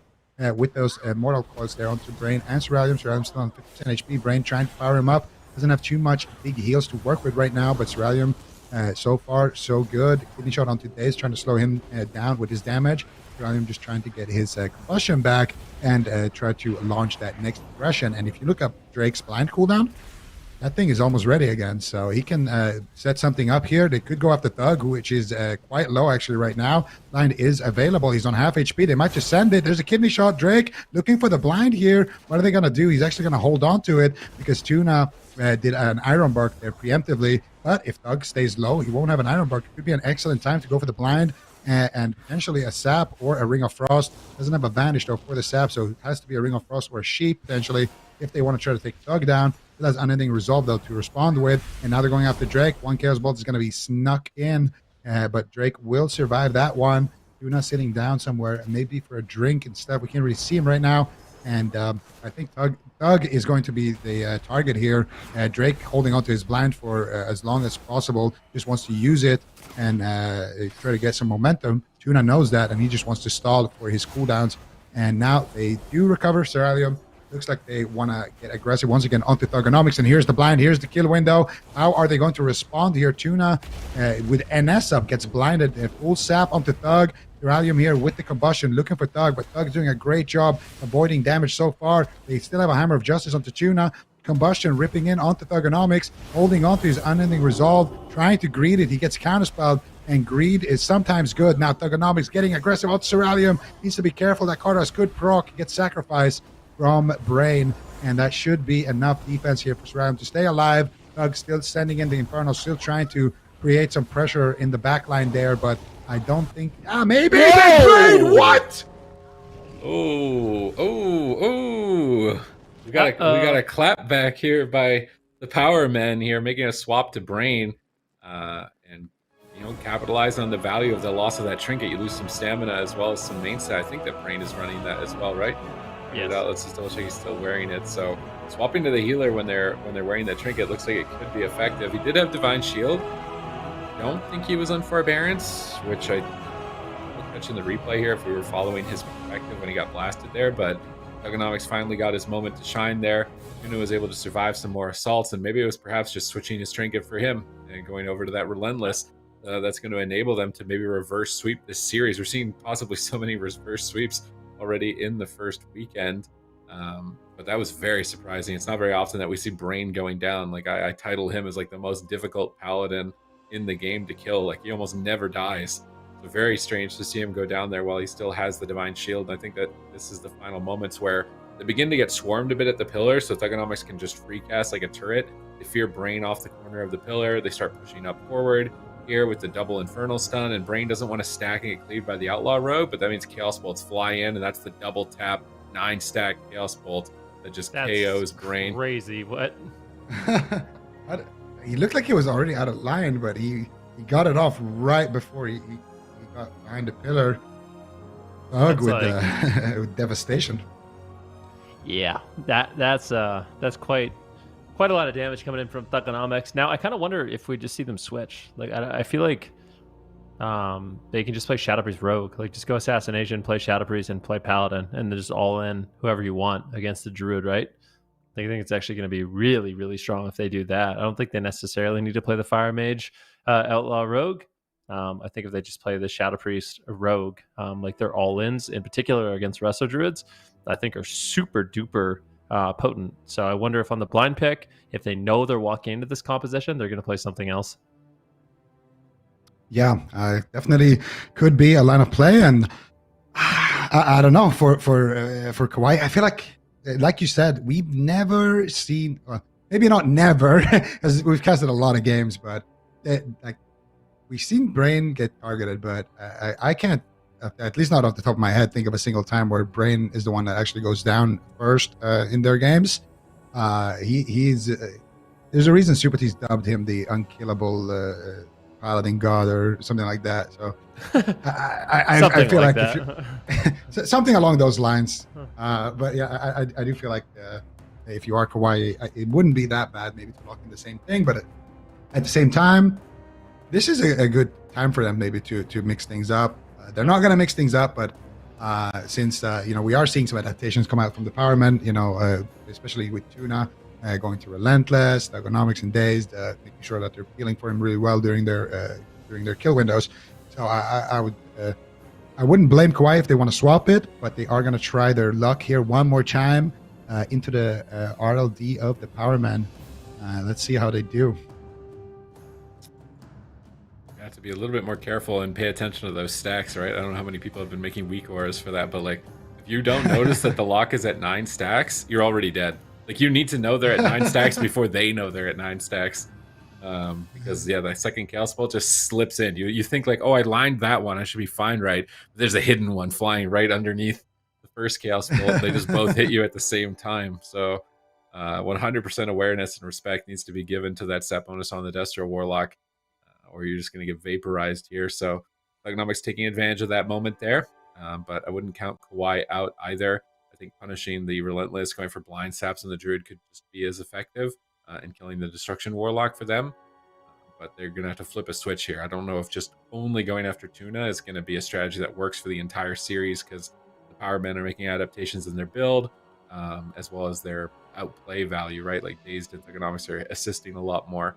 So I don't think this is going to be a one strategy win for Kawhi. They're going to have to mix things up. Yeah, definitely. I think they can do that as well. So Tuna's going to have to be very, very careful about making sure Thugonomics is topped off, because he can get all in. But for the most part, I mean, in every single one of these games, it really does feel like Powerman is kind of in the driver's seat. Like, in terms of overall damage and overall pressure, they're way ahead. So I think Kawhi, they need to mix it up a little bit, because if things keep playing out this way, you have to be really, really careful of Thugonomics. And they didn't even go to like a small map. I can't help but feel like Kawhi, if they had locked in a really, really small map, that would have been super advantageous for them. Because then Drake, like you mentioned earlier when we were watching some of the European games, Zico, as that Outlaw Rogue on a small map like Hook Point, no one can really run from your blind. Like, everyone's going to be in range of blind, and they're going to be able to get those swaps on Tuna a lot easier. So I'm kind of surprised that they did go with Tiger's Peak and a large map, but we'll see what they can get done on it.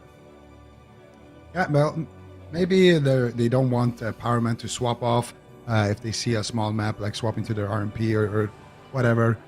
Their reason might be maybe they're just playing it safe because they want this specific matchup. Either way, though, it seems to be really nice for the Outlaw Rogue to have that. And also, if your game plan is to turn Tuna into Sushi, I mean, there's no better map to do it on than, like Dalaran and Hook Point and those really small maps where he can't really get away and kite you and outrange you, like we saw on Asherman's, where he was just super happy to be on the opposite side of the world, essentially, and just max range heal very safely. With that said, though, I do think that the last game did look a lot better for the Powerman, not just because they won, but they actually forced Kawhi to go after Thug. We saw them kind of invest the blind, sap, Hodge, and go after Thug, and Thug didn't really use anything. And I think for Powerman, that's exactly what you want. You want them to be going on your Warlock because they seem to have some difficulties keeping Tuna alive. Tuna gets sapped. I think they're going on. Okay, they're going to go on the Thug. I was going to say, I think they're just going to go on to Tuna out of this, but they are going to commit onto Thug with the combustion. Thug, they're happy to trade the Dark Pact, and they don't have any more CC onto Tuna, so Thug is going to be completely fine with that. And instead, it's going to be Ceralium here, potentially in trouble. Nice coil onto Ceralium's Blink. Nice Vortex there as well. Daze gets disarmed. Nice bash onto Ceralium. He blinks back, and Ceralium will use that every man for himself. Trinket Racial in that exchange. So actually not a bad opener here for Powerman, considering they're the ones who started off with a sap on their healer. Yeah, let's see if they can maintain it here. They're both kind of low at the moment, and Tuna is struggling. That build he's running is like pure self-defense, so his throughput onto his allies is going to be lowered as a result. Brain is also struggling, though, to heal through the damage, popping in Avenging Wrath here to try and stabilize through the attacks of Thugonomics. Now Thugonomics on the back foot. They're tearing in on match point. They can't afford any more mistakes. He's down at 10%, trying to make trades, playing a game of chicken, and ultimately that game of chicken paid off. They got sacrificed. They're swapping to Brain maybe with the sacrifice damage. Looks like he got a big heal. He's going to restabilize. That opportunity is lost. Tuna still trying to protect himself, staying It's 70, 80 yards away from the fight, but ultimately still gets blinded. Brain is rolling up on Tuna, getting ready for the swap and aggro bop onto Drake, but no, actually sapping to go after Thugonomics. Drake looking to reconnect, kidney shot secured, but Ceralium is under pressure by Dazed. He can't safely make his way over to Thugonomics, so even though this crowd control on Tuna is extensively long, the Thugonomics isn't getting connected to, so Tuna was able to sit through it and allow him to recover. Really good pressure from Dazed, using just damage to keep Ceralium away from Thugonomics. And this game is really intense between these teams. They're taking some very high risks making these trades on each other. Yeah, there's no doubt about that. Right now, Thugonomics still in the midfield. Brain and Ceralium just playing very far back right now.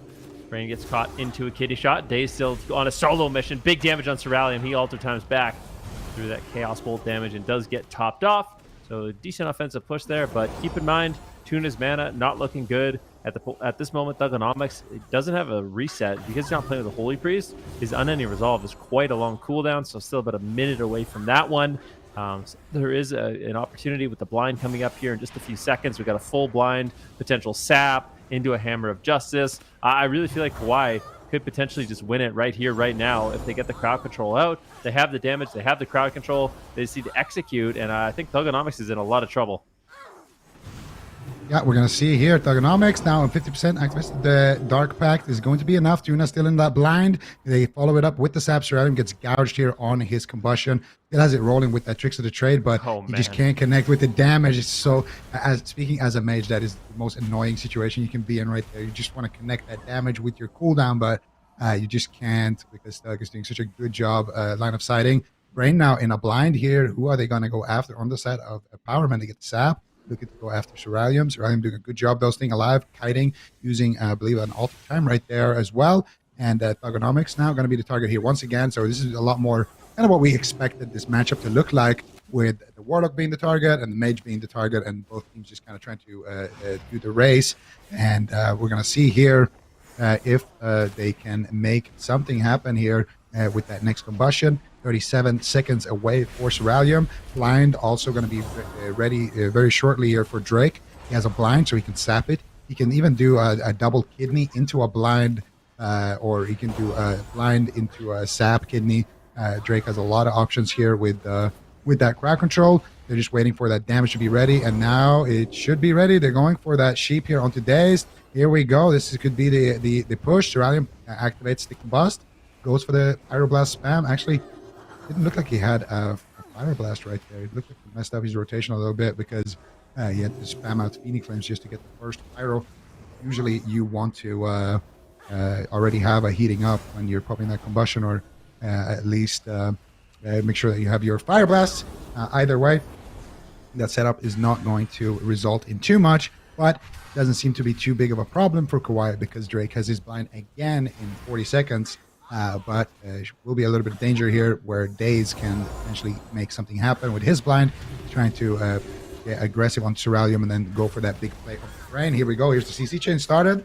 Kidney shot onto Brain, but Thug is the one taking most of the damage. Ironbark gets activated, and it's a bit of a race here. And Brain actually pushing in for a Hammer of Justice. Can he find it? Ceralium is completely fine. They get a kidney shot onto Dazed, and it just looks like a Rogue Mage show. Kauai, even with this new strategy, still looks like they are ahead in this match. Yeah, and Tuna's mana, he actually was very close to running out of it. He found a drink, and now he's almost back to even with Brain. So this could be quite a struggle for the Power Men if they want to overcome this deficit. Brain caught into a kidney shot. Thugonomics pushing in for a fear, gets a full fear. Ceralium coiled away. This has to be a big opportunity for them to take. They need to get a Cauterize and Ice Block here. They're not finding it as Brain leaves crowd control. Tuna, though, safely sits through a blind, and it's just a pre-bear form the kidney shot. This should make him durable enough that he doesn't need to use that inscrutable device. Did he actually end up using it? It felt like that stun ended a little bit prematurely. He will survive here. Drake is now swapping back to Thugonomics. Brain caught in a kidney shot. Is Thugonomics going to get a full fear out of it? Doesn't look like he's going to find it here as he's kicked by Drake.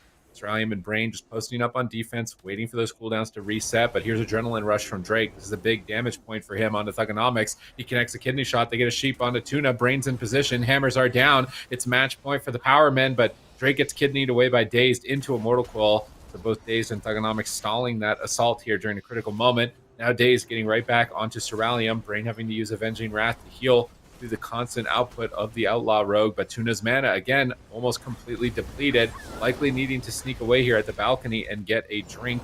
Curious to see if Kawhi have any ways to punish this. We can see a swap over to Drake, trying to stop him from stopping Tuna's drink with a kidney shot. They blind him, but it's on full DR. That blind from Dazed is going to be wasted, and although the blind for the Outlaw Rogue is a short cooldown, I feel like that's definitely an error on their part here, miscalculation. Drake now has his blind available. Where is he going to go with it? Imagining Thuganomics is going to be the main target here. Tuna popping that Innervate, getting some free heals, getting some value. His mana is going to be super important for keeping his team aggressive here. And it looks like Kawhi are just taking this game into a neutral stance, not overextending on Tuna, just sending damage on the Thuganomics. If Tuna happens to be nearby, committing a blind or a crowd control, but not overextending and trying to win this game on attrition. I think it will work if Tuna doesn't keep these drinks up. This is a classic Kawhi strategy. Surrounding him just sitting on the pillar with Brain the entire game, and Daze basically has to make a really difficult decision. Do I chase the Fire Mage and just get Dragon's Breath Sheep? Because that's what happens.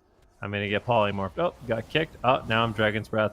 And here comes a Combustion. So Thuganomics deep in enemy territory right now with his portal.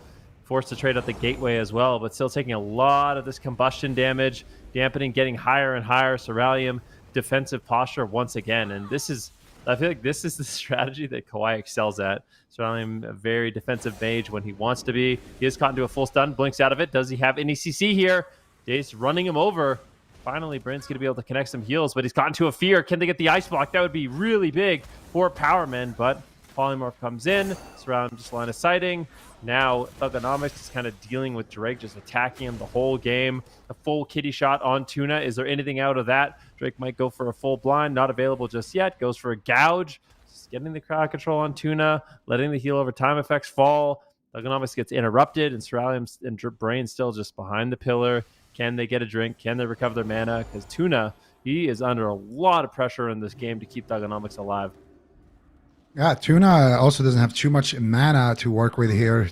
Dropping quite low. He goes for the Iron Bark. He wants to sit down for a drink right now. Let's see. Drake knows where he is potentially here. So Drake could shut it down, but he gets kidney shot nicely done here by Dazed. Kind of a defensive kidney shot. Just trying to turn get some pressure onto Drake and allow Tuna to sit down for just a little bit and recover some of that mana. Now Tuna going to be looking healthy there on mana, tied up with Brain. But no Iron Bark. He did have to use it there preemptively before he sat down for the drink so he wouldn't fall too far behind. And Ceralium has Combustion, so there is an opening now as a result of that drink where they could potentially get something going here onto Thuganomics. But Thuganomics with a nice reflect there with that Nether Ward is not really taking too much damage from this Combustion. Ceralium also forced to run away from his Rune of Power right there. So he, as a result of that, will not be able to get the most amount of pressure with that Combustion.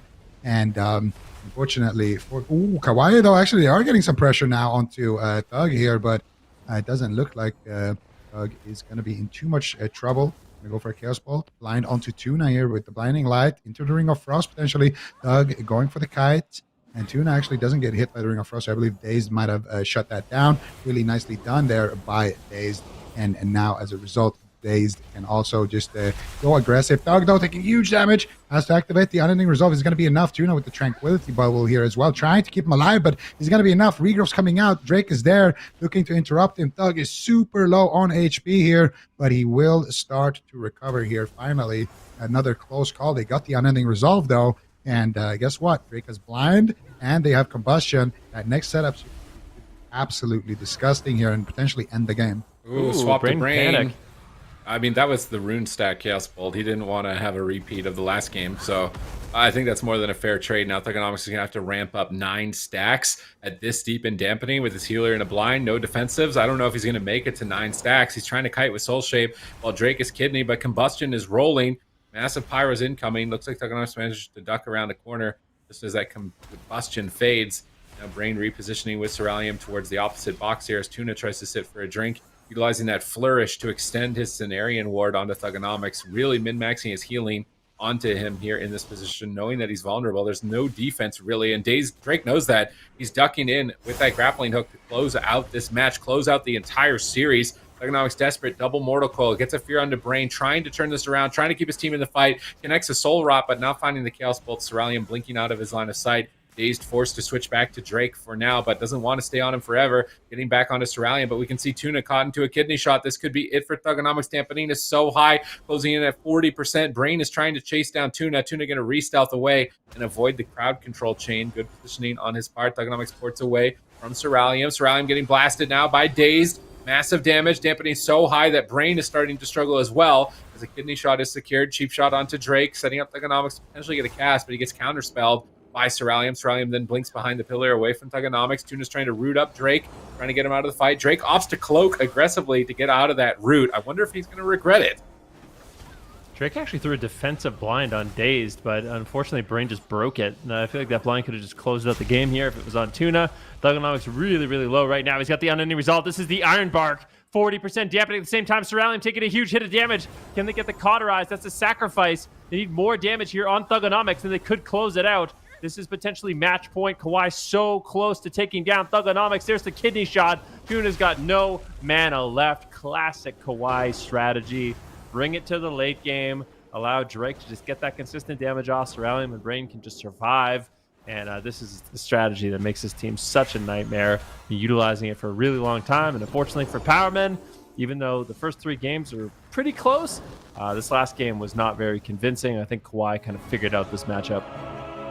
Yeah, I think maybe Kawhi wanted to try to end the dreams of the Powermen a little bit earlier on with those Druid setups, but eventually they realized that they need to play a standard game here. Just go after the Warlock, play a long one, and just slowly, surely controlled, try to run them out of resources. And that's exactly what they're able to do. And this is, like you mentioned, this is how Kawhi usually plays. They just have super clean all-ins, super clean setups, and most importantly, kind of the backbone of the team is usually Cerulean just not dying, just running around in circles, basically with Brain, and Brain also not dying, and eventually you're just gonna win if you have those 2 players kind of doing what we know them for. So yeah, Kawhi with a pretty clean game overall, I would say. In this third one, and this is our first showing for Kawhi as well for the circuit, so a pretty strong first impression, I would say, as to be expected. And I guess people can start to figure out why Kawhi kind of is the team to beat here in North America, because if you are Powermen here, there's not really a whole lot that you can do against this. No, I mean, right here, maybe they had some signs of life getting Divine Shield from Brain. They did force some cooldowns, but ultimately that win condition I talked about earlier, just running Tuna out of mana, seemed like the main reason they were able to win here. And this is very akin to how they ran Windwalker Mage in past years in the AWC, by just running laps, dragging their opponents around until they're exhausted out of resources and closing in for the kill. Adapting in the Outlaw Rogue, having seen its dominance, is a great adaptation on their part, and they're going to start the circuit off excellently with their win here against the Powermen. Yeah, definitely a solid win from them. And unfortunately for Thugonomics, I feel like this is one of those matchups that's going to get even harder in the future. Destruction Warlock's going to be losing a little bit of survivability with the armor nerf, so the Drake's going to be able to tear in even more. So I think they got to kind of go back to the drawing board, maybe just focus on the Rogue Mage. I kind of feel like that's what they should have played for this matchup, was just go for the Rogue Mage Mirror. They did have, close series yesterday against Team Liquid. But yeah, unfortunately, this just didn't seem like a better option. Yeah, definitely. All right. No, you're good. But I kind of was just going to concur with Ven. It's really unfortunate for Powermen. There are 2 losses in a row this weekend, so they've yet to gain any points. And I really hope that they can come back from this, especially after the changes that we're going to be seeing to the Powermen's comp after for next weekend. So we'll see what they do. We'll see if they show up. But Kawhi starting off strong. We didn't get to see them play yesterday, but really solid turnout today for them. So that's going to be a point for them. So absolutely well done. And I think they are most definitely just consistent as always. I think they're definitely going to continue to be the team to beat in North America. It's kind of like, how do we beat RMP and how do we beat Kawhi? It's like 2 different questions for the North American region right now. So with that being said, up next, we have Team Liquid. They were the team that beat Powermen yesterday, and now they're going to be facing off against another Mage Lock, Zico, in the form of Cloud9. Yeah, and Huh, Ben? You don't think they play Say- Mage Lock? I think Cloud9. I think Chun-Li's an outlaw rogue, and I think Yeah. they have wealthy man. Oh my Like, God. I'm like, Yeah. what year is Yeah. it? Hold on. You're right. I mean, Continue with Cloud9 that could play thought. Mage. No, Cloud9 can play Mage Lock. I just don't think that they're going to. I think that we're gonna have Chun-Li play outlaw rogue. Yeah, I told you that all the Windwalker monks are outlaw rogues now. no, you're right. I was thinking Everyone old is an Mage Lock outlaw. for a second there. My mistake. You're That's- right. It's not just Windwalkers, man. It's Wait, that's actually everyone. true. Yeah, Brunhilde, outlaw rogue. Chun, outlaw rogue. Drake, Drake, outlaw rogue. Trill. Yeah. Oh my God. I told you. What is going on? They need like a monk support group or something. Like a main of something else had to switch to outlaw support rogue. Like my name is Chun and I'm a monk. Hi Chun. We miss Fists of Fury See it. Stun Anonymous. We miss our Fists of Yeah. Fury Stun. Yeah, exactly. Something like that. Because it really is kind of depressing having to see, these legendary players switch off of their main class and play something like outlaw. I mean, it's not, it can't feel good to be in that position, Ben. Yeah, I mean, you got to adapt, and that's the thing about a lot of these teams. Is at this point, you just got to play whatever the best specs are. Try to adapt to it. Try to overcome. I think the days of just like complaining that your main isn't good, you gotta overcome, and that's one of the advantages as well of having a 4-player roster. Right, is you have someone on your team that can kind of flex, switch up those roles, and then give yourself every advantage possible. Yeah, it's true. And it's also great, when that 4th player is so good at multi-classing. We've seen Chun pick up a number of new specs this season and last season as well and do pretty well with it. So let's see what he brings to the table. Coming up next, it's Cloud9 facing off against Team Liquid. We'll be right back.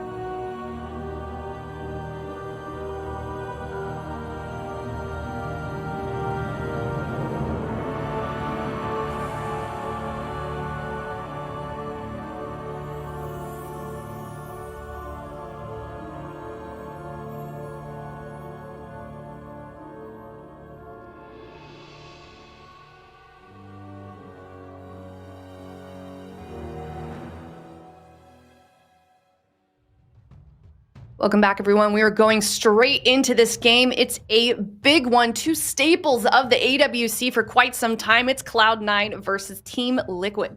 Yes. Ooh. We talked about this yesterday. This is quite possibly the most annoying matchup in the entire Cloud9's. They're gonna rejoin. So we're gonna be remaking the map, but we could see what the blind pick was for Team Liquid. They are gonna be going with the Beast Mastery Hunter and Unholy Death Knight. So not a composition you see very often, but in particular into Mage Lock, it's quite strong. And there's a few reasons for this. Number one, the Death Knight is incredibly durable. So you have a lot of control over the casters with just Chains of Ice. You can put the 70% physical snare up on the Warlock and the Mage, and you basically just act as the damage sponge. You are very difficult to take down on that Death Knight. Lots of different defensives, including anti-magic shell. And then, of course, in addition to that, you have the Beast Mastery Hunter who just plays safe. You basically just attack.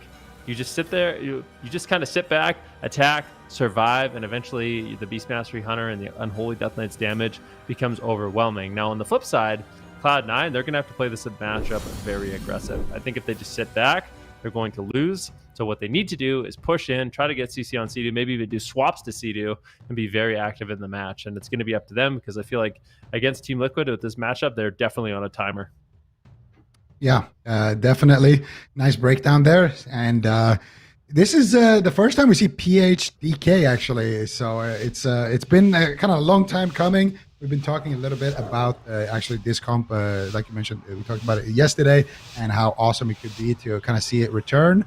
And it's going to be Team Liquid once again getting creative with it. Cubsy going to be tagged in here on the Warlock, and let's see what they can do here. Cloud9's Mage Lock in the last cup of the season, actually, before the circuit, looked quite strong. They had one of their best runs, I think, this whole year. So Cloud9 definitely been leveling up there in the Mage Lock department after losing Chanimal on that roster, and now they're going to look to do it with Cubsy as DPS. Let's see what they can do. Wealthy Man, Deathborn, Banes, TI, every cooldown in the game. Wealthy Man wants to get aggressive right now onto Sea-Doo. They have a Chaos Bolt as well. Sea-Doo could be in trouble here. Sea-Doo does survive that one, but that was a pretty close call there. Cubsy still has his Dark Soul, Dark Soul, and Cubsy could potentially get aggressive the next time they try to push out. But this is kind of what Venruki was talking about in terms of strategy. Oh, Sea-Doo again getting swapped to anti-magic zone overlap with the trinket. Sea-Doo barely hanging on there. Ray of Hope, he gets mind controlled on it. Beautiful plays here from Cloud9, but now Cubsy in trouble. They asphyxiate flop. Cubsy will teleport back kind of his side of the map, and in theory this is supposed to be a decent matchup, with Mez kind of being the outlaw rogue for the team, and Trill and Sea-Doo just playing it safe, staying far back and just attacking with their pets, and just with that BM Hunter kind of poke damage. We'll see if that works out. So far, Sea-Doo is the one who's losing in terms of mana, but they are starting to build up some pressure here on the side of Team Liquid now that Sea-Doo finally is not getting swapped to and deleted here. Yeah, let's see if they can channel the inner spirits of Jungyeop here with this composition and pull off a win against Cloud9, because Mage Lock has been the kryptonite for Team Liquid for literally years. Like, this has been such a tough composition, time and time again, has been trumping them. So here they bring out the Hunter Death Knight, a unique composition to try and counter it. Is it going to work out? Finally, some pressure for them after they've survived the initial wave of cooldowns from Cloud9, but those cooldowns are almost back and available, with Icy Veins 2 seconds away and Dark Soul 45 seconds away, and Trill is taking a huge amount of damage, constantly forced back to the pillar alongside with Sea-Doo, and Mez is doing what he can here. He hasn't had too much opportunities to shine with how popular Outlaw Rogue has become, so I'm actually almost somewhat surprised that they are utilizing him. Insane damage onto Trill right there, almost going down, but at the same time, Trill answers back onto Wealthy Man, holding him down at 50% health here. Mez is just splitting off onto the Warlock, but has to retreat back to the pillar, utilizing that Wraith Walk to try and line aside a Chaos Bolt, while Wealthy Man is just chasing down Trill and Sea-Doo. So it's like kind of a 1v2. Wealthy Man versus Trill and Sea-Doo, Mez versus Cubsy and Flop. Very interesting way that this matchup has played out so far.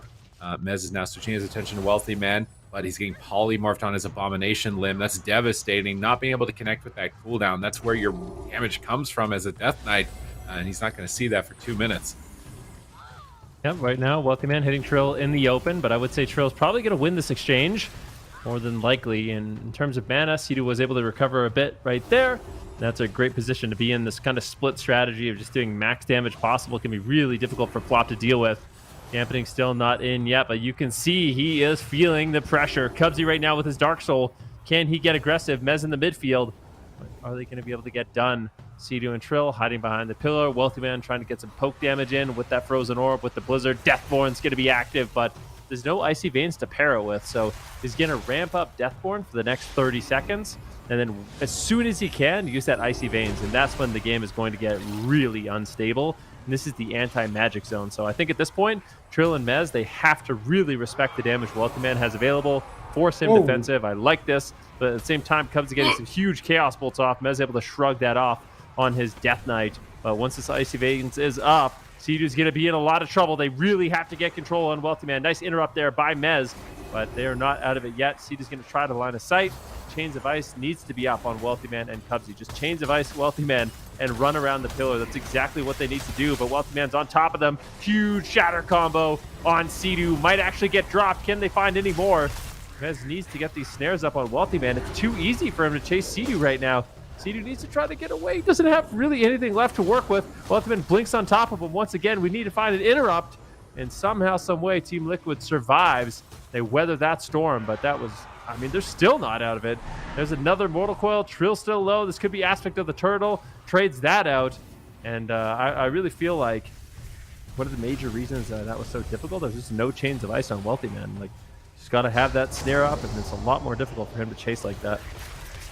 Yeah, absolutely. Got to make sure Wealthy Man is being shut down properly when he has the Deathborn active, but the cooldown has faded for now. So a little bit of time here for Team Liquid to start breathing and potentially get aggressive here onto Wealthy Man. He did use his last Ice Block, actually was overlapped with Flop's cooldown. So Wealthy Man is a target now for the rest of the game. And if Mez and Trill can get that pressure here onto Wealthy Man, this could be a pretty decent answer. Asphyxiate onto Flop. They're going after Wealthy Man. He gets gripped. Mez with a lot of uptime. Whoa. Nice interrupt there with the pet kick from Mez. Trying to seal the deal here, trying to close out the match. Can he do it? He gets feared. 1 HP there on Wealthy Man, almost broken that Guardian. Wealthy Man now with the Ray of Hope should be feeling safe here, but you can start to see here the pressure that is coming out from Team Liquid's comp here.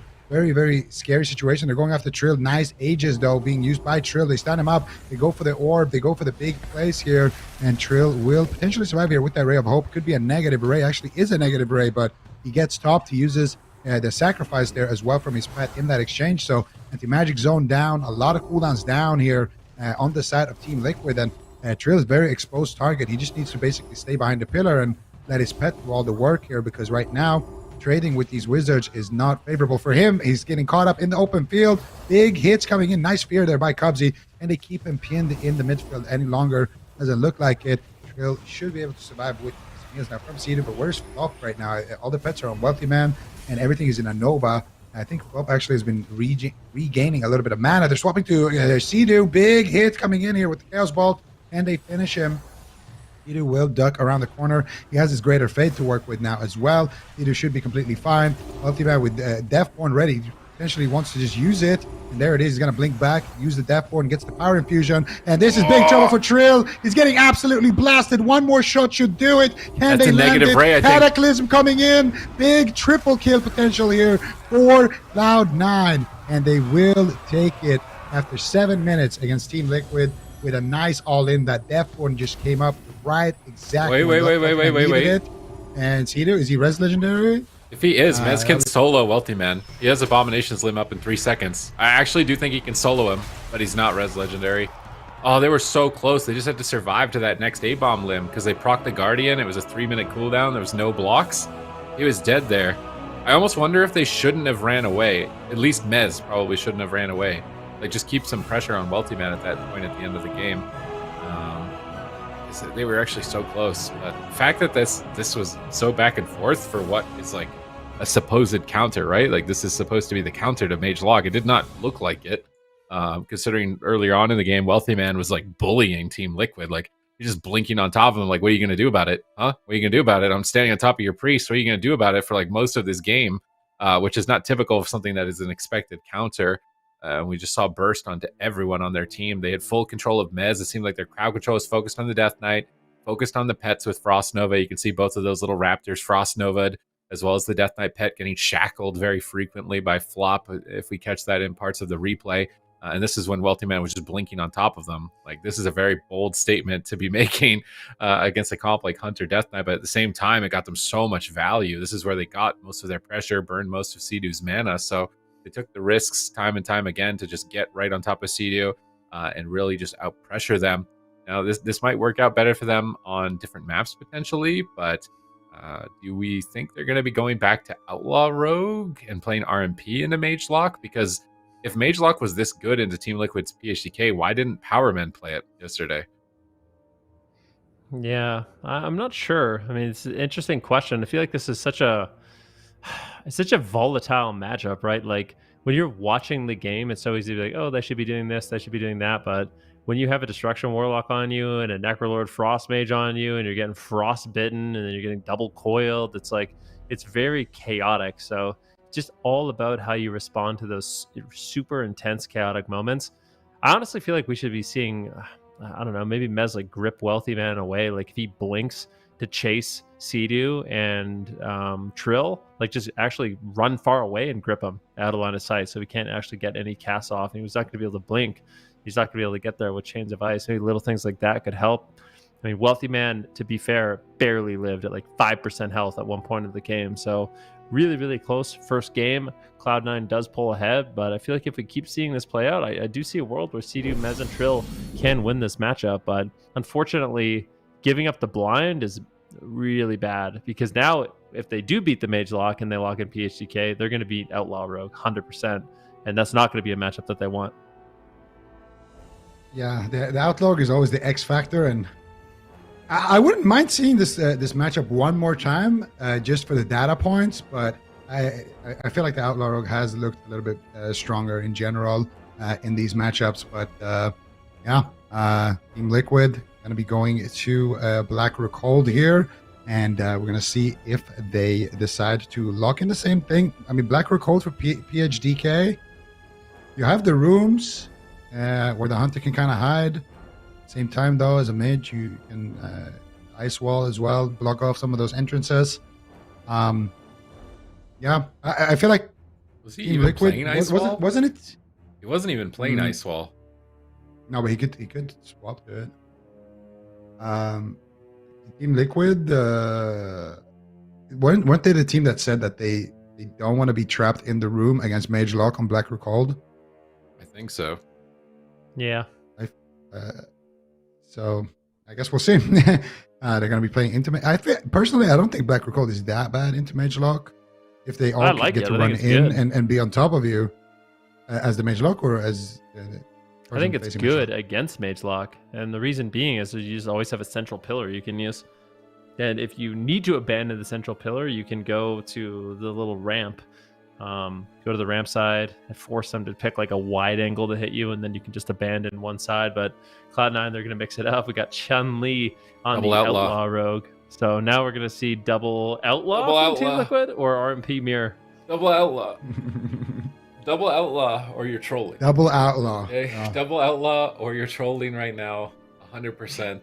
Double Outlaw is the pick. Like, it counters RMP. Like, it's free win. You can't lose. It's handed to you on a silver platter. You lock in double Outlaw. You log in double. No. It's free win for double Outlaw. You pick double Outlaw here. There's no way. 0% chance. So could be seeing it. Team Liquid also looked really impressive in the RMP mirrors yesterday. Like, they started heating up a lot, so maybe they end up playing that. But Cloud9, I mean, Chun-Li is a really good player. I'm curious. I haven't actually seen him play Outlaw Rogue at all, but he sends me messages every once in a while. I was like, man, this is so awesome. Like, I love so much better than Windwalker. Like, I can stun people so often. Yeah, I don't know. He gets really excited about it. So I know they've been putting in a lot of work with this composition and with the spec. So I think it's good for Cloud9. I mean, they have Wealthy Man, phenomenal Fire Mage, Flop, really good on that Holy Priest, and then, of course, Chun-Li on the Outlaw Rogue. And this plays very similar to Windwalker Monk as well. It's not kind of the same as like a Subtlety Rogue. We were kind of talking about this. Like, a lot of these teams, it's always like when Assassination is good or Outlaw Rogue is good, teams are more willing to play RMP. But it's almost, you never see people ult to like subtlety for whatever reason. Like subtlety, I think, is a little bit more difficult to play, a little bit more finesse and takes a lot more practice. But Team Liquid, they will be locking in the double outlaw rogues. We've got 3 pirates in this game, and we will see. I mean, from the matchups we've seen so far, Team Liquid with the double outlaw rogue looks incredibly good into RMP. Is it going to work against Cloud9? I'm not sure. And another thing I want to say as well is I think Team Liquid could literally just play this the rest of the series against everything, including Mage Lock. Free win. All the way straight to the finals. All the way straight. Yeah. I swear. I think the double outlaw, it's unexplored territory, but I mean, they do insane damage, they don't really die, and they have guaranteed unavoidable CC. What is there not to like?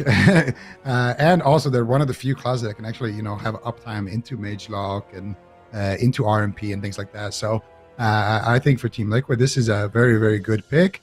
And we're just going to see what Cloud9 gets to do. We haven't seen Chun. I mean, I know you have, Van, but we haven't seen him here in the AWC play Outlaw at all. No, I haven't either. I've just heard. I haven't seen it either.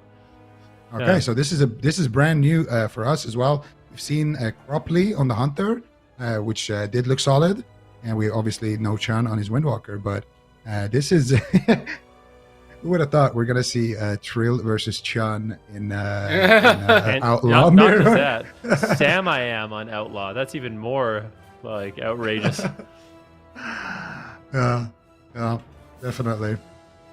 I feel like a lot of mages, they like to have a rogue alt though. I'm one of those mages. I love having a rogue.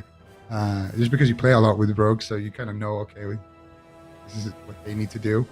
So I believe in the Sam I Am Outlaw, actually. I think Sam I Am is probably better than a lot of Outlaw mains out there that we've seen. Are there LD Outlaw mains? Was there anyone playing Outlaw prior to this point that like almost always plays Outlaw? Who's an Outlaw main? Maybe Waz, but even Waz stole that from, I'm forgetting, they played Fury Outlaw. Taku? Legion. Yeah, Taku. Even Waz stole Fury. I feel like nobody's a main Outlaw rogue. Like, if you're a main Outlaw rogue, you ride or die as Outlaw. If it's bad, you're still playing it. And I don't think anybody's in that boat. There's a lot of people that don't do that that boat anymore. is empty. Yeah. Yeah, I'm staying on Boomkin. Okay. Are you? Number 1. I'm not Didn't you rerolling. heal to rank 1 last season? Okay, not last season. Actually, I've only played Moonkin, but I do switch when Moonkin is bad to Resto. Yeah, see, what do you mean? Yeah, I'm a Moonkin only. The problem But right I now is swap when it's Resto. bad. The problem now is Resto and Boomkin are bad, so I can use that as a cover for not changing. Okay, I can use it as a cover. Yeah, well, I'm curious to see how this one plays out. I mean, basically what we saw yesterday is the double outlaw rogue can basically blind sap every like 30 seconds. So every 30 seconds you have a blind sap, which is a lot of crowd control, and the mage kind of gets ran down. So we'll definitely wait and see how it works. Can Cloud9 overcome? Is Team Liquid going to be able to battle it back? And if Team Liquid wins this, what do? I personally feel like they just run double outlaw the rest of the series.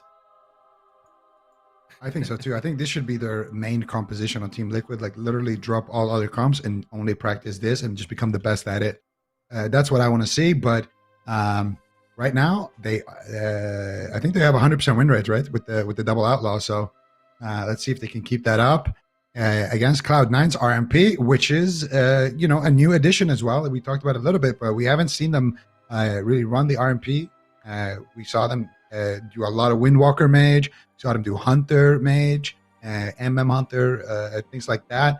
But we haven't really seen them kind of just try to adapt the meta. But then again, we've never seen Zeepai play, RMP with Outlaw. There's a lot of teams, that we really haven't seen it from. And it's very popular. So let's see if Cloud9 has been putting into practice here, or if Team Liquid can take the win here.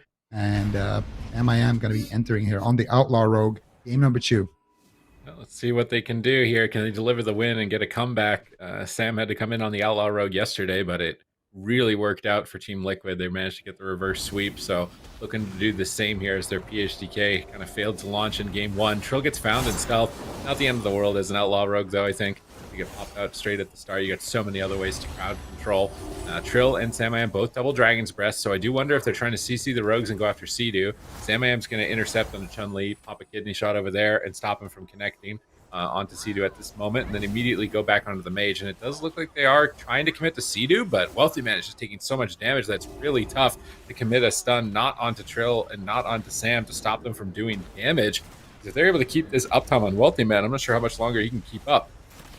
No, I mean, definitely. It's just a matter of time. So we're going to have to see Chun-Li and Wealthy Man find some opportunities. Trill's going to trade out his Cloak of Shadows, but they continue this onslaught here onto Wealthy Man. Chun-Li now in a kidney shot. Samayam just throwing a kidney shot on him to slow down his damage. The win condition is going to be either mana, this flop's going to have to heal through a lot more consistent damage, or just a blind sap. So here we go. Trill, Sam pushing forward. There's a kidney shot onto Samayam. He gets gripped away.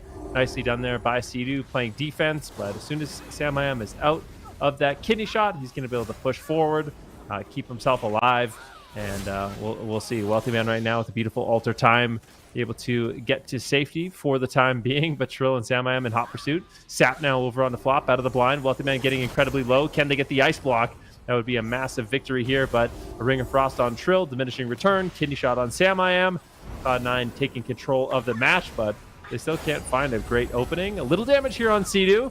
Wealthy Man gets gouged on the combustion. Sea-Doo's going to have to get away at the same time, though. Wealthy Man getting exploded. Massive damage coming in from Trill and Sam as both of them kind of flail around 50% health. Sea-Doo's going to have to play catch-up out of this blind. Unfortunately for Chun-Li, not able to find the sap. Does go for the gouge, but I think at this point the CC should be over and Team Liquid should stabilize. Yeah, let's see if they can stabilize here. Wealthy Man going to get picked up back to full HP here. And it looks like Trill wants to get aggressive here. 2 blinds are ready. They're going to be sending 1 out immediately there. Wealthy Man taking a lot of damage. Flop gets kicked here. And Wealthy Man looks like he is going to recover once again here. But there's another blind in the wings. Trill is there. Chasta is actually coming in there. Trill not going to be committing the blind just yet. Trying to get some good uptime here. Trill trying to set it up. There's a kidney shot going after Samayam on the side of Cloud9.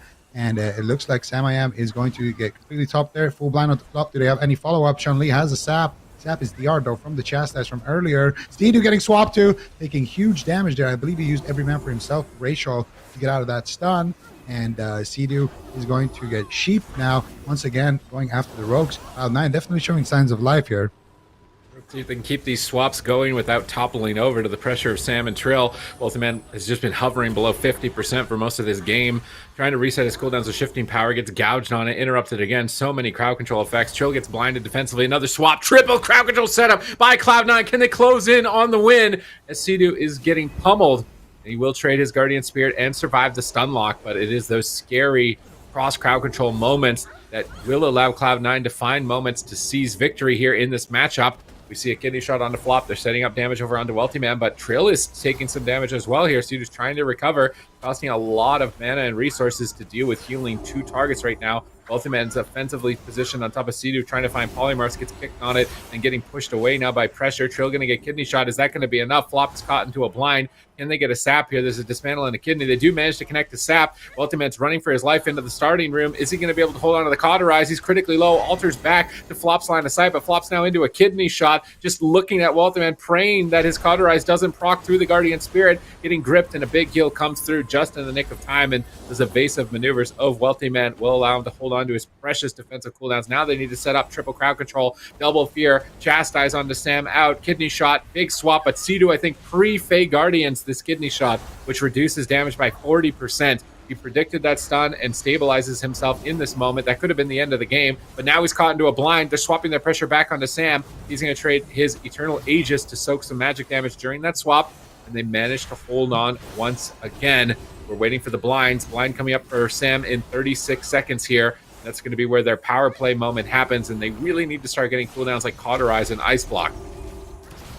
Yeah, I mean, definitely, but dampening going higher and higher. It's going to be difficult. Here's a kidney shot on Chun-Li. They make a little bit of a swap on him. It looked like a defensive kidney shot, but just a little bit opportunistic. Forced Flop to actually grip him away. Wealthy Man could be in some trouble. Big damage here from Sam and Trill. Wealthy Man going to use his will to survive to break out of that crowd control. Big Ring of Frost. Sea-Doo almost gets taken down to 10% health, but ultimately will survive. Now swap over onto Sam I Am. Good pressure here by Cloud9, but how much longer do they have? We've got a full blind available for Sam. He could throw that defensively, honestly, if he wanted to on Chun-Li, slow down the damage. I feel like they honestly should. Sea-Doo's so far behind right now, they need to trade. Looks like he will just trade out the Vanish, but I think a blind could have been a great option also. Chun-Li really had no way out of that, and they could have saved the Vanish, but they will trade it out a little bit late. Flop now into a Fear. Sam I Am finally out of the Vanish, trying to reconnect here to Wealthy Man. Let's see. Wealthy Man right now in a little bit of trouble, but he gets a big heal. Full blind here onto Sea-Doo into DR Fear. Sam I Am taking some damage, responds with the evasion here, and the feint should be enough to keep him alive. Flop actually dropping lower and lower here on the mana, and we're going to see another blind coming up here potentially for Sam I Am, now ready to be launched. Double Adrenaline Rush as well. A lot of damage here onto Wealthy Man. He's stuck in that kidney shot, and there's the Guardian now being used by Flop. Do they have a Vanish as well? Sam I Am has a Vanish, and they don't have a blind. They have a blind in 20 seconds. So Trill is going to have a Vanish and a blind, and Sam I Am is going to have also a Vanish. So they can set something up here potentially with those cooldowns. Let's see what they decide to do here on the side of Team Liquid. Potentially could force an Ice Block here if they can do this right. And Man dropping to about 50%. There's the blind. They have a sap as well. I think they should have one, and they do get it with Sam I Am. That could be the Ice Block. Wealthy Man in a lot of trouble. Sam I Am just staying in stealth here, just babysitting Flop, allowing Trill the solo damage dealer to get a kidney shot. They almost forced the cauterize there, but Wealthy Man will survive once again. Flop also recovering a little bit of mana there. Sea-Doo in a blind sheep now. They're going after Trill. No Cloak of Shadows. Trill could be in danger here. Don't have a combustion though. The Ring of Fire is still doing a lot of work there for Trill. Guardian Spirit coming out there from Sea-Doo as well. Both teams will survive that setup. And guess what? There's another blind up for Sam I Am in 3 seconds. So Flop just got blind sap. He's about to do it. They're about to do it again. There it is. Full blind. Wealthy Man, how are you going to survive? Do they have a Vanish to sap this? He deafed it does not look like it. Yeah, I'm not sure actually if he deafed it or if they broke it there. But either way. Oh yeah, true. Maybe IQD. Either way, Cloud9 will survive that setup. But Team Liquid, I don't think they care too much. They have another blind in 3 seconds here on Trill. Let's see if they can get it here. I almost would rather see them commit crowd control to Chun and just do damage to Wealthy Man. Run Flop out of mana, just every blind on the Chun, get him out of the game so he's not dismantling, not kidneying, and not getting pressure. But here they committed the blind. They get the block. Where's the MD? Is a Master Spell coming through from Sea-Doo? Looks like Master Spell connects. Wealthy Man's critically low, dampening now almost at 20%. And this momentum will start to stick for Team Liquid. A kidney shot out from Sam. Onto Flop. They're looking to reconnect. Wealthy Man trying to retreat desperately. Dragon's Breathing them. Trying to hold on to dear life, but I think this is it for him. A Fear followed up by Sea-Doo into another kidney shot as they're pushing for the cauterize. A cheap shot for good measure into a DR gouge, throwing everything but the kitchen sink in terms of crowd control, but it looks like it's not enough. Flop is getting some heals out. He fears Sea-Doo out of the blind. Can they perhaps kill Trill in this final moment, this last opportunity? Trill pops every cooldown to stabilize and stay aggressive, and Flop is caught into yet another blind. Wealthy Man blinks into the starting room. Sam vanishes, dismantled for a second, but connects the sap, and I think this is it for Wealthy Man. He alters back. Excellent alter time by Wealthy Man. He's on the run, but he's on the ropes. A kidney out of the sap. Flop manages to break out of it.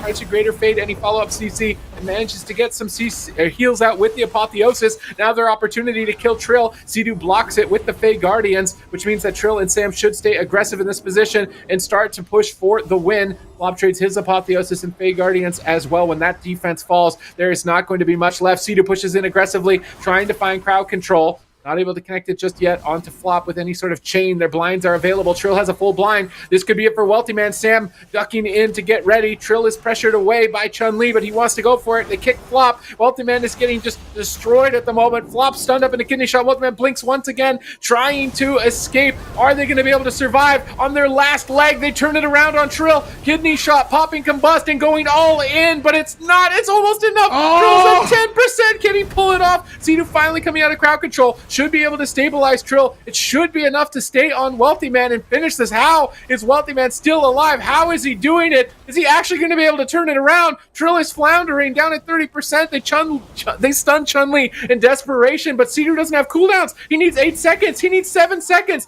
He needs 5, 4. Trill pops evasion, but Wealthy Man might be able to finish him. They stun him. Flops on top of Trill, trying to help out with smite spam as well. Cedar's into a full polymorph. Can they close it out on Trill? He's going to vanish away from the fight, pop that Crimson Vial, start healing himself up. There's Apotheosis for Sidu. He should be able to recover. They're swapping to Chun-Li. They've got him caught in a kidney shot. Chastise onto Flop. Is Chun-Li going to drop? He's so close here. Flop pre-activating the Holy Ward in anticipation for crowd control, but his healing output's so low, 33% dampening. Sam chasing after Chun-Li with the grappling hook, dismantling him, stopping him from peeling Trill and Sam. But I think it's a mistake to stay on Chun this long. I don't mind the swap, but Wealthy Man's a way better target, and they know it. They're going back onto him. 48 seconds to an ice block. How on earth is he going to survive to that point? 6-second kidney shot. Looks like no blink. This has to be the Cauterize. They proc it. He is burning down with a full blind, and there should be no way. There should be no way, Wealthy Man. Just sit down, Wealthy Man. Sit down. There should be no way that he survives in this position. How on earth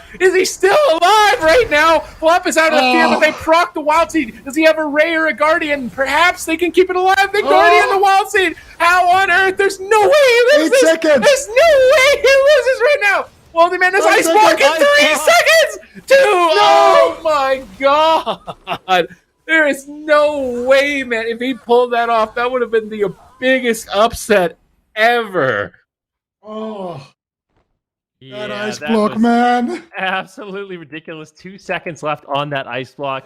Team Liquid ties it up with their double Outlaw Rogue. Absolutely incredible, but what a close game. Cloud9 did not make that easy for Team Liquid, and you definitely get the feeling that RMP can win this matchup, but it is really difficult. I don't know.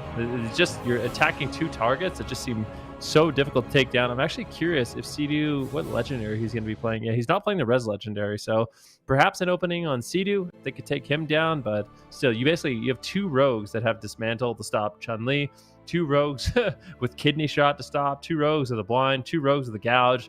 It's just unlimited CC from these Outlaw rogues, and when you have 2 of them, how can you control them both in order to shut that down?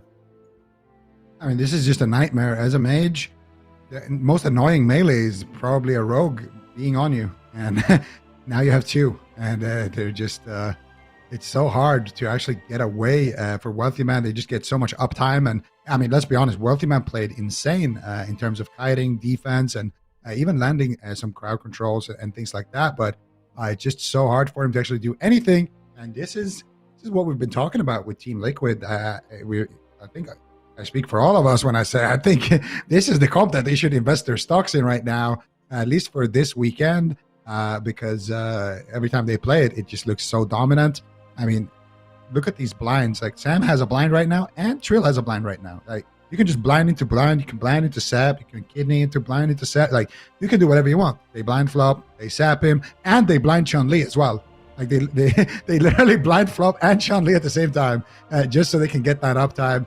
And Wealthy Man, what an insane amount of kiting there with the ult time and the blinks and everything. And then Flop finally comes out of CC, gets the Wild Seed up. And look at Wealthy Man's ice block right there. 5, 4, 3, 2, and 1 second left when he dies. Or like maybe a second and a half, because that was in slow motion. Wealthy Man would have maybe survived there, but still wasn't looking super great for Cloud9 there, regardless if he did live or not. And it just further shows how good this double rogue comp is into a lot of the meta comps right now. And of course, Trill is top damage on the rogue. I feel like Wealthy Man, I mean, like, the fact that he was staying alive that long and still put this much damage on the scoreboard, I feel like we've seen so many Fire Mages today that almost do more healing than damage.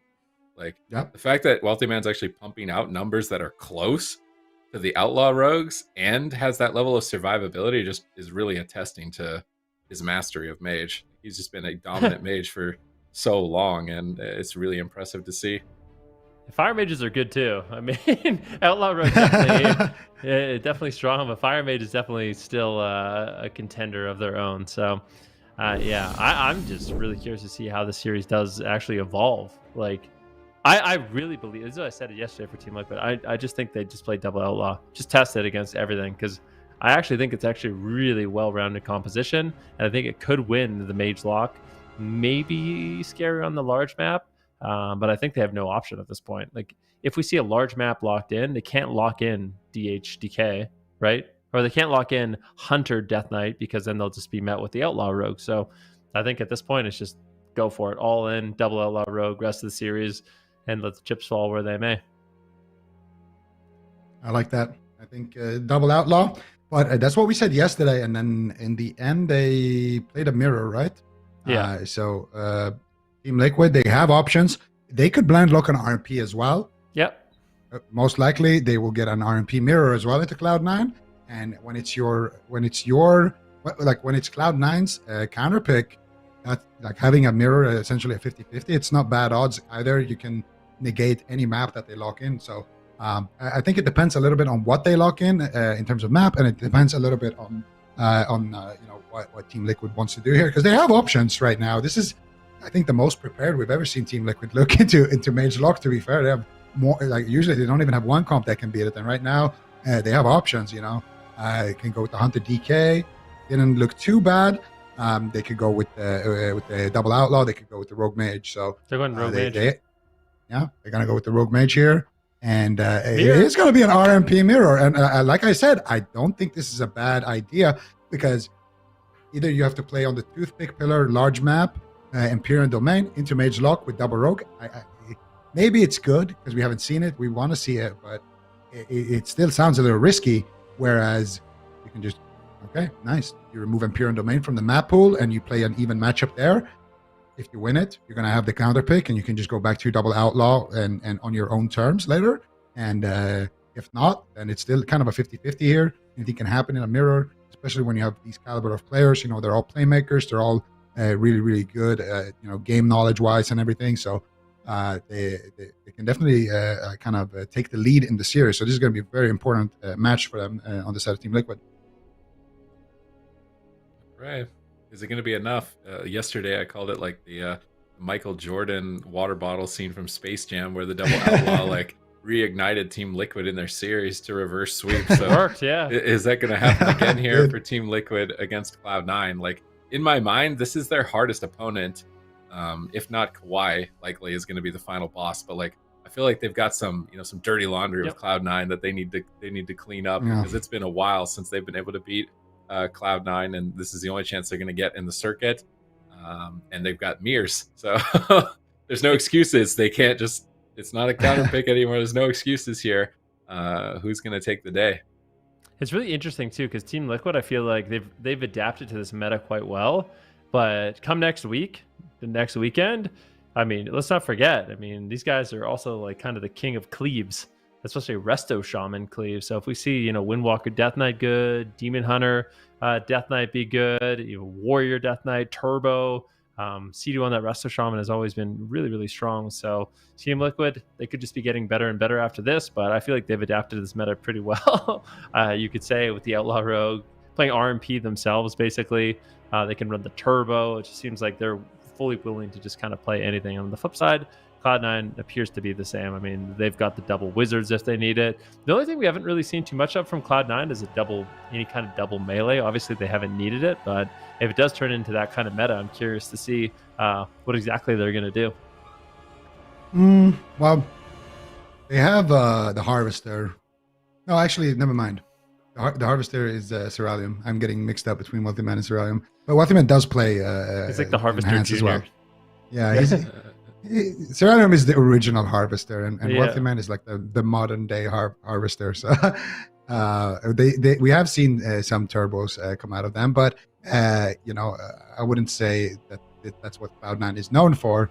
And speaking a little bit about the rivalry as well, just between these two orgs, they definitely had a bit of a friendly rivalry for a really, really long time. So it's not just in World of Warcraft, but just in general between these two orgs. So it'll be interesting to see here who strikes first blood here in the circuit. 1-1 apiece between Cloud9, Team Liquid, and this is Team Liquid's counter pick. So RMP mirrors are live, and I thought somebody misclicked the Guardian there first because you get those angel wings when you're leaving the platform at the start. I was like, oh, that could be bad.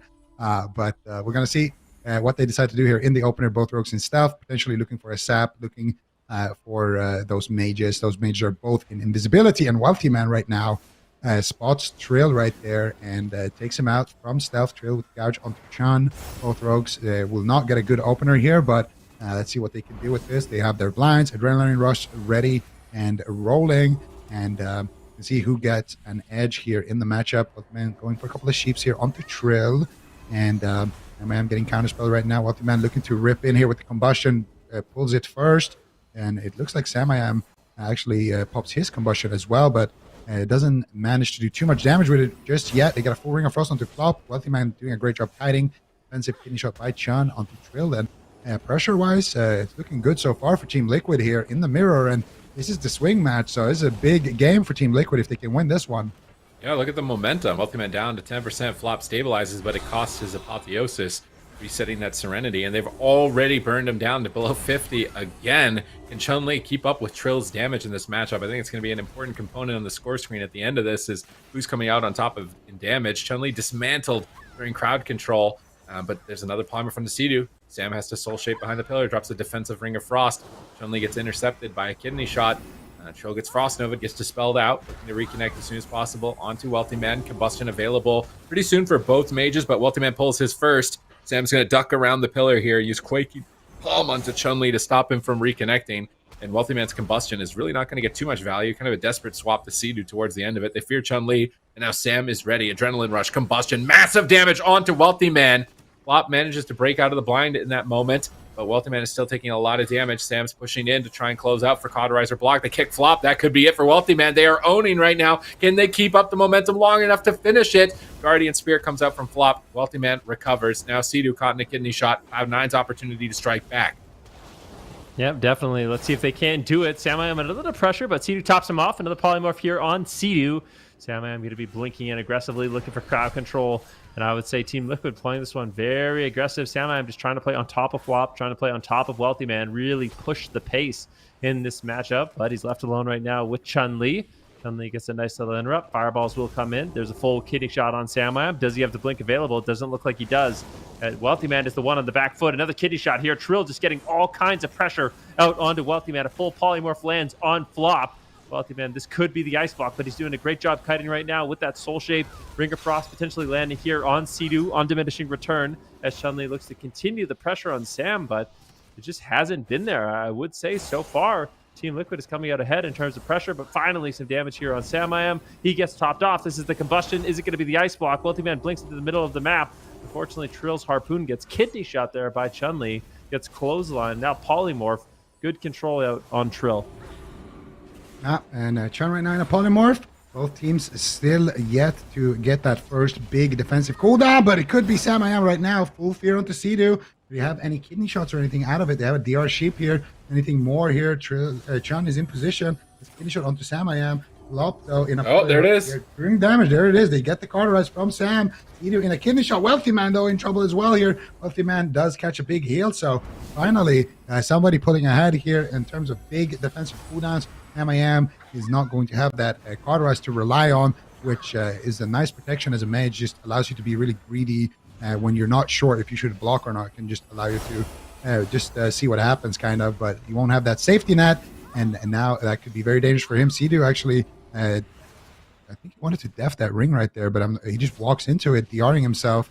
Samayam using the alter time. Wealthy Man though taking a lot of damage, and he will also catch fire and use his ice block right there. So Wealthy Man now down 2 big cooldowns. Flops in a blind. Can they sap this? Can they do anything about it? They can. They might just be able to win the game right here, but Samayam procs the seed. They Guardian the seed, and it's a bit of a race, but they killed the Guardian and they killed the seed. What a turnaround there from Cloud9.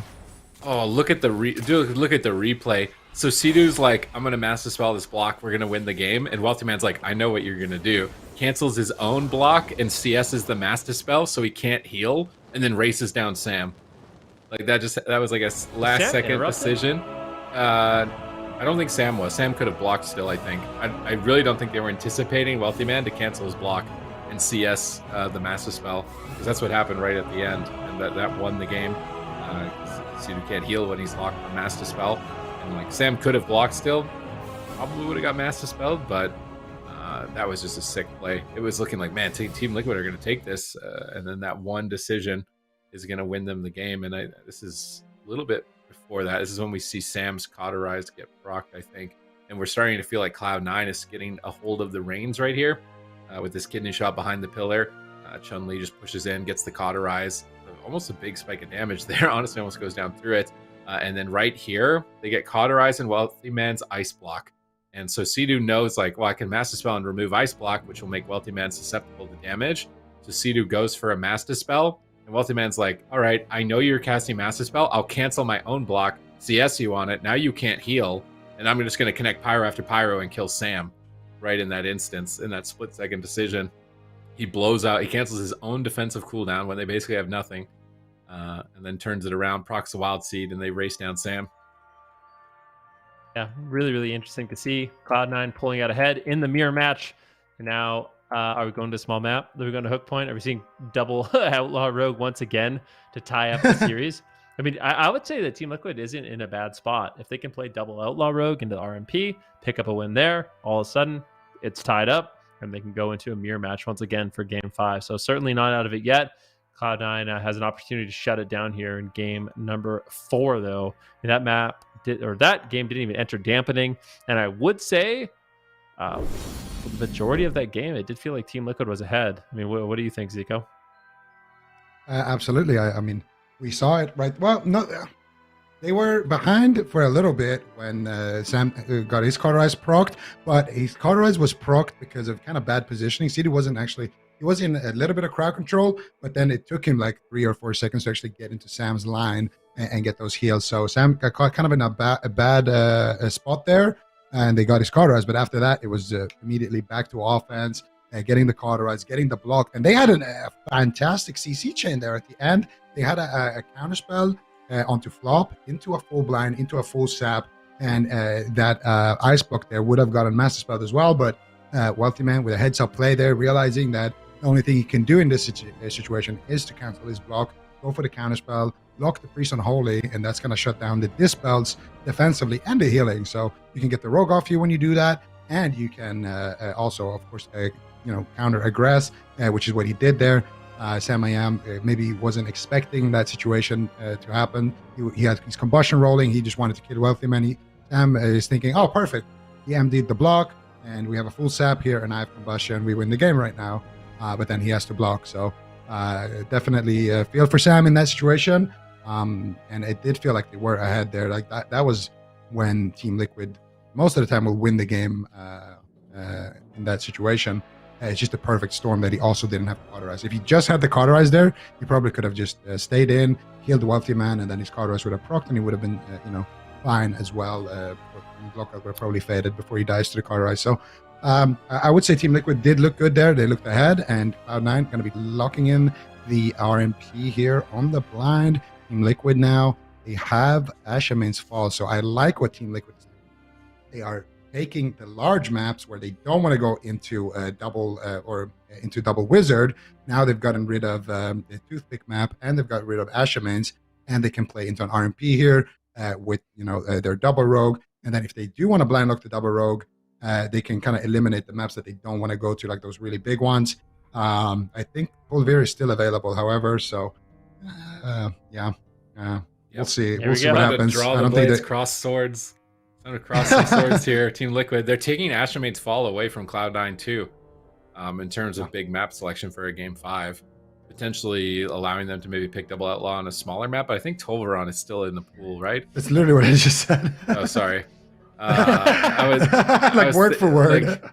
So maybe they should have selected the bigger maps sooner on in the series. Would have been a better maneuver on their part.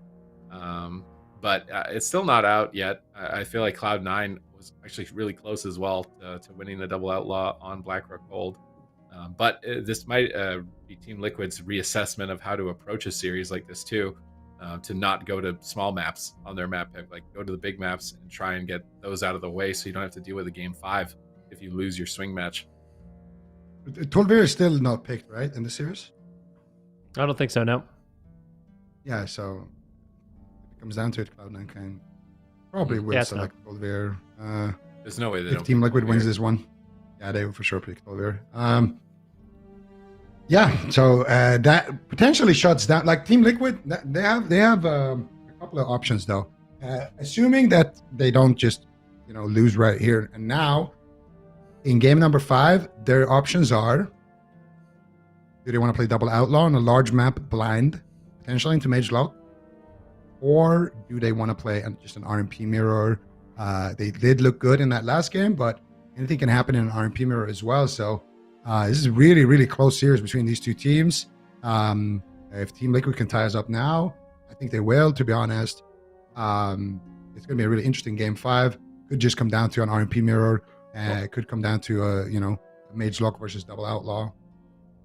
What do we think? Like, is there a world where, I mean, what are the improvements that they could make as RMP? So, like, Cloud9 was a really close game. Let's not forget on Blackrock Hold. So, seems like it's a matchup that they definitely can win. Like, where are really the openings? It felt like going after the Outlaw Rogues were okay.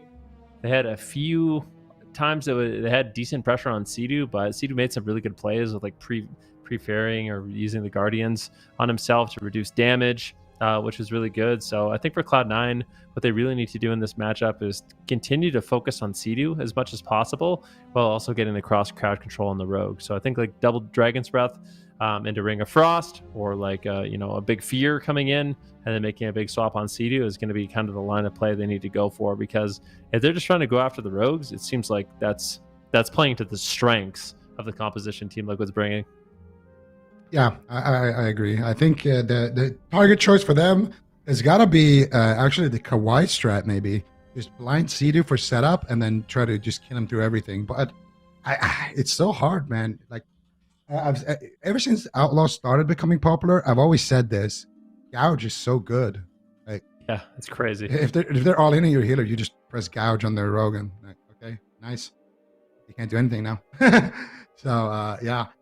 I think it is easier said than done to kind of execute somebody like that. But I do think that is the right line of play. Early on, at the very, very start, maybe if they find one of the Outlaw Rogues or sap one of them, they can open up the match by going on him and forcing out some cooldowns that way, get a Guardian out of the way and things like that. But in general, I think that if Cloud9 gets a kill, it has to be onto Sea-Doo, because these Outlaw Rogues are literal tanks. Yeah. Maybe if you get deep enough into dampening, you could whittle down one of the rogues. But you'd have to get so far. And like on a big map like this, I think getting Flop to drink more frequently is going to be important. Blackrock Hold, I don't think he got to drink a single time, and he still extended the game quite far. So if he had mana in that position, could have been a different story. But I feel like it's actually the double outlaw that could almost improve in the matchup. Like, I feel like committing a blind, like it did it at the end of the game, where they blind 2 different targets. I feel like not using a blind on Chun is a mistake. Like, just get him out of the game, and what is Wealthy Man going to do? He's going to sit there while you're wailing away. And, like, Bob's going to run out of mana and not be able to heal it eventually. I feel like just CCing Chun-Li for the whole game. Just never let Chun-Li play the game. Just blind sap, kidney, disarm, blind sap, kidney, disarm, and just keep chaining it. And never let him play, and you'd kill Wealthy Man eventually. I think that's, I swear I like that. Is the second that Chun-Li kidney shots, like let's say kidney shots Trill, Soundman blind saps him. Let's say he kidney shots Soundman, Trill just blind saps him, or blind kidneys him, or whatever. Just put maximum control on Chun-Li. You can even just ignore Flop in this one, but Flop actually makes a change. So this is a bit of a telltale sign. He's playing mind games now. So he switched over to playing the Venthyr, so he has the mind games. It's going to make it easier to take down Sea-Doo. So I think that is exactly what they're going to be going for in this match. Get a stun on Sea-Doo, get a mind games on Sea-Doo, and it could be difficult. I guess we will be rejoining, but could be very, very difficult for Sam I Am and Trill to peel it. Stopping mind games is going to be of the utmost importance, and if they don't during the setups, then I'm afraid Sea-Doo actually will go down in this matchup.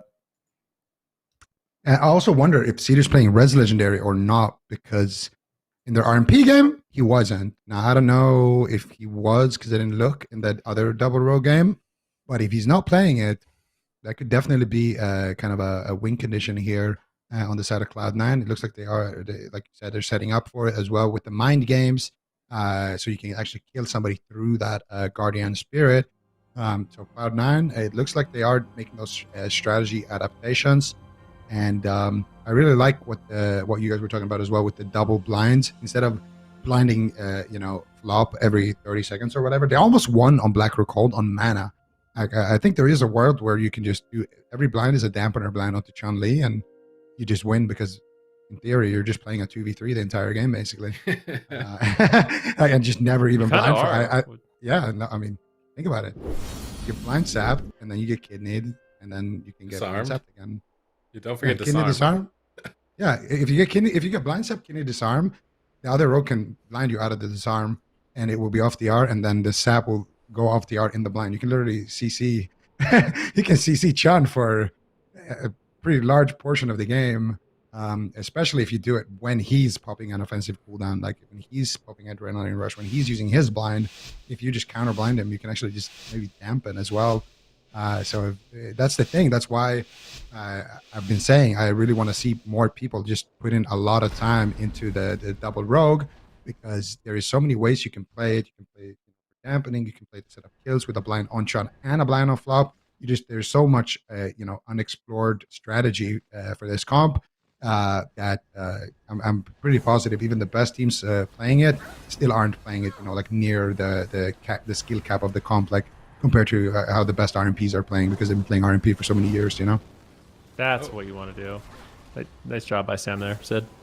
Double fear set up here. They're peeling Chun-Li though during the setup, and this is going to be very important for stabilizing Sea-Doo, because flop running Vent there means that Sea-Doo is the main target. Is he going to be able to survive? Locked in a kidney shot, popping the Guardian Spirits, Greater Fade, manages to wrap around the corner. Was that the inscrutable quantum device though, is what I'm questioning right now, because if it was, he's not going to have that for 3 minutes. And that was a scary setup. So let's see where they decide to allocate all their crowd control. Another dismantle out onto Chun-Li. Are they going to chain that into something here? Continue chasing down Wealthy Man, or hold on to the crowd control until the stuns. They need to protect Sea-Doo here. They need Trill to use blind on Chun almost as soon as possible on this kidney shot. Could like to be very scary. They fear Chun-Li away, putting him on stun DR, then kidney shot him, then roll back right onto Wealthy Man. Sam grappling hooks over to stun flop. Wealthy Man down at half during that kidney, but a double Frost Nova holds them at bay.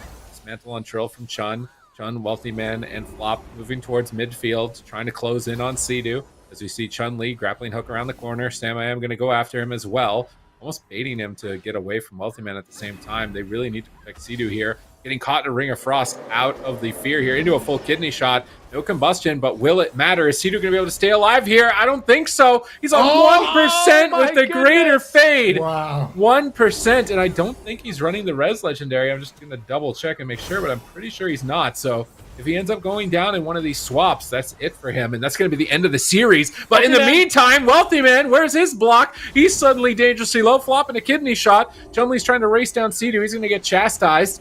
Sea-Doo's going to try and recover with the Fey Guardians, trying to stall the next setup. Trill is over next to Sea-Doo, dismantling Chun-Li as well, but they're CCing Chun-Li outside of the kidney shot. Combustion is available. This combustion could win the game for Cloud9. It could win the series for Cloud9. Can they connect in time? Sea-Doo's preemptively channeling a him to boost his healing output before the next go, but it doesn't look like they're going to go into it. Chun-Li's in a kidney shot. They can't commit. Flop is predicting some crowd control with the Holy Ward here. They're trying to make their way to Sea-Doo. Chun-Li grappling hook. Sea-Doo wraps around the other side, but Chun-Li is right on top of him. They're going to fear Chun-Li. Sam is next to Sea-Doo. Knows he needs to protect them. He's going to dismantle Chun-Li. But once again, CC outside of the kidney shot. Could be a big opportunity. Wealthy's just waiting, just salivating over that combustion. They actually blind Wealthy Man on the kidney shot on Sea-Doo. No block and no trinket because he's running that Echoing Resolve. They knew Wealthy Man was the threat with combustion, so they saved their crowd control for him and keep Sea-Doo alive for another kidney shot. Yep, Chun-Li's going to be looking for a big kidney shot here onto Sea-Doo, but Wealthy Man and Flop have to be there. There's a fear on Chun-Li, a blind on Flop. Great setup here by Team Liquid. Wealthy Man, though, just behind a pillar. He's somehow managing to survive. He is caught into a kidney shot. He does, of course, have that alter time if he could use it, but he gets gripped away. Nicely done there by Flop, creating some space. Here's the big kidney shot on Sea-Doo. Sea-Doo has the Guardian Spirit up right now, and there was no mind games available, so unfortunately, for Cloud9. They get the Guardian Spirit out of the way, but they're not able to accomplish too much more. Mind Games is still on cooldown for about 10 seconds during that last setup, but the next one is going to be available, and Sea-Doo needs to be very careful during that setup. He's going to need some good peels from Sam and Trill. Yeah, and Trill right now can't peel anybody because he is stuck in a sap right there by Chun. And now they're going after Sea-Doo here once again. Could be big trouble here. Ring of Fire comes out from Wealthy Man. Do you have any more stuns here? Doesn't look like it. Flop actually in a sap as well. Wealthy Man with no ice block. What is he going to do? Otherwise could trigger here. He gets a big heal, but still in a lot of trouble. Big Guardian Spirit there from Flop. Flop sitting in that kidney. I'm not sure if that Guardian actually triggered there or not, but that was an insane amount of damage, and Wealthy Man's HP is just looking like a yo-yo, kind of spiking back and forth. I think that was his Gladiator's emblem as well that he used. He has Alter Time active, Alter Time's back here, and Flop's Guardian did not trigger. He still has that to work with, so no big loss here for Cloud9 in terms of defensives. Flop now in a kidney shot. Who has a blind for him is the question. It's going to be Sam I Am here looking for... What was that? Sam... I think he tried to sap out of the kidney, but then he wasted his vanish because he had to blind him out of vanish and then open so he can't sap his blind. Sam there on the rogue, maybe trying to do some fancy plays there, but it's hard to do a blind sap, or sorry, a kidney sap when the priest is playing Relentless, of course. And I'm going to see Wealthy Man here once again with the combustion here, looking to get aggressive onto Sea-Doo. Can they connect is the question. Doesn't look like it. Wealthy Man instead is going to get put in a kidney shot. And finally gets a little bit of damage here to Sea-Doo. The resonators are down as well. Big damage coming in here, but Sea-Doo once again is going to survive. But look at Flop's mana. This is a big difference between the previous time they played this matchup and this game, because right now, Flop with a big mana lead, stuck in a blind. Wealthy Man with 2 rogues on him. He gets the Dragon's Breath. They don't get a CC refollow up there on Flop. Wealthy Man almost blocking his Cauterize, but he will survive, will stabilize, has his Ice Block back of cooldown, has his Cauterize as well. So Wealthy Man actually looking healthy, and I would say Cloud9 right now in the driver's seat. Yeah, they've got a lead here. Can they maintain it into dampening? Flop into a kidney shot. Chun-Li into a kidney shot. Wealthy Man isolated. Sam and Trill trying to get to him. Now finally connecting, getting him below half, but Sea-Doo's into a kidney shot. Where's the assistance? Doesn't look like they're even going to help him. They're just going to kill Wealthy Man, trying to proc his Cauterize. Not enough damage to do so, but Sea-Doo manages to survive yet another kidney shot. Those are the most threatening points in the game for him. Wealthy Man caught behind the pillar, flopping his sap. This could be caught. This could be blocked. This could be the game here. Mass Dispel attempt. Is Sea-Doo going to risk it and get counterspelled here? He gets the Mass Dispel. Wealthy Man still has Cauterize.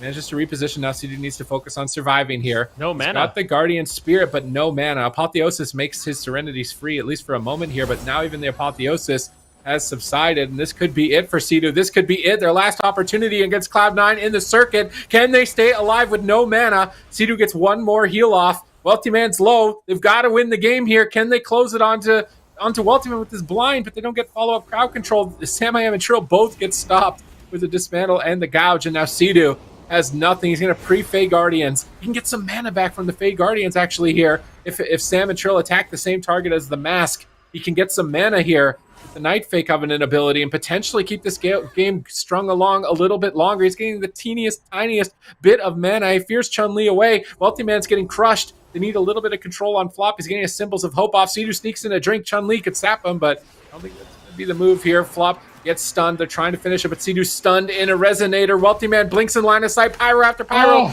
Big heal. IQD to get out of the stun by Sea-Doo. Just enough time. Rebuffing. Full blind. Could this be it? Is he managing to do it? He's half health and no mana. Is he going to stay alive long enough for Wealthy Man to get taken out in game number 4 and still have an opportunity to beat Cloud9 in the circuit? The pressure is alleviated. Wealthy Man is back to full health. They're closing in on Sea-Doo, but he got his Symbols of Hope off. He's going to have a bit more mana left in the tank. He's just constantly sneaking a little bit of extra ticks of mana back from his toolkit. Flop now into a blind. Tried to pre-fade. It looks like it's not going to hit. This could be it for Wealthy Man if they get follow-up. Sap out of the blind. Can they close in on Wealthy Man? Chun is just trying to race Sea-Doo. It's a race. Who's going to fall first? Cauterize triggers, and Wealthy Man's on the run, trying to get after Sea-Doo. He's going after Sea-Doo with nothing left. Defensive Ring of Frost gets placed down by Wealthy Man as he is desperately trying to peel Trill and Sam away, and they do not want to run into that Ring of Frost. Wealthy Man repositions. Here comes Combustion. Sea-Doo managing to have Apotheosis now to get free healing, even though he's been out of mana. He's just chaining his mana regeneration mechanics one after the other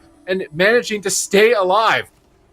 Yeah, Sidhu's doing an incredible job right now. Chun-Li, I feel for him. He's trying to create some pressure, but his mage just cannot help. He's got no cauterize. He's got no ice block. Flop has no mana. 22% dampening a long-range blind there by Chun-Li on Sam. Try to slow him down. This next kidney shot could be lethal on Sidhu.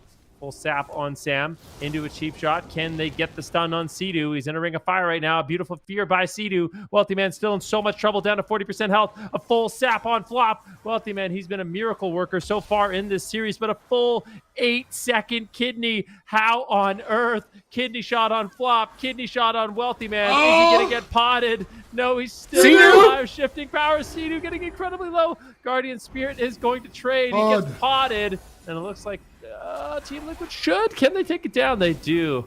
They scramble the egg. They tie up the series, and we are going to a Game 5. Flop, obviously, visually frustrated and exhausted from fighting this composition, and I don't blame him. Yeah, I mean that they made them work for it. They made Team Liquid work for it on the side of Cloud9, but it just looks so hard for Wealthy Man. This is the thing. Sidhu is playing a human priest with IQD and Relentless, and they're going after him. He can Guardian while he's stunned. He can IQD out of a stun, and he can human racial out of a stun. So he's playing Relentless double trinket, and he has a defensive that saves him if he's stunned. How on earth can you kill him? And and let's not even talk about the rogues. Those are just immortal, both of them. This just looks like a really, really bad matchup, honestly. Cloud9 almost took him down. There was 2 moments where Sidhu almost fell. There was one moment in particular where he was like 1% and he got a fade off and he managed to survive. But I think Cloud9 did do a pretty good job, all things considered, in this matchup. And it's going to probably come down to that RMP mirror once again here in potential game number 5. Crazy. How much of a heal is IQD? Because I swear he didn't use the IQD to break out of the stun. He used it to heal himself. He was like 20% health, and he got out of the stun. He IQD'd to full health. He literally lay on hands himself with the trinket. So, I mean, that's what happened. We have details. Can we look at details for his healing and see how much it healed? Yeah, if we can see how much IQD healed for, I'd be really curious. Because I swear he sat the full stun. He had no mana, and then he used that trinket to top himself when he was on that pillar right above us right now earlier on in the match. But you can see the final moments right there. Wealthy Man, he did a good job, honestly, but there's only so much you can do in a situation like that with dampening so high. I expect us to go to a large map next with the threat of Mage Lock, and Team Liquid's going to have to basically decide, do we go with the Rogue Mage Mirror, or do we just kind of ride or die this double Outlaw? Yeah. The IQD, it's it heals for a lot. It executes for a lot as well. And if I recall right, I think it benefits from Combust as well on the mage. If you put Combust, it has I think it crits. It might be the coolest trinket in the whole game that's ever, it might be the coolest trinket that's ever been made. Like, if you're low health and you're targeting yourself, it heals you. If you're in crowd control, it removes you from crowd control. If someone's low, it executes them. Like, what else can it do? You can heal your teammates as well. Yeah. You can use it to heal your teammates when you're kicked. Actually, if Sidhu had it in the game where in the RMP mirror, if Sidhu had it in the RMP mirror, he might have been able to save Sam when he kicked him on the Master Spell. I don't know if he had IQD there or not, but if he had it and he pressed it, he would have healed Sam and basically lay on hands to him. I'm pretty confident he's using it every game. So I know, but maybe it was on cooldown. Yeah. RMP mirror. Definitely was playing with it. So we're gonna go. Actually, this is interesting though. Why I feel like Team Liquid here, they had an opportunity to maybe blind lock the double rogue, and they didn't go for it. Is there any chance Frost DK does good into double rogue? Because I'm wondering if a Frost DK comp would just AoE. No, I think you're just dead if you're a Frost DK. Oh, there it is. 52K. Bro, that's a Vesper totem of healing. What? Yeah. I'm telling you, you can use this to heal your teammates. What is better than that? There's no way the PvP mode is better. You gotta lay on hands. You get an extra trinket. We haven't seen the execute yet. How hard do you think the execute would be? Well, when I played with this trinket, it was in season 1, but then it was literally, if it crit, it was a 20-0. So now with it being scaled, I would imagine probably up there as well. Probably 40k executes, 30k executes. No. Yeah, production toss, 30k executes. And I don't know if that's a crit or not, but it's a good trinket. It's a really, really like strong trinket, and it's crazy that it's taken so long for people to actually use it. But it seems pretty insane. Well- I guess it's also because of the TR. It's so hard to get it on live compared to just making a character and buying it. Well, I think what actually happened was the old set bonus was too good to not use. Like that versatility, like your versatility got amped. So they changed the set bonus. So maybe people are realizing, hey, you know what? The stamina and int is nice, or the stamina and main stat's nice, but you know, this trinket has a situational uses. Whereas before, I feel like getting rid of like the bonus damage and healing from your versatility it was really difficult to get away from that. That was super duper good. Also, I mean, we talked about it earlier, but losing your main stat as a DPS versus a healer, like a Holy Priest doesn't care about throughput. They're pressing Serenity and someone's full HP. An extra 150 int is not changing the outcome of Serenity's healing, so I think it makes a lot of sense for the Holy Priest to be running this trinket, whereas the Fire Mage, I mean, maybe. I think we're going to worth see it. If you're playing a tank mage into like a comp where you're never targeted, I feel like you can get away with it, but we'll see. We'll see as the season goes on. Maybe people will start picking it or not. Maybe we'll just Apparently, it healers. also, if you're healer, it can give you mana too. If you're low on mana and everyone's full health, Yeah. then it gives you mana when you use it. Can you Wait, what? dispel your teammates with it as well? I swear I remember. Yeah, you It's can literally do that, but I every might be wrong. ability, but just given the circumstance. I wonder if it removes CC as well. Wait, that's what I think. I mean, I could be wrong on this one, but I think you could also dispel your teammates with it. if they're full Might be HP, wrong. it wouldn't heal them, right? So they're full HP in a sheep, and you can dispel them too. You're telling me? Yeah, I think so, yeah. I think if your healer is CC'd and you target him and use it, it removes the CC like a sheep. But Is this trinket used in PvE? I I don't know. don't think so. Because this seems like a PvP trinket in a dungeon or something. like why is the DPS going to dispel someone in a dungeon? I guess it's literally Okay, a so the Swiss CC break is Army only knife. for yourself. What am I It's a thinking? Swiss Army I'm thinking of knife. MacGyver. It's like a MacGyver trinket. Like I just got- if it becomes anything you need to do whatever you want at any given time. Okay, so here we go. This is like the list. I don't know how official this is, but it sounds right. If your HP or close allies' HP is less than 30, then it heals. If a healer near you is less than 20% mana, it gives him mana. If crowd controlled, then it removes crowd control. Something about aggro. If someone's in danger, then it spawns like a little aggro bot or something like that. If the trinket can execute your target with X damage at will, and then it removes CC too. Seems pretty good. Well, that does sound pretty good. Like I and that's said, why if you're a people are healer, go playing it. farm that trinket right now. I don't know if I have any keys. Does someone have the other side key? 15 plus is that what it needs to be? I think. I think so, yeah. Yeah. Anybody in chat got a key? I need some help here. I feel like everyone in the chat's gonna be posting LFG the other side right now. It seems vital, at least into Outlaw Rogues. What about if you lost the throughput into like a throughput comp, like a Demon Hunter Afflock? Like on the ladder, you're not fighting only Outlaw, right? It's like I feel like it's not gonna work for you in those matchups where you're fighting two specs that do a huge amount of damage at all times. It seems specifically for Outlaw that this combination is effective. Yeah, could be. Still lay on hands, 60k heal if someone's low. Not bad. Yeah, I mean, well, it saved Sidu, right? Like he was dead there, I guess. I thought that he IQ'd the stun at the It's end, Serenity, but he used it yeah. to heal himself, even because he was. yeah, that's what I thought as well. That's amazing. But it checks out. It definitely checks out. Yeah, I want to know. I want to see some RMPs using this. That's what I want to see. Like, I mean, I know we're seeing two RMPs use it right now, but it's only on the healers. I want to see the rogue and the mage use it as well, like to execute people, because that extra burst is really, it's really unexpected, and it shoots a projectile, but it's a really, really fast moving projectile. So the execute just comes in really like, and also if it's midair and the target gets healed, you still do it. So, yeah, you can get some cool kills with it. It'll be interesting to see what people do with it. But we have game number 5 between Cloud9 Team Liquid here. The only time they're going to face off in the circuit. Both of these teams, top dogs here in NA, and both of them desperately wants to win this match. It's going to come down to an Outlaw Fire RMP mirror.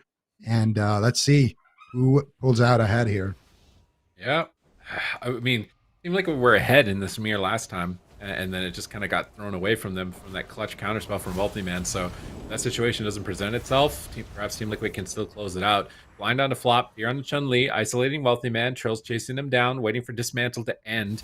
Still holding him at half with a Polymorph now on to flop. Excellent attack from Team Liquid in this position, but not netting the Cauterize just yet. Wealthy Man Soul Shapes the Pyro, but they proc him on the Cauterize. Big win for Team Liquid early on here. And Sidu has pre-Fey Guardians. The crowd control and almost killed Wealthy Man on their setup. This is amazing for Team Liquid to keep that momentum going despite their crowd control ending. This is a great position to be in on match point. The pressure's on for Cloud9.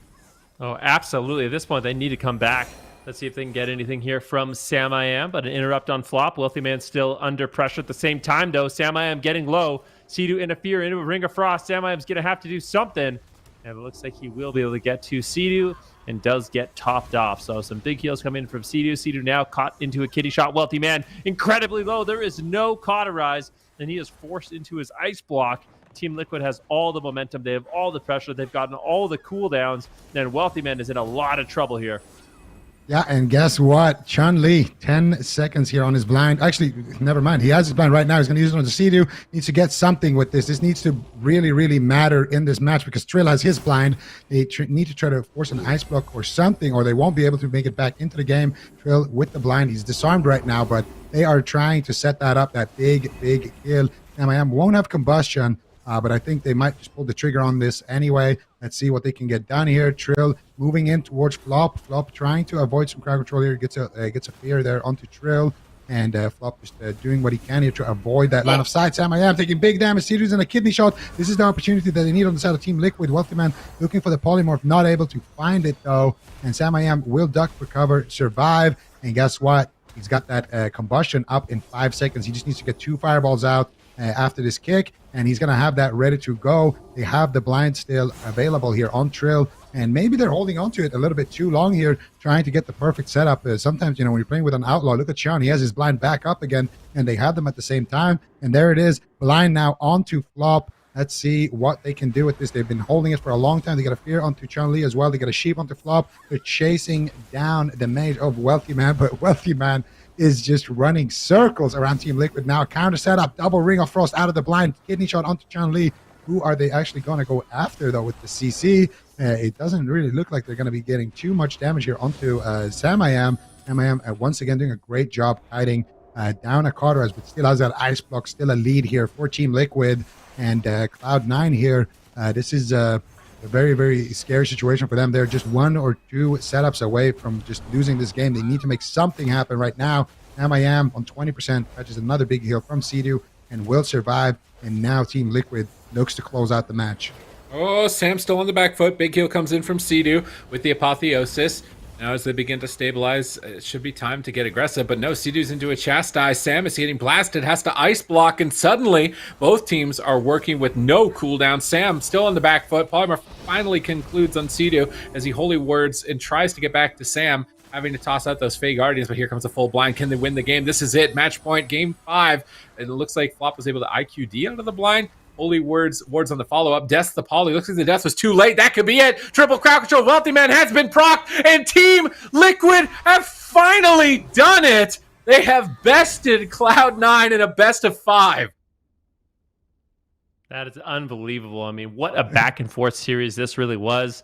Team Liquid stepping up in a big way, and those Rogue Mage Priest mirrors bring in the double Outlaw Rogue as well after losing that blind pick, and that's a big win. I feel like in the past, Team Liquid has really struggled with Cloud9, so picking up a win there is going to be absolutely massive for them. You could tell to Sidu as well. You could just see his reaction there on the camera. He's super fired up about this. This has been one of the teams that's really been giving Team Liquid, a tough time over the years, and now you get to walk away with the clean 1-0 here in the circuit, and that's gonna really, really matter later on as well, because I mean, if you look at the standings from the cups, the teams to beat was, Cloud9, Hawaii, these type of top dogs here. So getting those wins really, really matters, because not only are you, improving your standing, but you're also denying your main competition a good standing, and that can play a factor as well later on in the finals, and also in the show match tournament, the cross region tournament. So definitely a big win here for Team Liquid, and what a close series it was. Double Outlaw Rogue really paid off for them. They were able to get 2 of those wins with it, and then here able to get that win with the RMP mirror. And honestly, they looked really clean. Wealthy Man was playing really, really amazing, but Team Liquid as a team, it just looked way better in this particular game, and I think that's a big reason to why they were able to get that kill there in the end. And just a great performance from them. Absolutely. They've had an incredible weekend here on the side of Team Liquid. They're going to walk away with 2 points for the weekend, which is going to put them in very good standings, as you've already mentioned, Zico. And I'm looking at the teams that placed higher than them in terms of seeding from the first cups that got them qualified here to the circuit. Cloud9 being one of them, and then 3.5 Men versus Kwai. And I'm curious, Zico, how you think they're going to do against those 2 teams, considering the performance we saw from them today.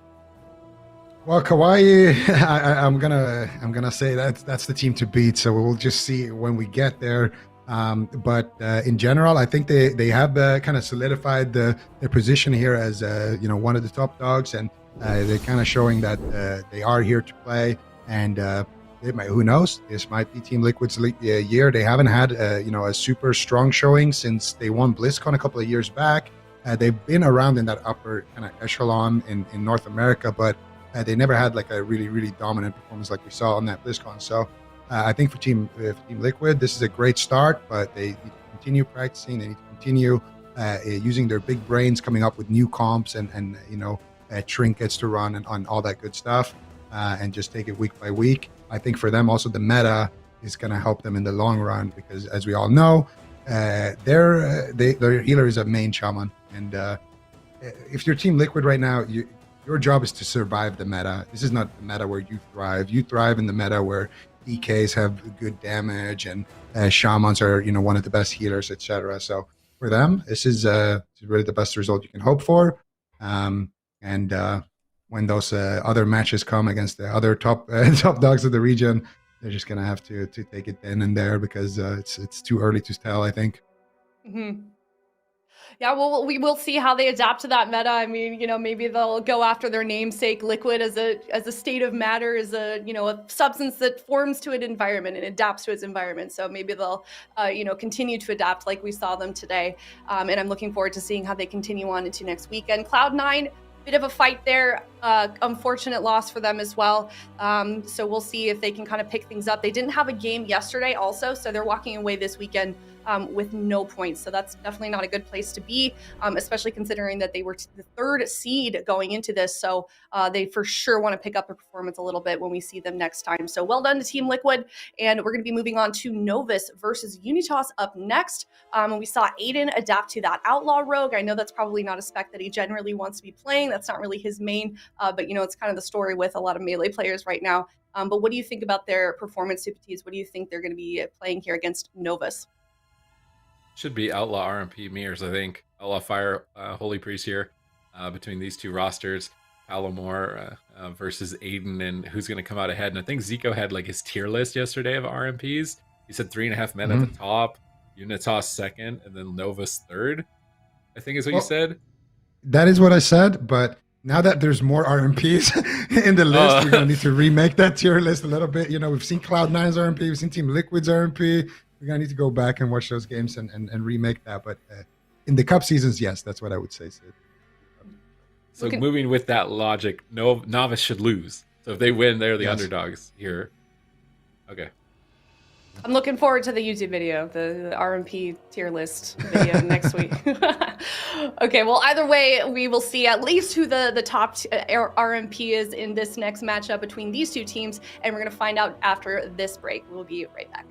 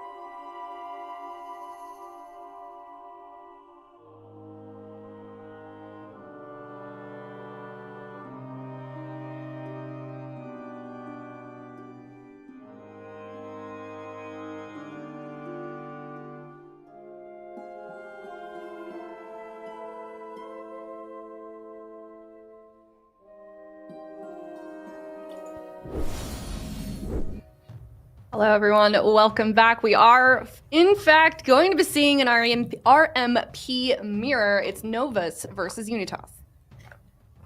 All right, this right, is well. Novo's chance to move up in my RMP rankings here. Have another shot here at taking down Unitas in the RMP mirror. Palomar, I want to see some big plays right now. I know you guys can do it, so make me proud. All right, well, here we go. We'll see how this one does play out. We've been seeing quite a few RMP mirrors this weekend, and we'll see which one of these two teams can kind of rise to the occasion here. Picking up the points in this circuit is going to be incredibly important, so can't take any of these matchups lightly. Big kitty shot here on Aiden, as it looks like Novos wants to get aggressive early on. Aiden will be using his will to survive with the Cloak of Shadows and Feint, and that is more than enough for him to survive, potentially. Still not getting chopped off, almost getting executed, incredibly low. What a scary moment there, but at the same time, Dopamine getting absolutely slayed. He's on fire, he's procced, full blind on Whaler. Very explosive start for these teams. Oh, he used IQD there as well on the side of Whaler to break out of that sheep out of the blind. So already getting some big cooldowns here from Dopamine in the mage race, but the rogue race is of course being won here by the side of Novos. So a bit of a strategy adaptation. I personally prefer when these RMP mirrors are going for the mage. So I would say Unitas strategy-wise should have a lead here, but Aiden could get dropped as well. Dopamine though taking a huge amount of damage, wants to be greedy here and hold on to his ice block, and in this case he will be rewarded for his greed. Close call though there. Unitas could have really pulled ahead there, forcing 2 5-minute cooldowns essentially, but Dopamine will hold on, and now trying to just hide a little bit, trying to just stay alive while Whaler is recovering over there, and both of these teams looking to make their next assault, and Palomar now also going after the mage here, giving up onto Aiden. Dopamine though taking huge hits. He has to ice block. There's no way he's not gonna ice block. That was incredibly close. They actually blind Aiden there as well, and now they're swapping to Aiden here. Big hit of damage here, and doesn't look like actually gets sapped. Doesn't look like they're going what. They kidney shot Aiden, and it looked like they were swapping to him there with a smoke bomb, but they just sapped him out of it and then broke the sap. So a little bit of maybe miscommunication there on the side of Novos, but either way, Unitas looking like they are going to be ahead so far in the mage race. Feels like they're trying to find their own way to win the matchup. Like Smoke Bomb seems like new tech, Mind Games Priest, and going after the Rogue. I'm wondering if Mind Games is to try and absorb the healing that the Outlaw Rogues can do to themselves, and maybe that's their strategy or thought process there. But so far, it's just not been looking good, and Dopamine has basically no cooldowns left personally, and there's a full blind. This could be it in game one. Dopamine blinking for his life here. Is he going to survive? Aiden reconnects, cheap shot behind the pillar, fear into kidney on Whaler, and that's it. They proc the pod, and they pop it, and Unitas had full control of that.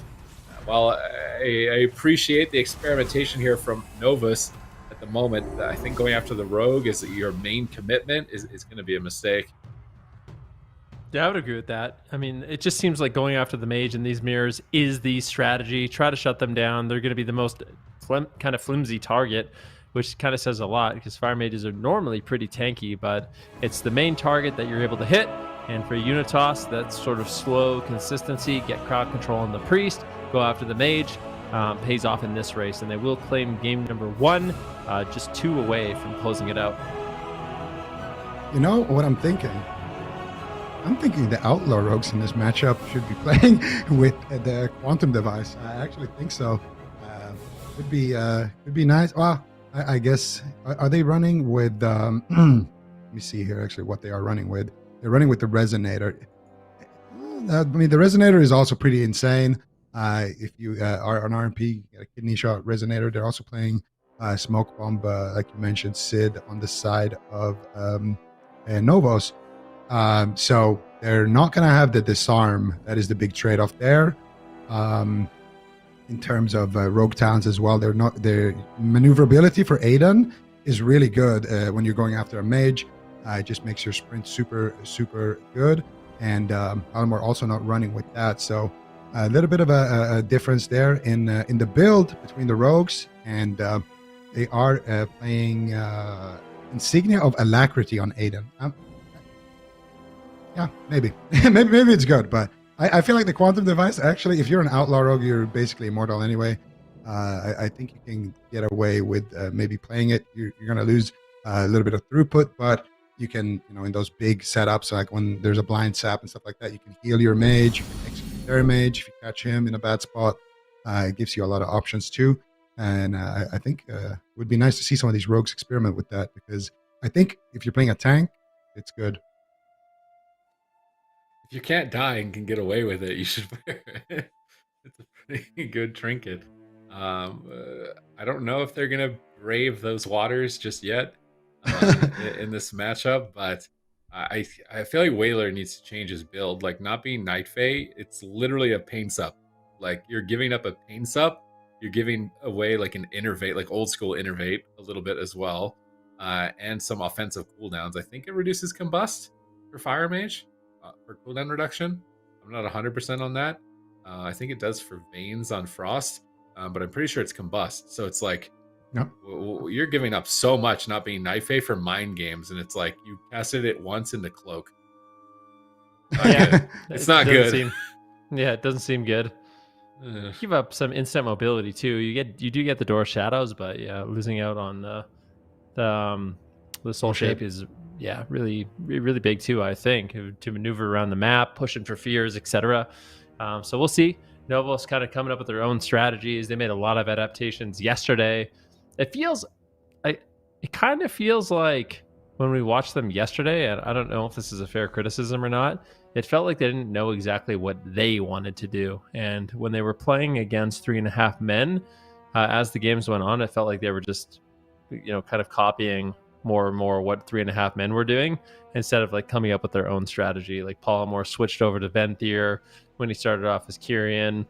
Whaler switched over to Relentless and IQD, which I think is a fair trade, but I like to see them have like kind of their own style and confidence in their builds. I guess they are trying some different things here, but it's not working out so well right now. We'll see if they can make any more adaptations, or maybe that was just a bad game for them. Maybe the mind games, they could go after the priests potentially a little bit more. I'm not exactly sure, but it seems like Unitas kind of has like the bread and butter strategy. This is what we're seeing most of the successful teams do, and it's been working out great so far. Absolutely. And for Unitas, I mean, they are really clean in the RMP mirrors. They're, even against 3.5 men, they had a really, really nice series in the cup stages. So Unitas definitely very experienced when it comes to these RMP mirrors. And for Novos, it's not the worst maybe to go after the Outlaw Rogue and try that with a smoke bomb and things like that. I can get behind the idea, but it just feels like the RMP mirror is, because we've seen so many now, it seems to be a little bit figured out. Using your kidney shots if you can on the priest to set up CC, or just using them on the rogue to slow him down, and just try to pressure the mage as much as possible, and play kind of a long game where it's a mage race. That seems to be kind of what worked the best so far. But there are some things we haven't seen. We haven't seen anybody really commit, aside from that last game on a rogue. We also haven't seen too many priest swaps and in general like setups to try to kill priests. So there's still some unexplored territory here, and we're just gonna have to wait and see here. Unitas getting the opener onto Palomor, and I don't think they actually want to go after Palomor, so probably just disarming him and stacking up a little bit onto Aidan, and they are going to be going on the side of Novos onto Abrua here, and Abrua is going to be the one who takes the damage from that first combustion from Dopamine. And they force anything, though, is the question. Blind coming out now onto Whaler. Dopamine, though, taking huge damage, and they get a sap there as well. Aidan not able to find it, but they do find the Ring of Frost, and they connect onto Dopamine. Nice alter time by Dopamine, and that should be enough, potentially allow him to stay alive for now. Korlik actually getting kidney shot into a sheep, so this is Nova's attempt to get aggressive onto Abrua, but Abrua with some preemptive kiting should be able to survive that one, and now back onto Dopamine here with the pressure. Yeah, let's see if they can stabilize here. Korlik using the Fey Guardians, so Abrua is going to be taking 40% less damage. Whaler's in a polymorph at the moment, which could spell trouble, but Aiden's not connected just yet. He's finally able to make it to his target, gouging off the Echoing Resolve, I believe, trying to get rid of it. Ring of Frost on the Korlik. Good opportunity for Novus here onto Abrua, and they managed to force him over and get that Cotter as they do get an ice block. Some glimmers of hope here for Novus. If if they can keep it going. But Dopamine's now falling behind. Whaler trades out Guardian Spirit, gets a big heal with Apotheosis, pulling him back up into the fight. This is the best that they have looked so far in this series. And I think going for a more standard strategy, standard build here, going after the mage, is looking a lot better. Definitely. That was actually the mind games that forced Abrua into that ice lock. If Cauterize had procced, he wouldn't have got that effect and actually would have gone down. So Whaler getting some value from Venthyr right there. Decent choice. And right now, Palmer's actually going to get swapped to Dopamine in the middle of the map, just getting some control here of Abrua, trying to slow him down a little bit. We need Palmer to reconnect to Abrua. Dopamine on the run right now with his soul shape. Whaler gets interrupted. This is a nightmare situation. Dopamine has to stay alive. But it looks like his kiting will pay off. He's still low, though. Whaler essentially going for a cast here. Does he have the damage? Dopamine just going for a combust. Just going for it. It gets dispelled off by Abrua, I do believe, who cancels that. Both mages just so incredibly low. Dopamine gets potted. No, can they keep him alive? He still has his ice block. And disaster for Novos. That game was going so much better for them, but unfortunately Dopamine gets caught by a huge hit of damage, and Unitas will claim a game at number 2, now 1 away from closing this series out. That looked so awkward there at the end for Whaler. Like, he wasn't CC, Dopamine was kiting, and then he was out of CC, but he couldn't cast any heals, and Dopamine just tried to counter pressure, and things just didn't go their way. But like you said, it looked good. The mind games did get value here. You give up a lot for the mind games, but it did net them that ice block. They were ahead in the race there, but unfortunately for them, maybe greeded a little bit there in the end. Maybe a little bit of right there was the mind games that Abrua blocked. Fear onto Korlik. Good CC here, and Dopamine at this point gets the Guardian Spirit, so he's going to be completely fine. Apotheosis gets popped, and this is kind of the moment that we're talking about. Korlik's in a blind. Dopamine gets the sheep. He pops the combust. He wants to get aggressive here, but they just stun up Whaler with a kidney shot, connect onto Dopamine, and his Cauterize procs, and he just instantly gets potted right after it procs, basically, and they have the damage to take it down as well. So nice kind of counterattack there by Unitas, but it did look like they should have survived there. Like, it looked like Dopamine, I don't know what Whaler had there, but it looked like maybe he could have lived there, or just maybe blocked a little bit earlier and kind of gotten a cleaner offensive go there, because they were in a good spot. Yeah, definitely rough. I mean, I feel like they put themselves in a really solid position that match, and unfortunately it kind of slipped through their fingertips. Victory slipped through their fingertips there at the end. But I think if they continue, kind of the confidence we saw in that matchup, the kind of play we saw in that last matchup, it is possible for them to come back in this series. I do think it's just going to be Outlaw RMP mirrors the entire way. Hey, there, we're going to one of my favorite maps. We're going to the Robodrome. And Novos has the chance to bring in Nazem. Are they going to do it? Nazem, a very good Destruction Warlock. I don't think it's the right move, but it's unfortunate, because I really feel like Nazem is one of those Warlocks in North America that's incredibly talented. I've played with him a few times. I'm always really, really impressed. I wish we could see him more, but it seems like Novos is really, really committed to the Rogue Mage Priest. So you have Warlocks like Burn and Nazem kind of taking a backseat in most of these games, but hopefully we do see him at some point in the circuit. But for now, I think we're just going to be sticking with the RMP. Well, maybe Nazem needs to take a page here out of Sam I Am's book and start working on his Outlaw Rogue, and he will be tagged in. I'm wondering actually if Novos has a double Outlaw that they could go to, because it seems like if you're playing so many RMP mirrors, it might be kind of good to just counterpick them with double Outlaw. And then on your blind pick, you just play RMP. At worst, you play a mirror. At best, you play a counter. Could be the kind of the way to go. In the blind pick, you're gonna have to guess if you're gonna play into an RMP or a double Outlaw, and you might get a double Outlaw blind, things like that. And Nova's not gonna do any of that. They're just gonna stick to their RMP. It's taking a little bit of time to maybe discuss what happened in that game and how they're gonna win this next one. Right. Well, we'll see if Whaler makes any adaptations, if he's going to continue to play the Venthyr in this matchup, which is something a lot of the other priests are not playing, but I don't mind it. It really scared a Brew. When you get mind games on you, even as that Fire Mage, you can no longer rely on your Cauterize, so you can kind of negate that defensive cooldowns that Fire Mages have, if you can get it at the right time, but it's not as guaranteed as playing the Night Fae. And I think that's probably the reason why Korlik and Unitas are going with that one. But Robodrome, an interesting map choice. I kind of wonder what was the reason. I mean, we are in an exact mirror match, so I don't think there's going to be any particular advantage on any of the maps. I like it too. I love this map. Cool map. You just like it, comfortable, what you like. Being Venthyr, he can door shadows up the ramp. Yeah. But I mean, is that really gonna be the difference in this game? Maybe doors up, grips his mage or something. I kind of doubt that has any impact. The pillars are the biggest. Are these the biggest pillars in the game? They seem pretty chunky. Tolvir? I think it's chunky. Tolvir's got to be bigger, right? I think it's chunkier than that. Yeah, probably. Now looking at it from this angle, I think so. I'm pretty sure. These towers are not Tolvir thick. So let's see what they can get done here. Still sticking to the Venthyr priest, and Whaler is positioned at the top side of the ramp, as if he's going to want to use this for his life grips. Palomar actually gets opened on. That could be dangerous at the start of the game when the Outlaw Rogue hasn't stacked up their Enduring Brawler. I think they're definitely a viable target, but he manages to stave off. Has to use Blind on Aiden, but they get a Polymorph anyways. Connecting some damage here onto a Brua, but it looks like Korlik is broken free. Is able to keep him stable. Now Whaler actually caught into a kidney shot.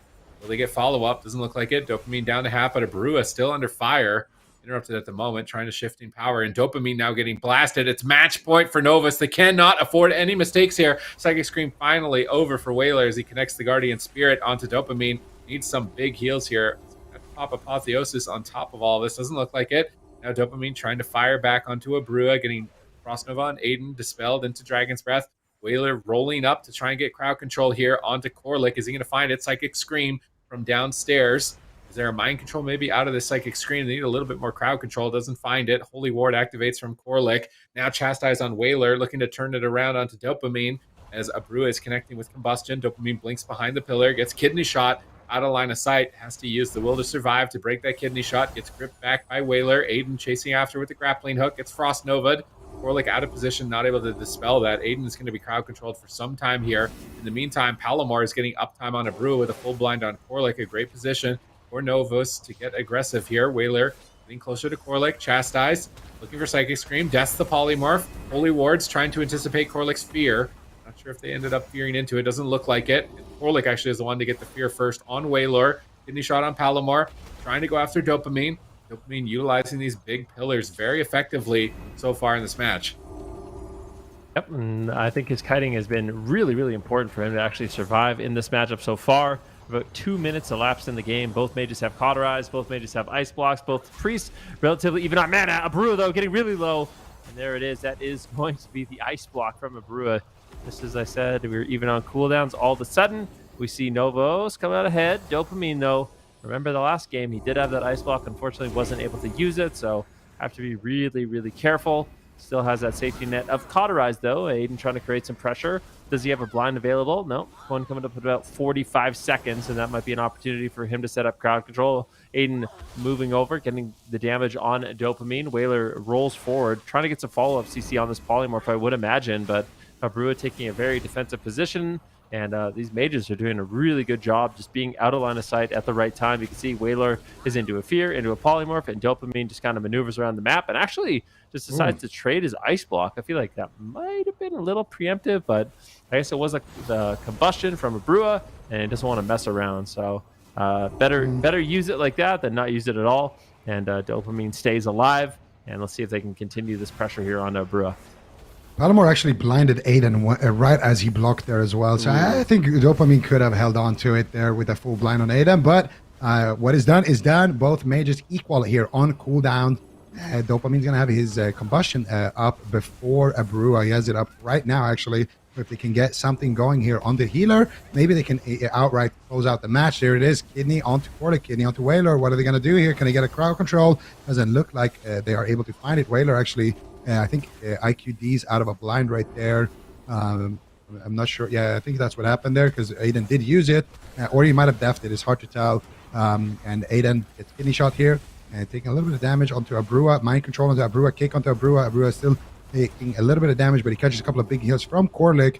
and Whaler and Dopamine just trying to survive the onslaughts from Aiden. Corlick pushing in here for a Chastise into a Fear. This could be the setup that they're looking for on the side of Unitas. What are they going to do? Abrua with the combustion. Here comes the damage. Dopamine with no ice block blinks out from the kidney shot. They blind Abrua there on the combustion. That surely could have been the game. He gets a counterspell onto Whaler. I think that's going to be it. Whaler getting counterspell. Dopamine burning down. Whaler finally out of crowd control. Almost getting kicked there by Aiden. And Dopamine barely hangs on by the skin of his teeth. And this is exactly what I was talking about yesterday. When Whaler's been sitting along CC chain, he cannot cast when he comes out, because if he gets counterspell like that, it usually just means that you're going to just lose out the game straight up. So definitely a close call. And now all of a sudden, Unitas just one setup away from potentially closing out the match, and Aiden has his blind. Yeah, let's see if they can finish it here. Abrua still with no block for 39 seconds. Corlick stabilizing him.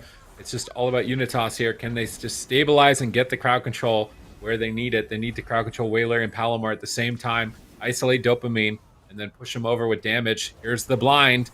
Can they connect? Abrua, combustion is rolling. Massive damage, stripping away Dopamine's health at this point. Sap out of the blind. This is it. On match point, they're going to proc the Wild Seed. I don't think there's anything that can keep it alive. Unitas take it 3-0. Yeah, really nice. All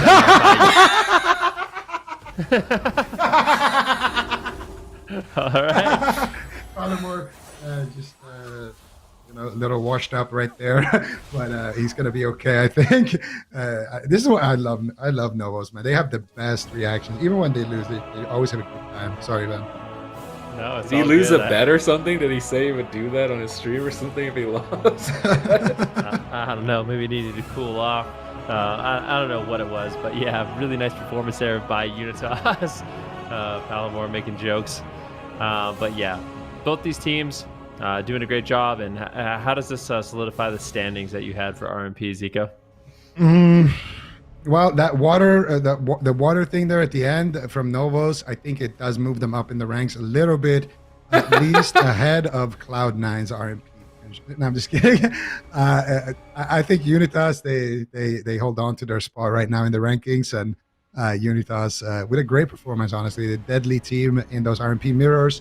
Deadly RMP, they've been playing RMP for a long time together, not specifically with this roster, but it's been a rebuild. And even last year, Unitas had a really good season, one of their best seasons. And I think this year they're starting off strong as well.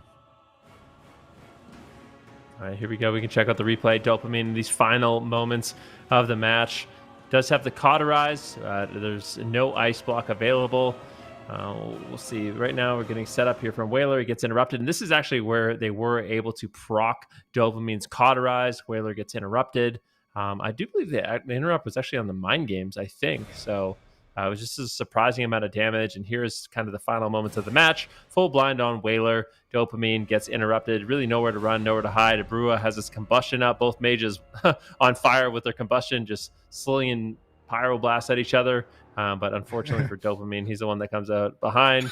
Palomar getting a bit crazy there. I feel like the cam poms, like I remember the healing stat keyboard slam. I remember Swapsy's fist pound where he pulled the camera out. He pounded the desk so hard. This is like getting up there. This is like a top 5, I think, for reactions to a game. Like good.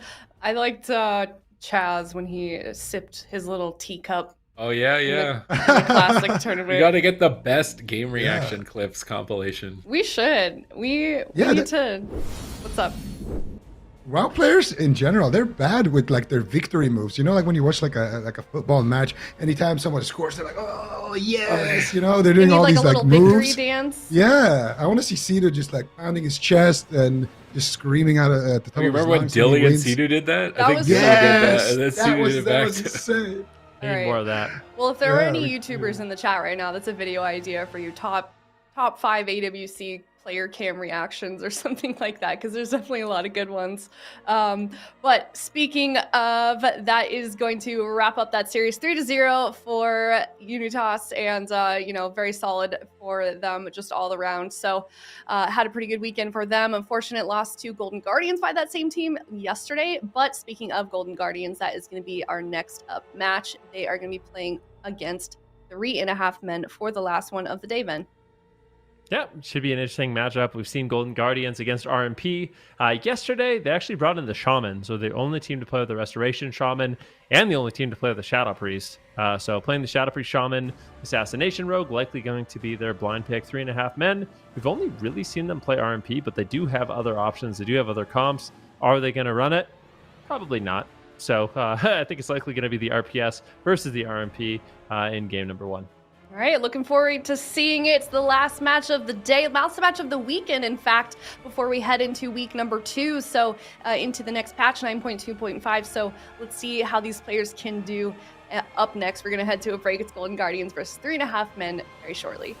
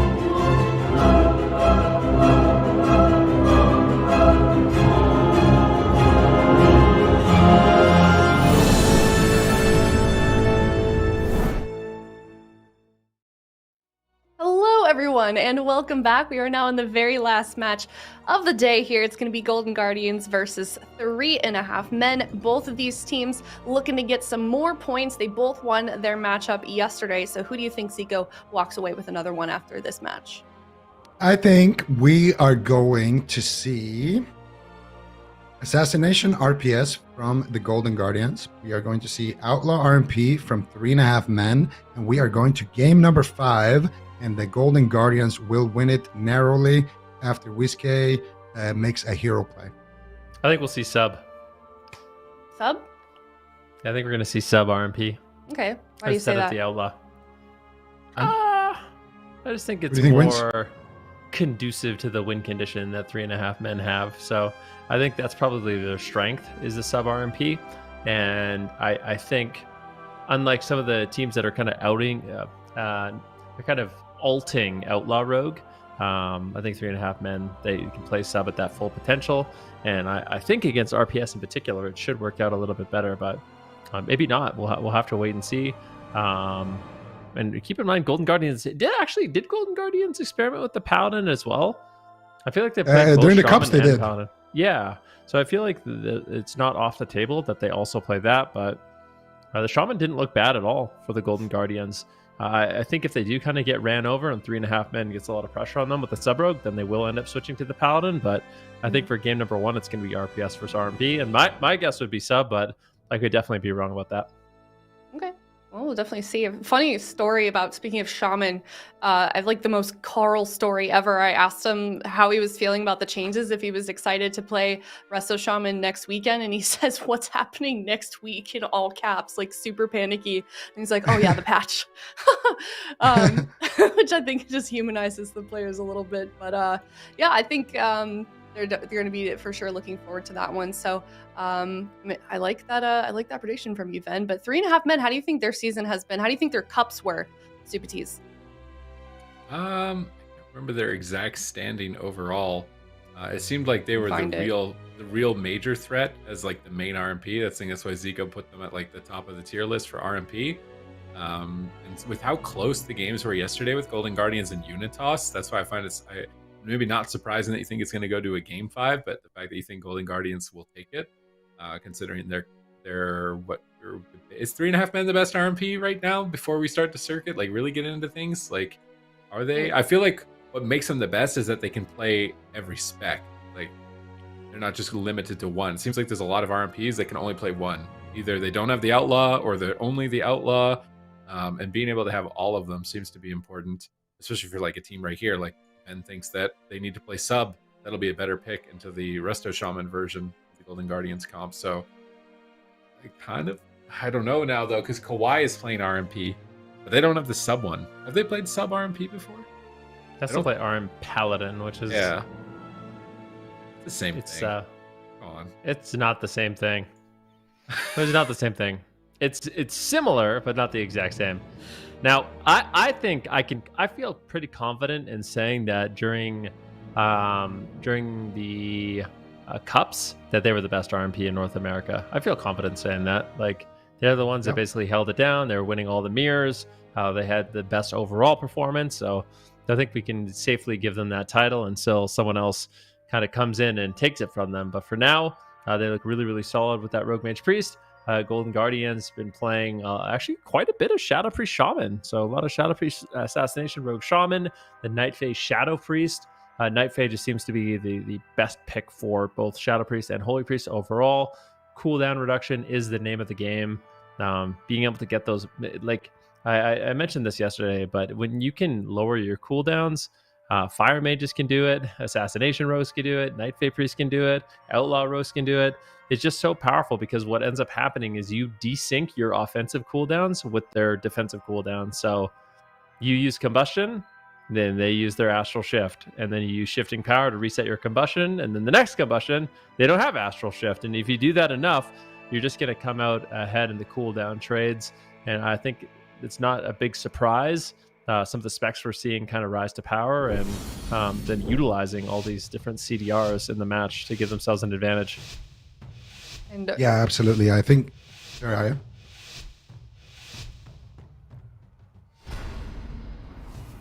overall in the points. So not too far behind Kwai.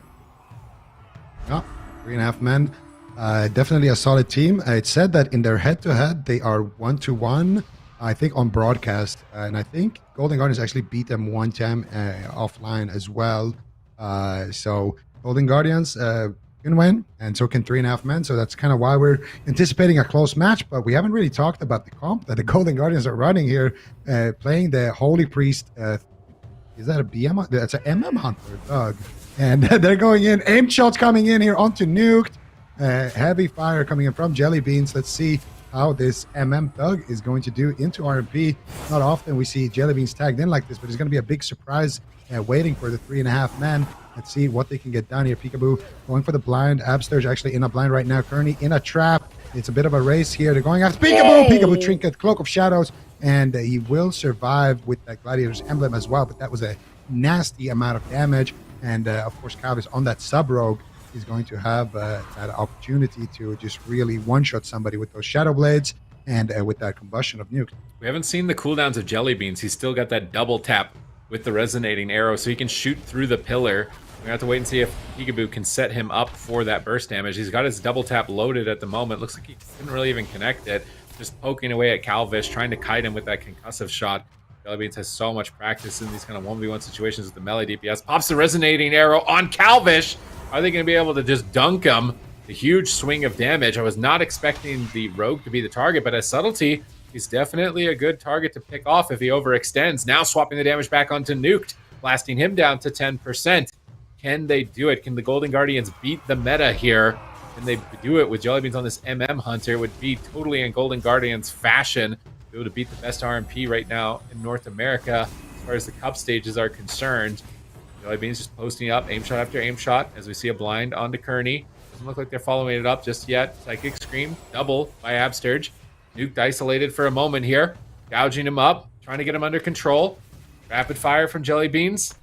Now swapping some damage back to Calvish to sustain max range from the rogue. Trying to pre-flare a swap. Peekaboo gets gripped onto the kidney here. Trying to pull him to safety. Is he going to survive? Faint and Cloak of Shadows. Looks like that is going to be enough for him with that Crimson Vial to survive yet another swap. Now it's Golden Guardians going after Calvish and the kidney shot. But Jelly Beans is polymorphed by Nuked. He can't connect any damage. Good peels from both sides so far. Yeah, really well done. Peekaboo still going after Nuked right now. I don't know if Calvish does have a trinket. I think he might have used it during that last resonating arrow. So definitely potential big damage here from Jelly Beans. Nuke gonna have to run away, but he just absorbs a lot of that. And you can tell the fact that Nuke is playing a dwarf, he was anticipating an assassination rogue. So I don't think they really thought this was gonna happen. But a little bit of a surprise here from the Golden Guardians for 3.5 men. Right now, this is still big damage from Jelly Beans. Nuked forced to run away and play defensive. Peekaboo all over him. Can they get crowd control? Full blind on Kearney.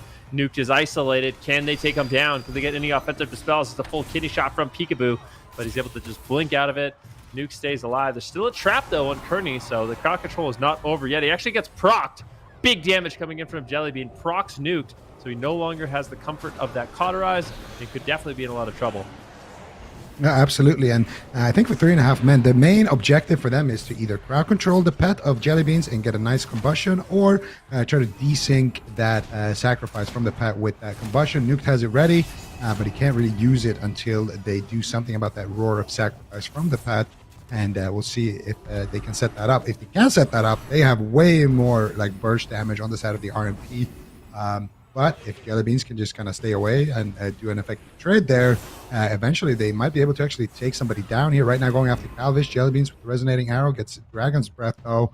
And Jelly Beans into a kidney shot right now. They don't commit the combustion and they don't commit the roar of sacrifice either. So both teams kind of just playing it patient here. Would have loved to see maybe a Ring of Frost on the pet, crowd control onto Abster, something like that. And then safely pop that combustion. That's usually how you kind of get going in this matchup between the Hunter and the Mage, but so far not been able to do it. Nuked with a nice alter time. Full trap onto Kearney. This could be the ice block here. Nice blink. I think actually Kearney used IQD right there. We're going to have to check on the companion if he is playing that. It looked like he broke out of the trap early and popped that Guardian, but Nuked actually blinked behind the pillar, so bit of a waste if he did use it right there. And now once again, RMP here on the the Hunter rogue actually on the offense. RMP also doing a counter setup onto Peekaboo. Smoke bomb gets dropped. Big damage coming in. Mind Games connect as well. They're trying to take him down. They get the fear. They get the cheap shot. And 3.5 men playing it very patient with that combustion, and then finally finding an opportunity for it. And you can see when Jellybeans does not have that sacrifice, how much damage each one of those Pyroblasts is actually doing. This is an insane setup here. I mean, how often do we see Outlaw Rogue actually going down? Like, be able to topple an Outlaw Rogue is very impressive. Although, Peekaboo not having the protection of a Fire Mage, right? There's no Dragon's Breath or Polymorphs coming out from Jellybeans. So, really expose Peekaboo and finish him here in game 1. I feel like this comp showed good potential, though, with how much burst damage they had for both Calvish and Nuke. So I wouldn't be surprised if they kept playing this, at least for another round in this series, knowing that 3.5 men are likely only playing this comp, although they do have a Feral Druid. They could play jungle. I'm not sure how necessary it would be to run jungle in this matchup, but it is an option. We saw Peekaboo get popped at the start of the game, having to use that Trinket Cloak of Shadows, and he was constantly a pressure point because Jellybeans did such a great job of avoiding the fight. This is when Jellybeans got a chance to pop off, almost finishing Calvish, but that life grip pulled him to safety. It was constantly back and forth with these teams trading their cooldowns. And Kearney was almost out of mana. Like, they were so close. Abster is doing whatever he can to avoid crowd control towards the end of the game, holy warding, but eventually they get it off. Pre-GSs, they actually killed Peekaboo through a Guardian Spirit with its insane damage. Looks like his Enduring Brawler stacks may have fallen off actually on the replay. Only had 6 stacks. So I wonder if Peekaboo just fell out of combat at some point and lost his stacks, because that's a lot of extra HP. What is that, like 13% more HP for him? So it's kind of an unfortunate end for them. They were even on mana, or at least, or possibly in the lead. So we'll have to wait and see if they decide to pick it again here for this series. But I feel like Jellybeans did a good job, as much as a Hunter could really do in this matchup. But eventually that combustion slipped through. I wonder if the Golden Guardians are just going to go back to their comfort. If they're just going to say, all right, we tried that. All right, back to RPS. Like, I wouldn't be surprised at all if they do that, you know, even though that was like not a bad game. And it's very rare that an Outlaw Rogue actually goes down. So there's kind of an overwhelming amount of damage. I think it was actually a Resonator that exploded, which is what finished him off. But yeah, going into the blind, or not the blind pick, going into the map pick of Golden Guardians, I kind of wonder where they're going to go. Like, does a large map even favor them really? If they want to set up that, no, they're going Hook Point. So small map, This is RPS, Shadowpriest Rogue, yeah, 100%. What about Paladin into sub? I don't know. The Could Shaman. work. It could work. The thing is with the Shaman, if you just get I like the Shaman more. I feel like when you're a sub rogue, if you rotate well enough, you can eventually just have kind of a guaranteed win condition. Whereas with the Shaman, it's a little bit, you know, every single setup, there's a pre-earthen wall, there's, you know, MDs coming in from Whiskey. It's hard to get that perfect setup that really forces the Trinket link. Yeah, I don't know. I kind of like the Shaman. Plus, it gives them double purge as well. For a mage, it's really annoying when your Pyroblasts are getting purged and your Blazing Barrier and all that defense is getting purged out. You know? And also, it's comfort. It's a crit. Yeah, it's really, really annoying when that happens. So small map, it's going to be nice, but at the same time, 3.5 men, they're going to be able to basically go on any target they want at any time. So as long as they manage their DRs right, they get cross CC on WizK to disrupt him from, you know, getting the CC that he's so known for. I mean, that's even assuming they run RPS. I think they will, based off the map, but maybe they just decide to go with Jellybeans once again with the Outlaw Rogue. I guess we'll find out in 30 seconds, but Hook Point going to be the map of choice, and 3.5 men looking really solid on this RMP.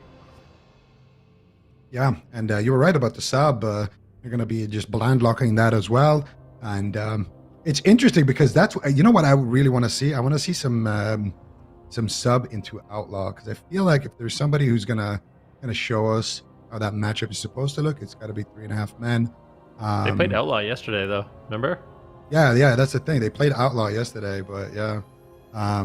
Maybe Outlaw just is the best in the mirrors, but yeah, well, I just want to see Calvish dismantle some Outlaw Rogue and show us a little bit. Oh, okay.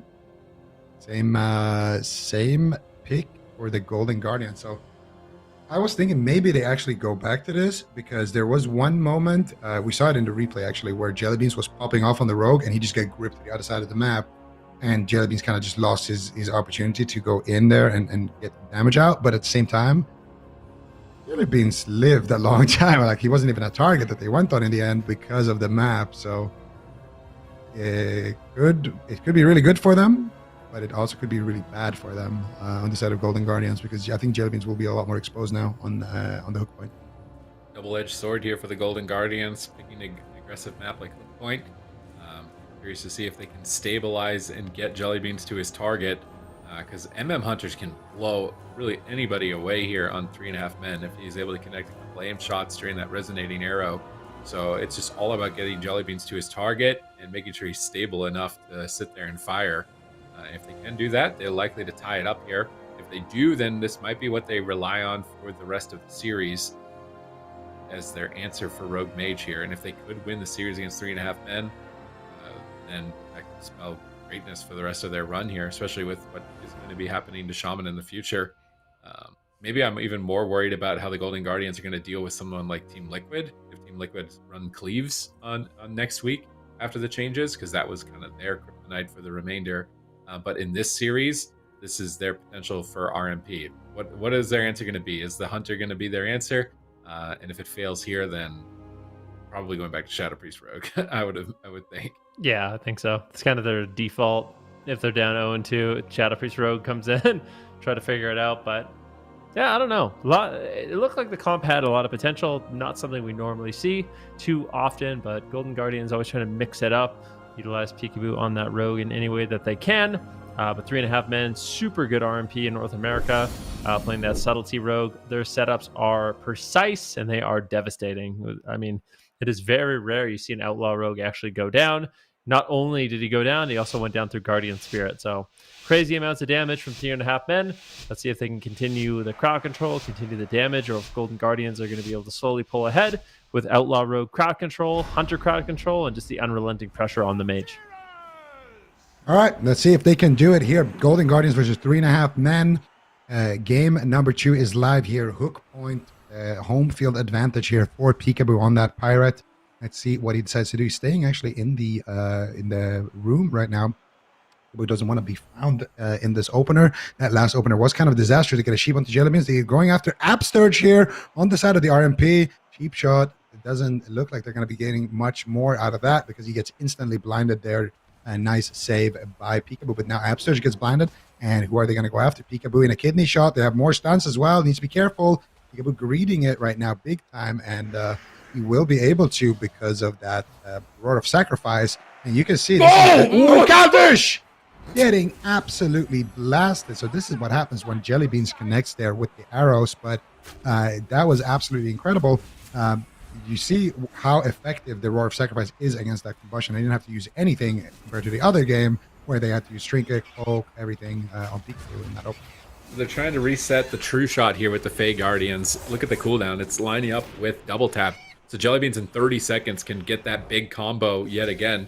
Unfortunately, you didn't get evasion, though, from Calvish or a vanish. Really nothing. So he's going to have that big burst hit again, but it might not be enough to close the game. In the meantime, we can see 3.5 men doing their setup. Cheap shot on Upsturge. No follow-up. Just going for the smoke bomb. Trying to finish Peekaboo. Peekaboo trinkets out of the smoke bomb. But Mind Games has connected, and that could be it for him. Upsturge, oh my goodness, saves. No, he's gouged. He's CS'd on his heel. Peekaboo's at 1% here in game 2. And he is going to get cracked by the Shadow or Death of Kearney. And that will be it for the Golden Guardians in game 2. Such a disappointing way to go out. I feel like Jellybeans can do so much. They're just not getting him to the point where he can pop off. That was brutal. It was the mind game. It was just a perfect storm there. I mean, Peekaboo, mind games connect on him, and before Upsturge is able to dispel it, he gets interrupted. So you just have Peekaboo sitting there, can't really heal himself, and mind games just slowly taking him down. And then, of course, unfortunately for Upsturge, he did have access to that Guardian Spirit, but that quick counter spell will seal the deal. 3.5 men. Even though we saw Calvish almost get one shot, that was out of nowhere too. I didn't even see that. Let's see if we can see it here. So they go after Peekaboo. This is the early stages of the match. Let's see the resonating arrow. There's a resonating arrow. Look at Calvish's health. He literally goes down to 5% health from just Jellybeans. So Jellybeans can definitely dish out some punishment. That was far from a perfect setup too. I mean, they only able to get that damage off at like the last remaining moments, but here's that Mind Games. And this is where Absurge, unfortunately, goes for a Divine Hymn. So he fades in Divine Hymns and gets CS on it immediately, which seems like a mistake, but definitely unfortunate. And as a result, 3.5 men move to match point. Crazy. Less than 2 minutes this game. And I mean, look at Jellybean's damage. He sure they lost, but he was definitely popping off there. It was a really, really, really close call, but on Calvish, they're just basically dying without reacting to it. So it was a close call, but it's also kind of the danger of the map. Like it's I feel like in the 3.5 men's kind of favor to play on a small quarter where the Sabro can kind of set things up, get crowd control on 2 targets, set up a stun on multiple people, and just get a lot of work done. And that's what we saw from Calvish, able to set things up, and that's kind of the danger that you're running on this map. Is this Golden Guardians fashion like this first game? I don't know if it was necessarily like a choke. That second game was a choke, and then like be on match point and have to reverse sweep as RPS. Like I feel like this is actually part of the course. I feel like it's actually the other way around. Usually the Golden Guardians, they lock in RPS and they like choke one game, and they throw one game, and then they bring in Jellybeans, and then they win 2 games, and then they lose the last game. And we always say, because they swap back to RPS, and we always like, dude, if they just played this from the start, they would have won. But maybe they're doing a reverse one now. They're like, you know what, we're gonna start with the alt stuff, and then we're gonna bring in our RPS. It's even alt stuff. Hunter Rogue is alt stuff. Anything Not that's really. not RPS is alt stuff for the Golden Guardians. Come on, guys. What do you think about Shaman? Would Shaman Thug be good? What about Shadow Priest Hunter? Wasn't Shadow Priest Hunter like the RMP Stomper for a while in the cup? At some point, I feel like Shadow Priest Hunter was owning RMPs. Am I wrong about that? I swear it was. You think at one about the point. first cup. There was the team in Europe that ran it. Shadow Priest Hunter drew Luxia's team. I think I'm thinking of last year. It was a long Oh, time ago. Maybe. Yeah. I feel like I'm thinking of last year, but it was actually really good in RMP. I feel Yeah. like it wouldn't be that bad. I swear it wouldn't be that bad. Yeah. I swear. You don't believe me. I can see it. I can see it in your eyes. You don't believe me, but I feel like getting Whiskey in here with Jellybeans for a game might not be terrible. I think everybody wants to see that. It's like it's exciting to see that RPS. There you go. I don't know if this is a winning Nice. match.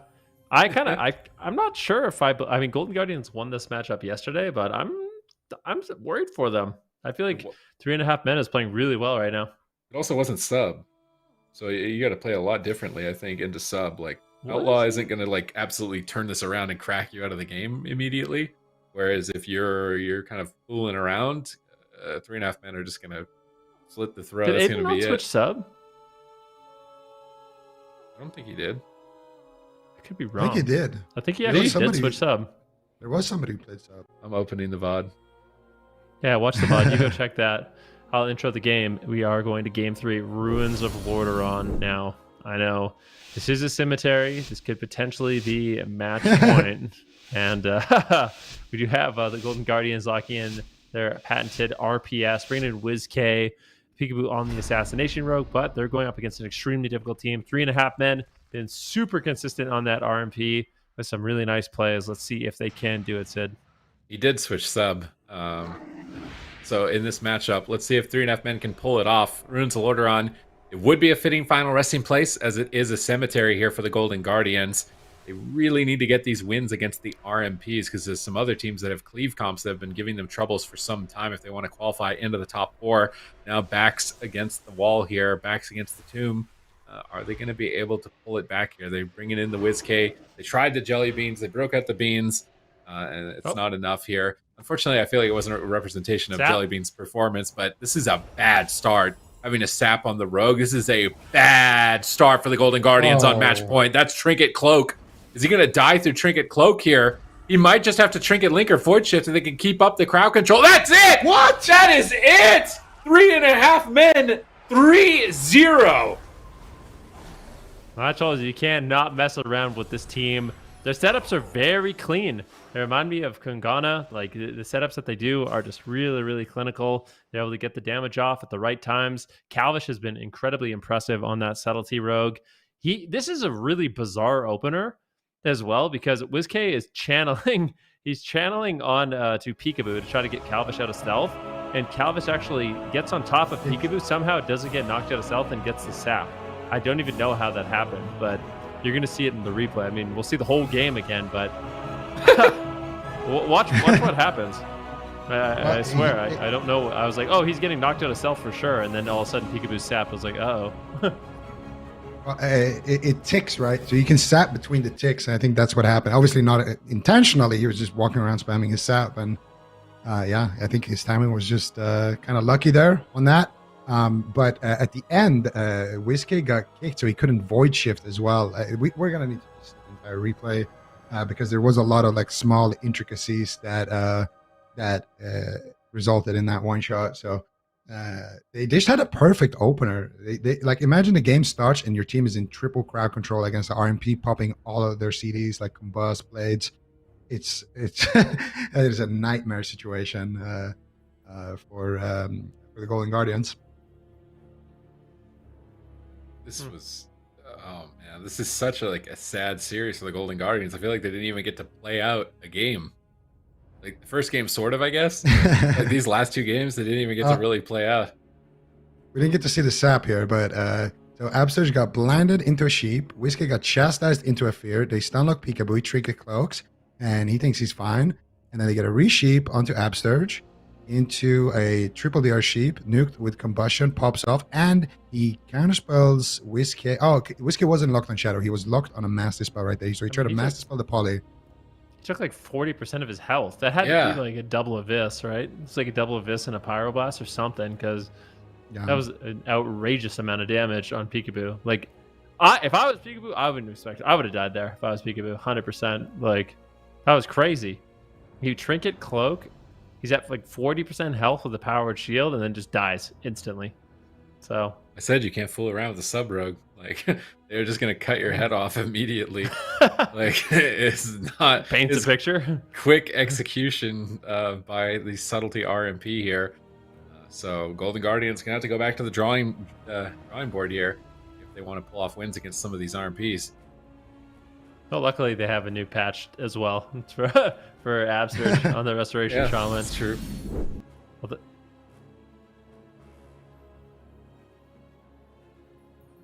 it's really rough. So this is like one of the worst things that could happen, to be honest with you, because they basically, in my opinion, got no data whatsoever. Yeah, exactly.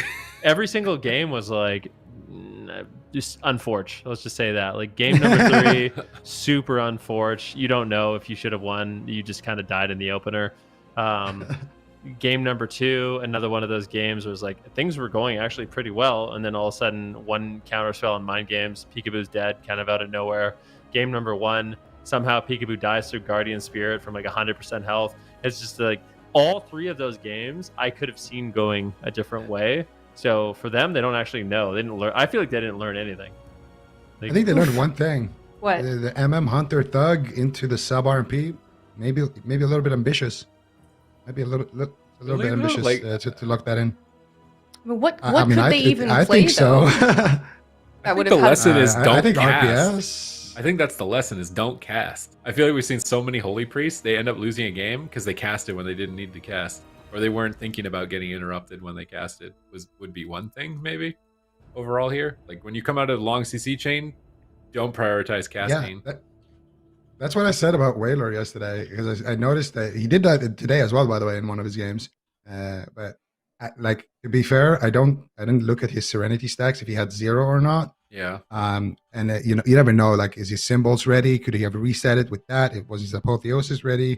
Could he have done it? Because when there is a lot of CDR in the game, it gets a little bit harder to actually track what they could have done to avoid casting. But generally speaking, you're sitting through a CC chain. Don't ever, if you can avoid it, don't cast. Like you as a healer, you always need to think about the fact that even if there's no interrupts, your casted heal is added CC time. Like while you're casting that heal, you're CCing yourself during the cast time. So you always, like if you're a priest, for example, you always want to shield and then cast. You always want to shield, Prayer of Mending or Renew or whatever you have in terms of instant, and then cast. You don't really want to just come out of a CC, press nothing, and just start healing, because it's very inefficient. Well, the good news is it's, not the worst outcome for Golden Guardians. They were able to walk away this weekend with at least 1 point. We can take a look at the standings and where these teams ended up on the North American side. 3.5 Men and Team Liquid both having 2 points. They won all of their games this weekend. And then, on the other side of the spectrum, we've got Power Men and Novus, unfortunately, having not won any points at all. So they're definitely going to be having to look for those wins for every single series from here on out if they want to try and make it into the top 4 to get into the grand finals for this region. This is some tough competition right now. Same story over on the European side. We saw those teams play earlier this morning. We've got Kungana continuing to be that top dog in the region. But in your mind, Zico, what other teams do you think have the potential to beat Kungana? Obviously, SK Gaming currently tied with them right now.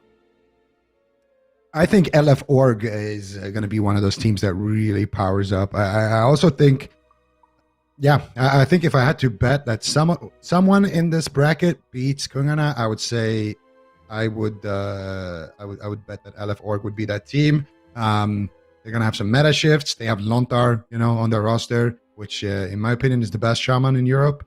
So they're going to have, a lot of options as well with Swapsy, playing leave setup. Swapsy, just a phenomenal multi-classer, can play DK, can play whatever his team needs in terms of melee, and they have Blizzo as well, so they just have everything they need to actually make those cleaves that we're kind of anticipating to be good into Rogue Mage. So I would say LF Org definitely a contender in Europe, despite being 1-1. Their losses against SK, so they've already fought one of the really hard teams. I think LF Org, SK Gaming, Kungana, I think those 3 are looking like top 3.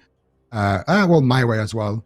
It's hard. In Europe, there's a lot of good teams. Casual Dads as well. You would expect them to make it, but there's only so many spots, right? So it's gonna be interesting to see how it shapes up. And you can't really count out anybody, because these are the best teams that we have to offer here in Europe and in North America. I think all of them can win against each other.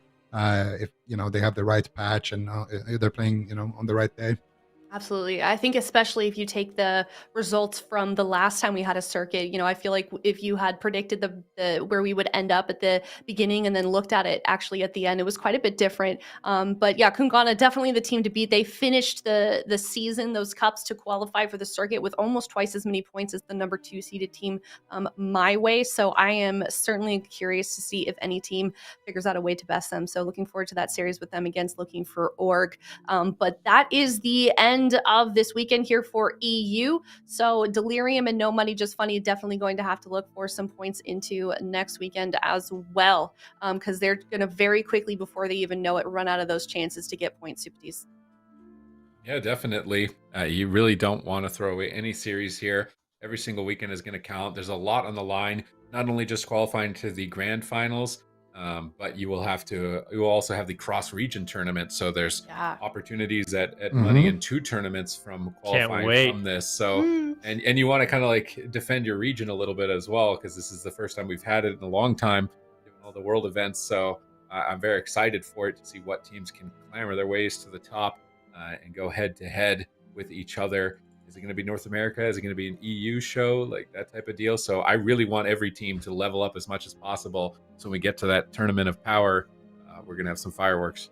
Yeah, I cannot wait. I concur with that cross-region tournament that's going to happen separately from the grand finals. Those are just kind of 2 different things. So I'm super, a lot of the players, when we were able to interview them, were saying that they were excited to, they wish they had the opportunity to play teams from the opposite region. So I can't wait to see how that ends up, because usually we do, have those opportunities to see how they stack up against each other. So EU versus NA is going to be certainly exciting, as well as the grand finals for both respective regions. So Thank you guys with that for hanging out with us all weekend. I feel like this has been a tremendous first weekend of circuit games. Just remember, this is round robin format. So if there's a matchup that you didn't get to see that you were hoping for this weekend, it's going to come. Every team is going to face every team. So there's no avoiding the hardest teams with the format like this. So super exciting to see how these matches do play out when, it's not often that we've had matches that we've been able to see this weekend that weren't teams that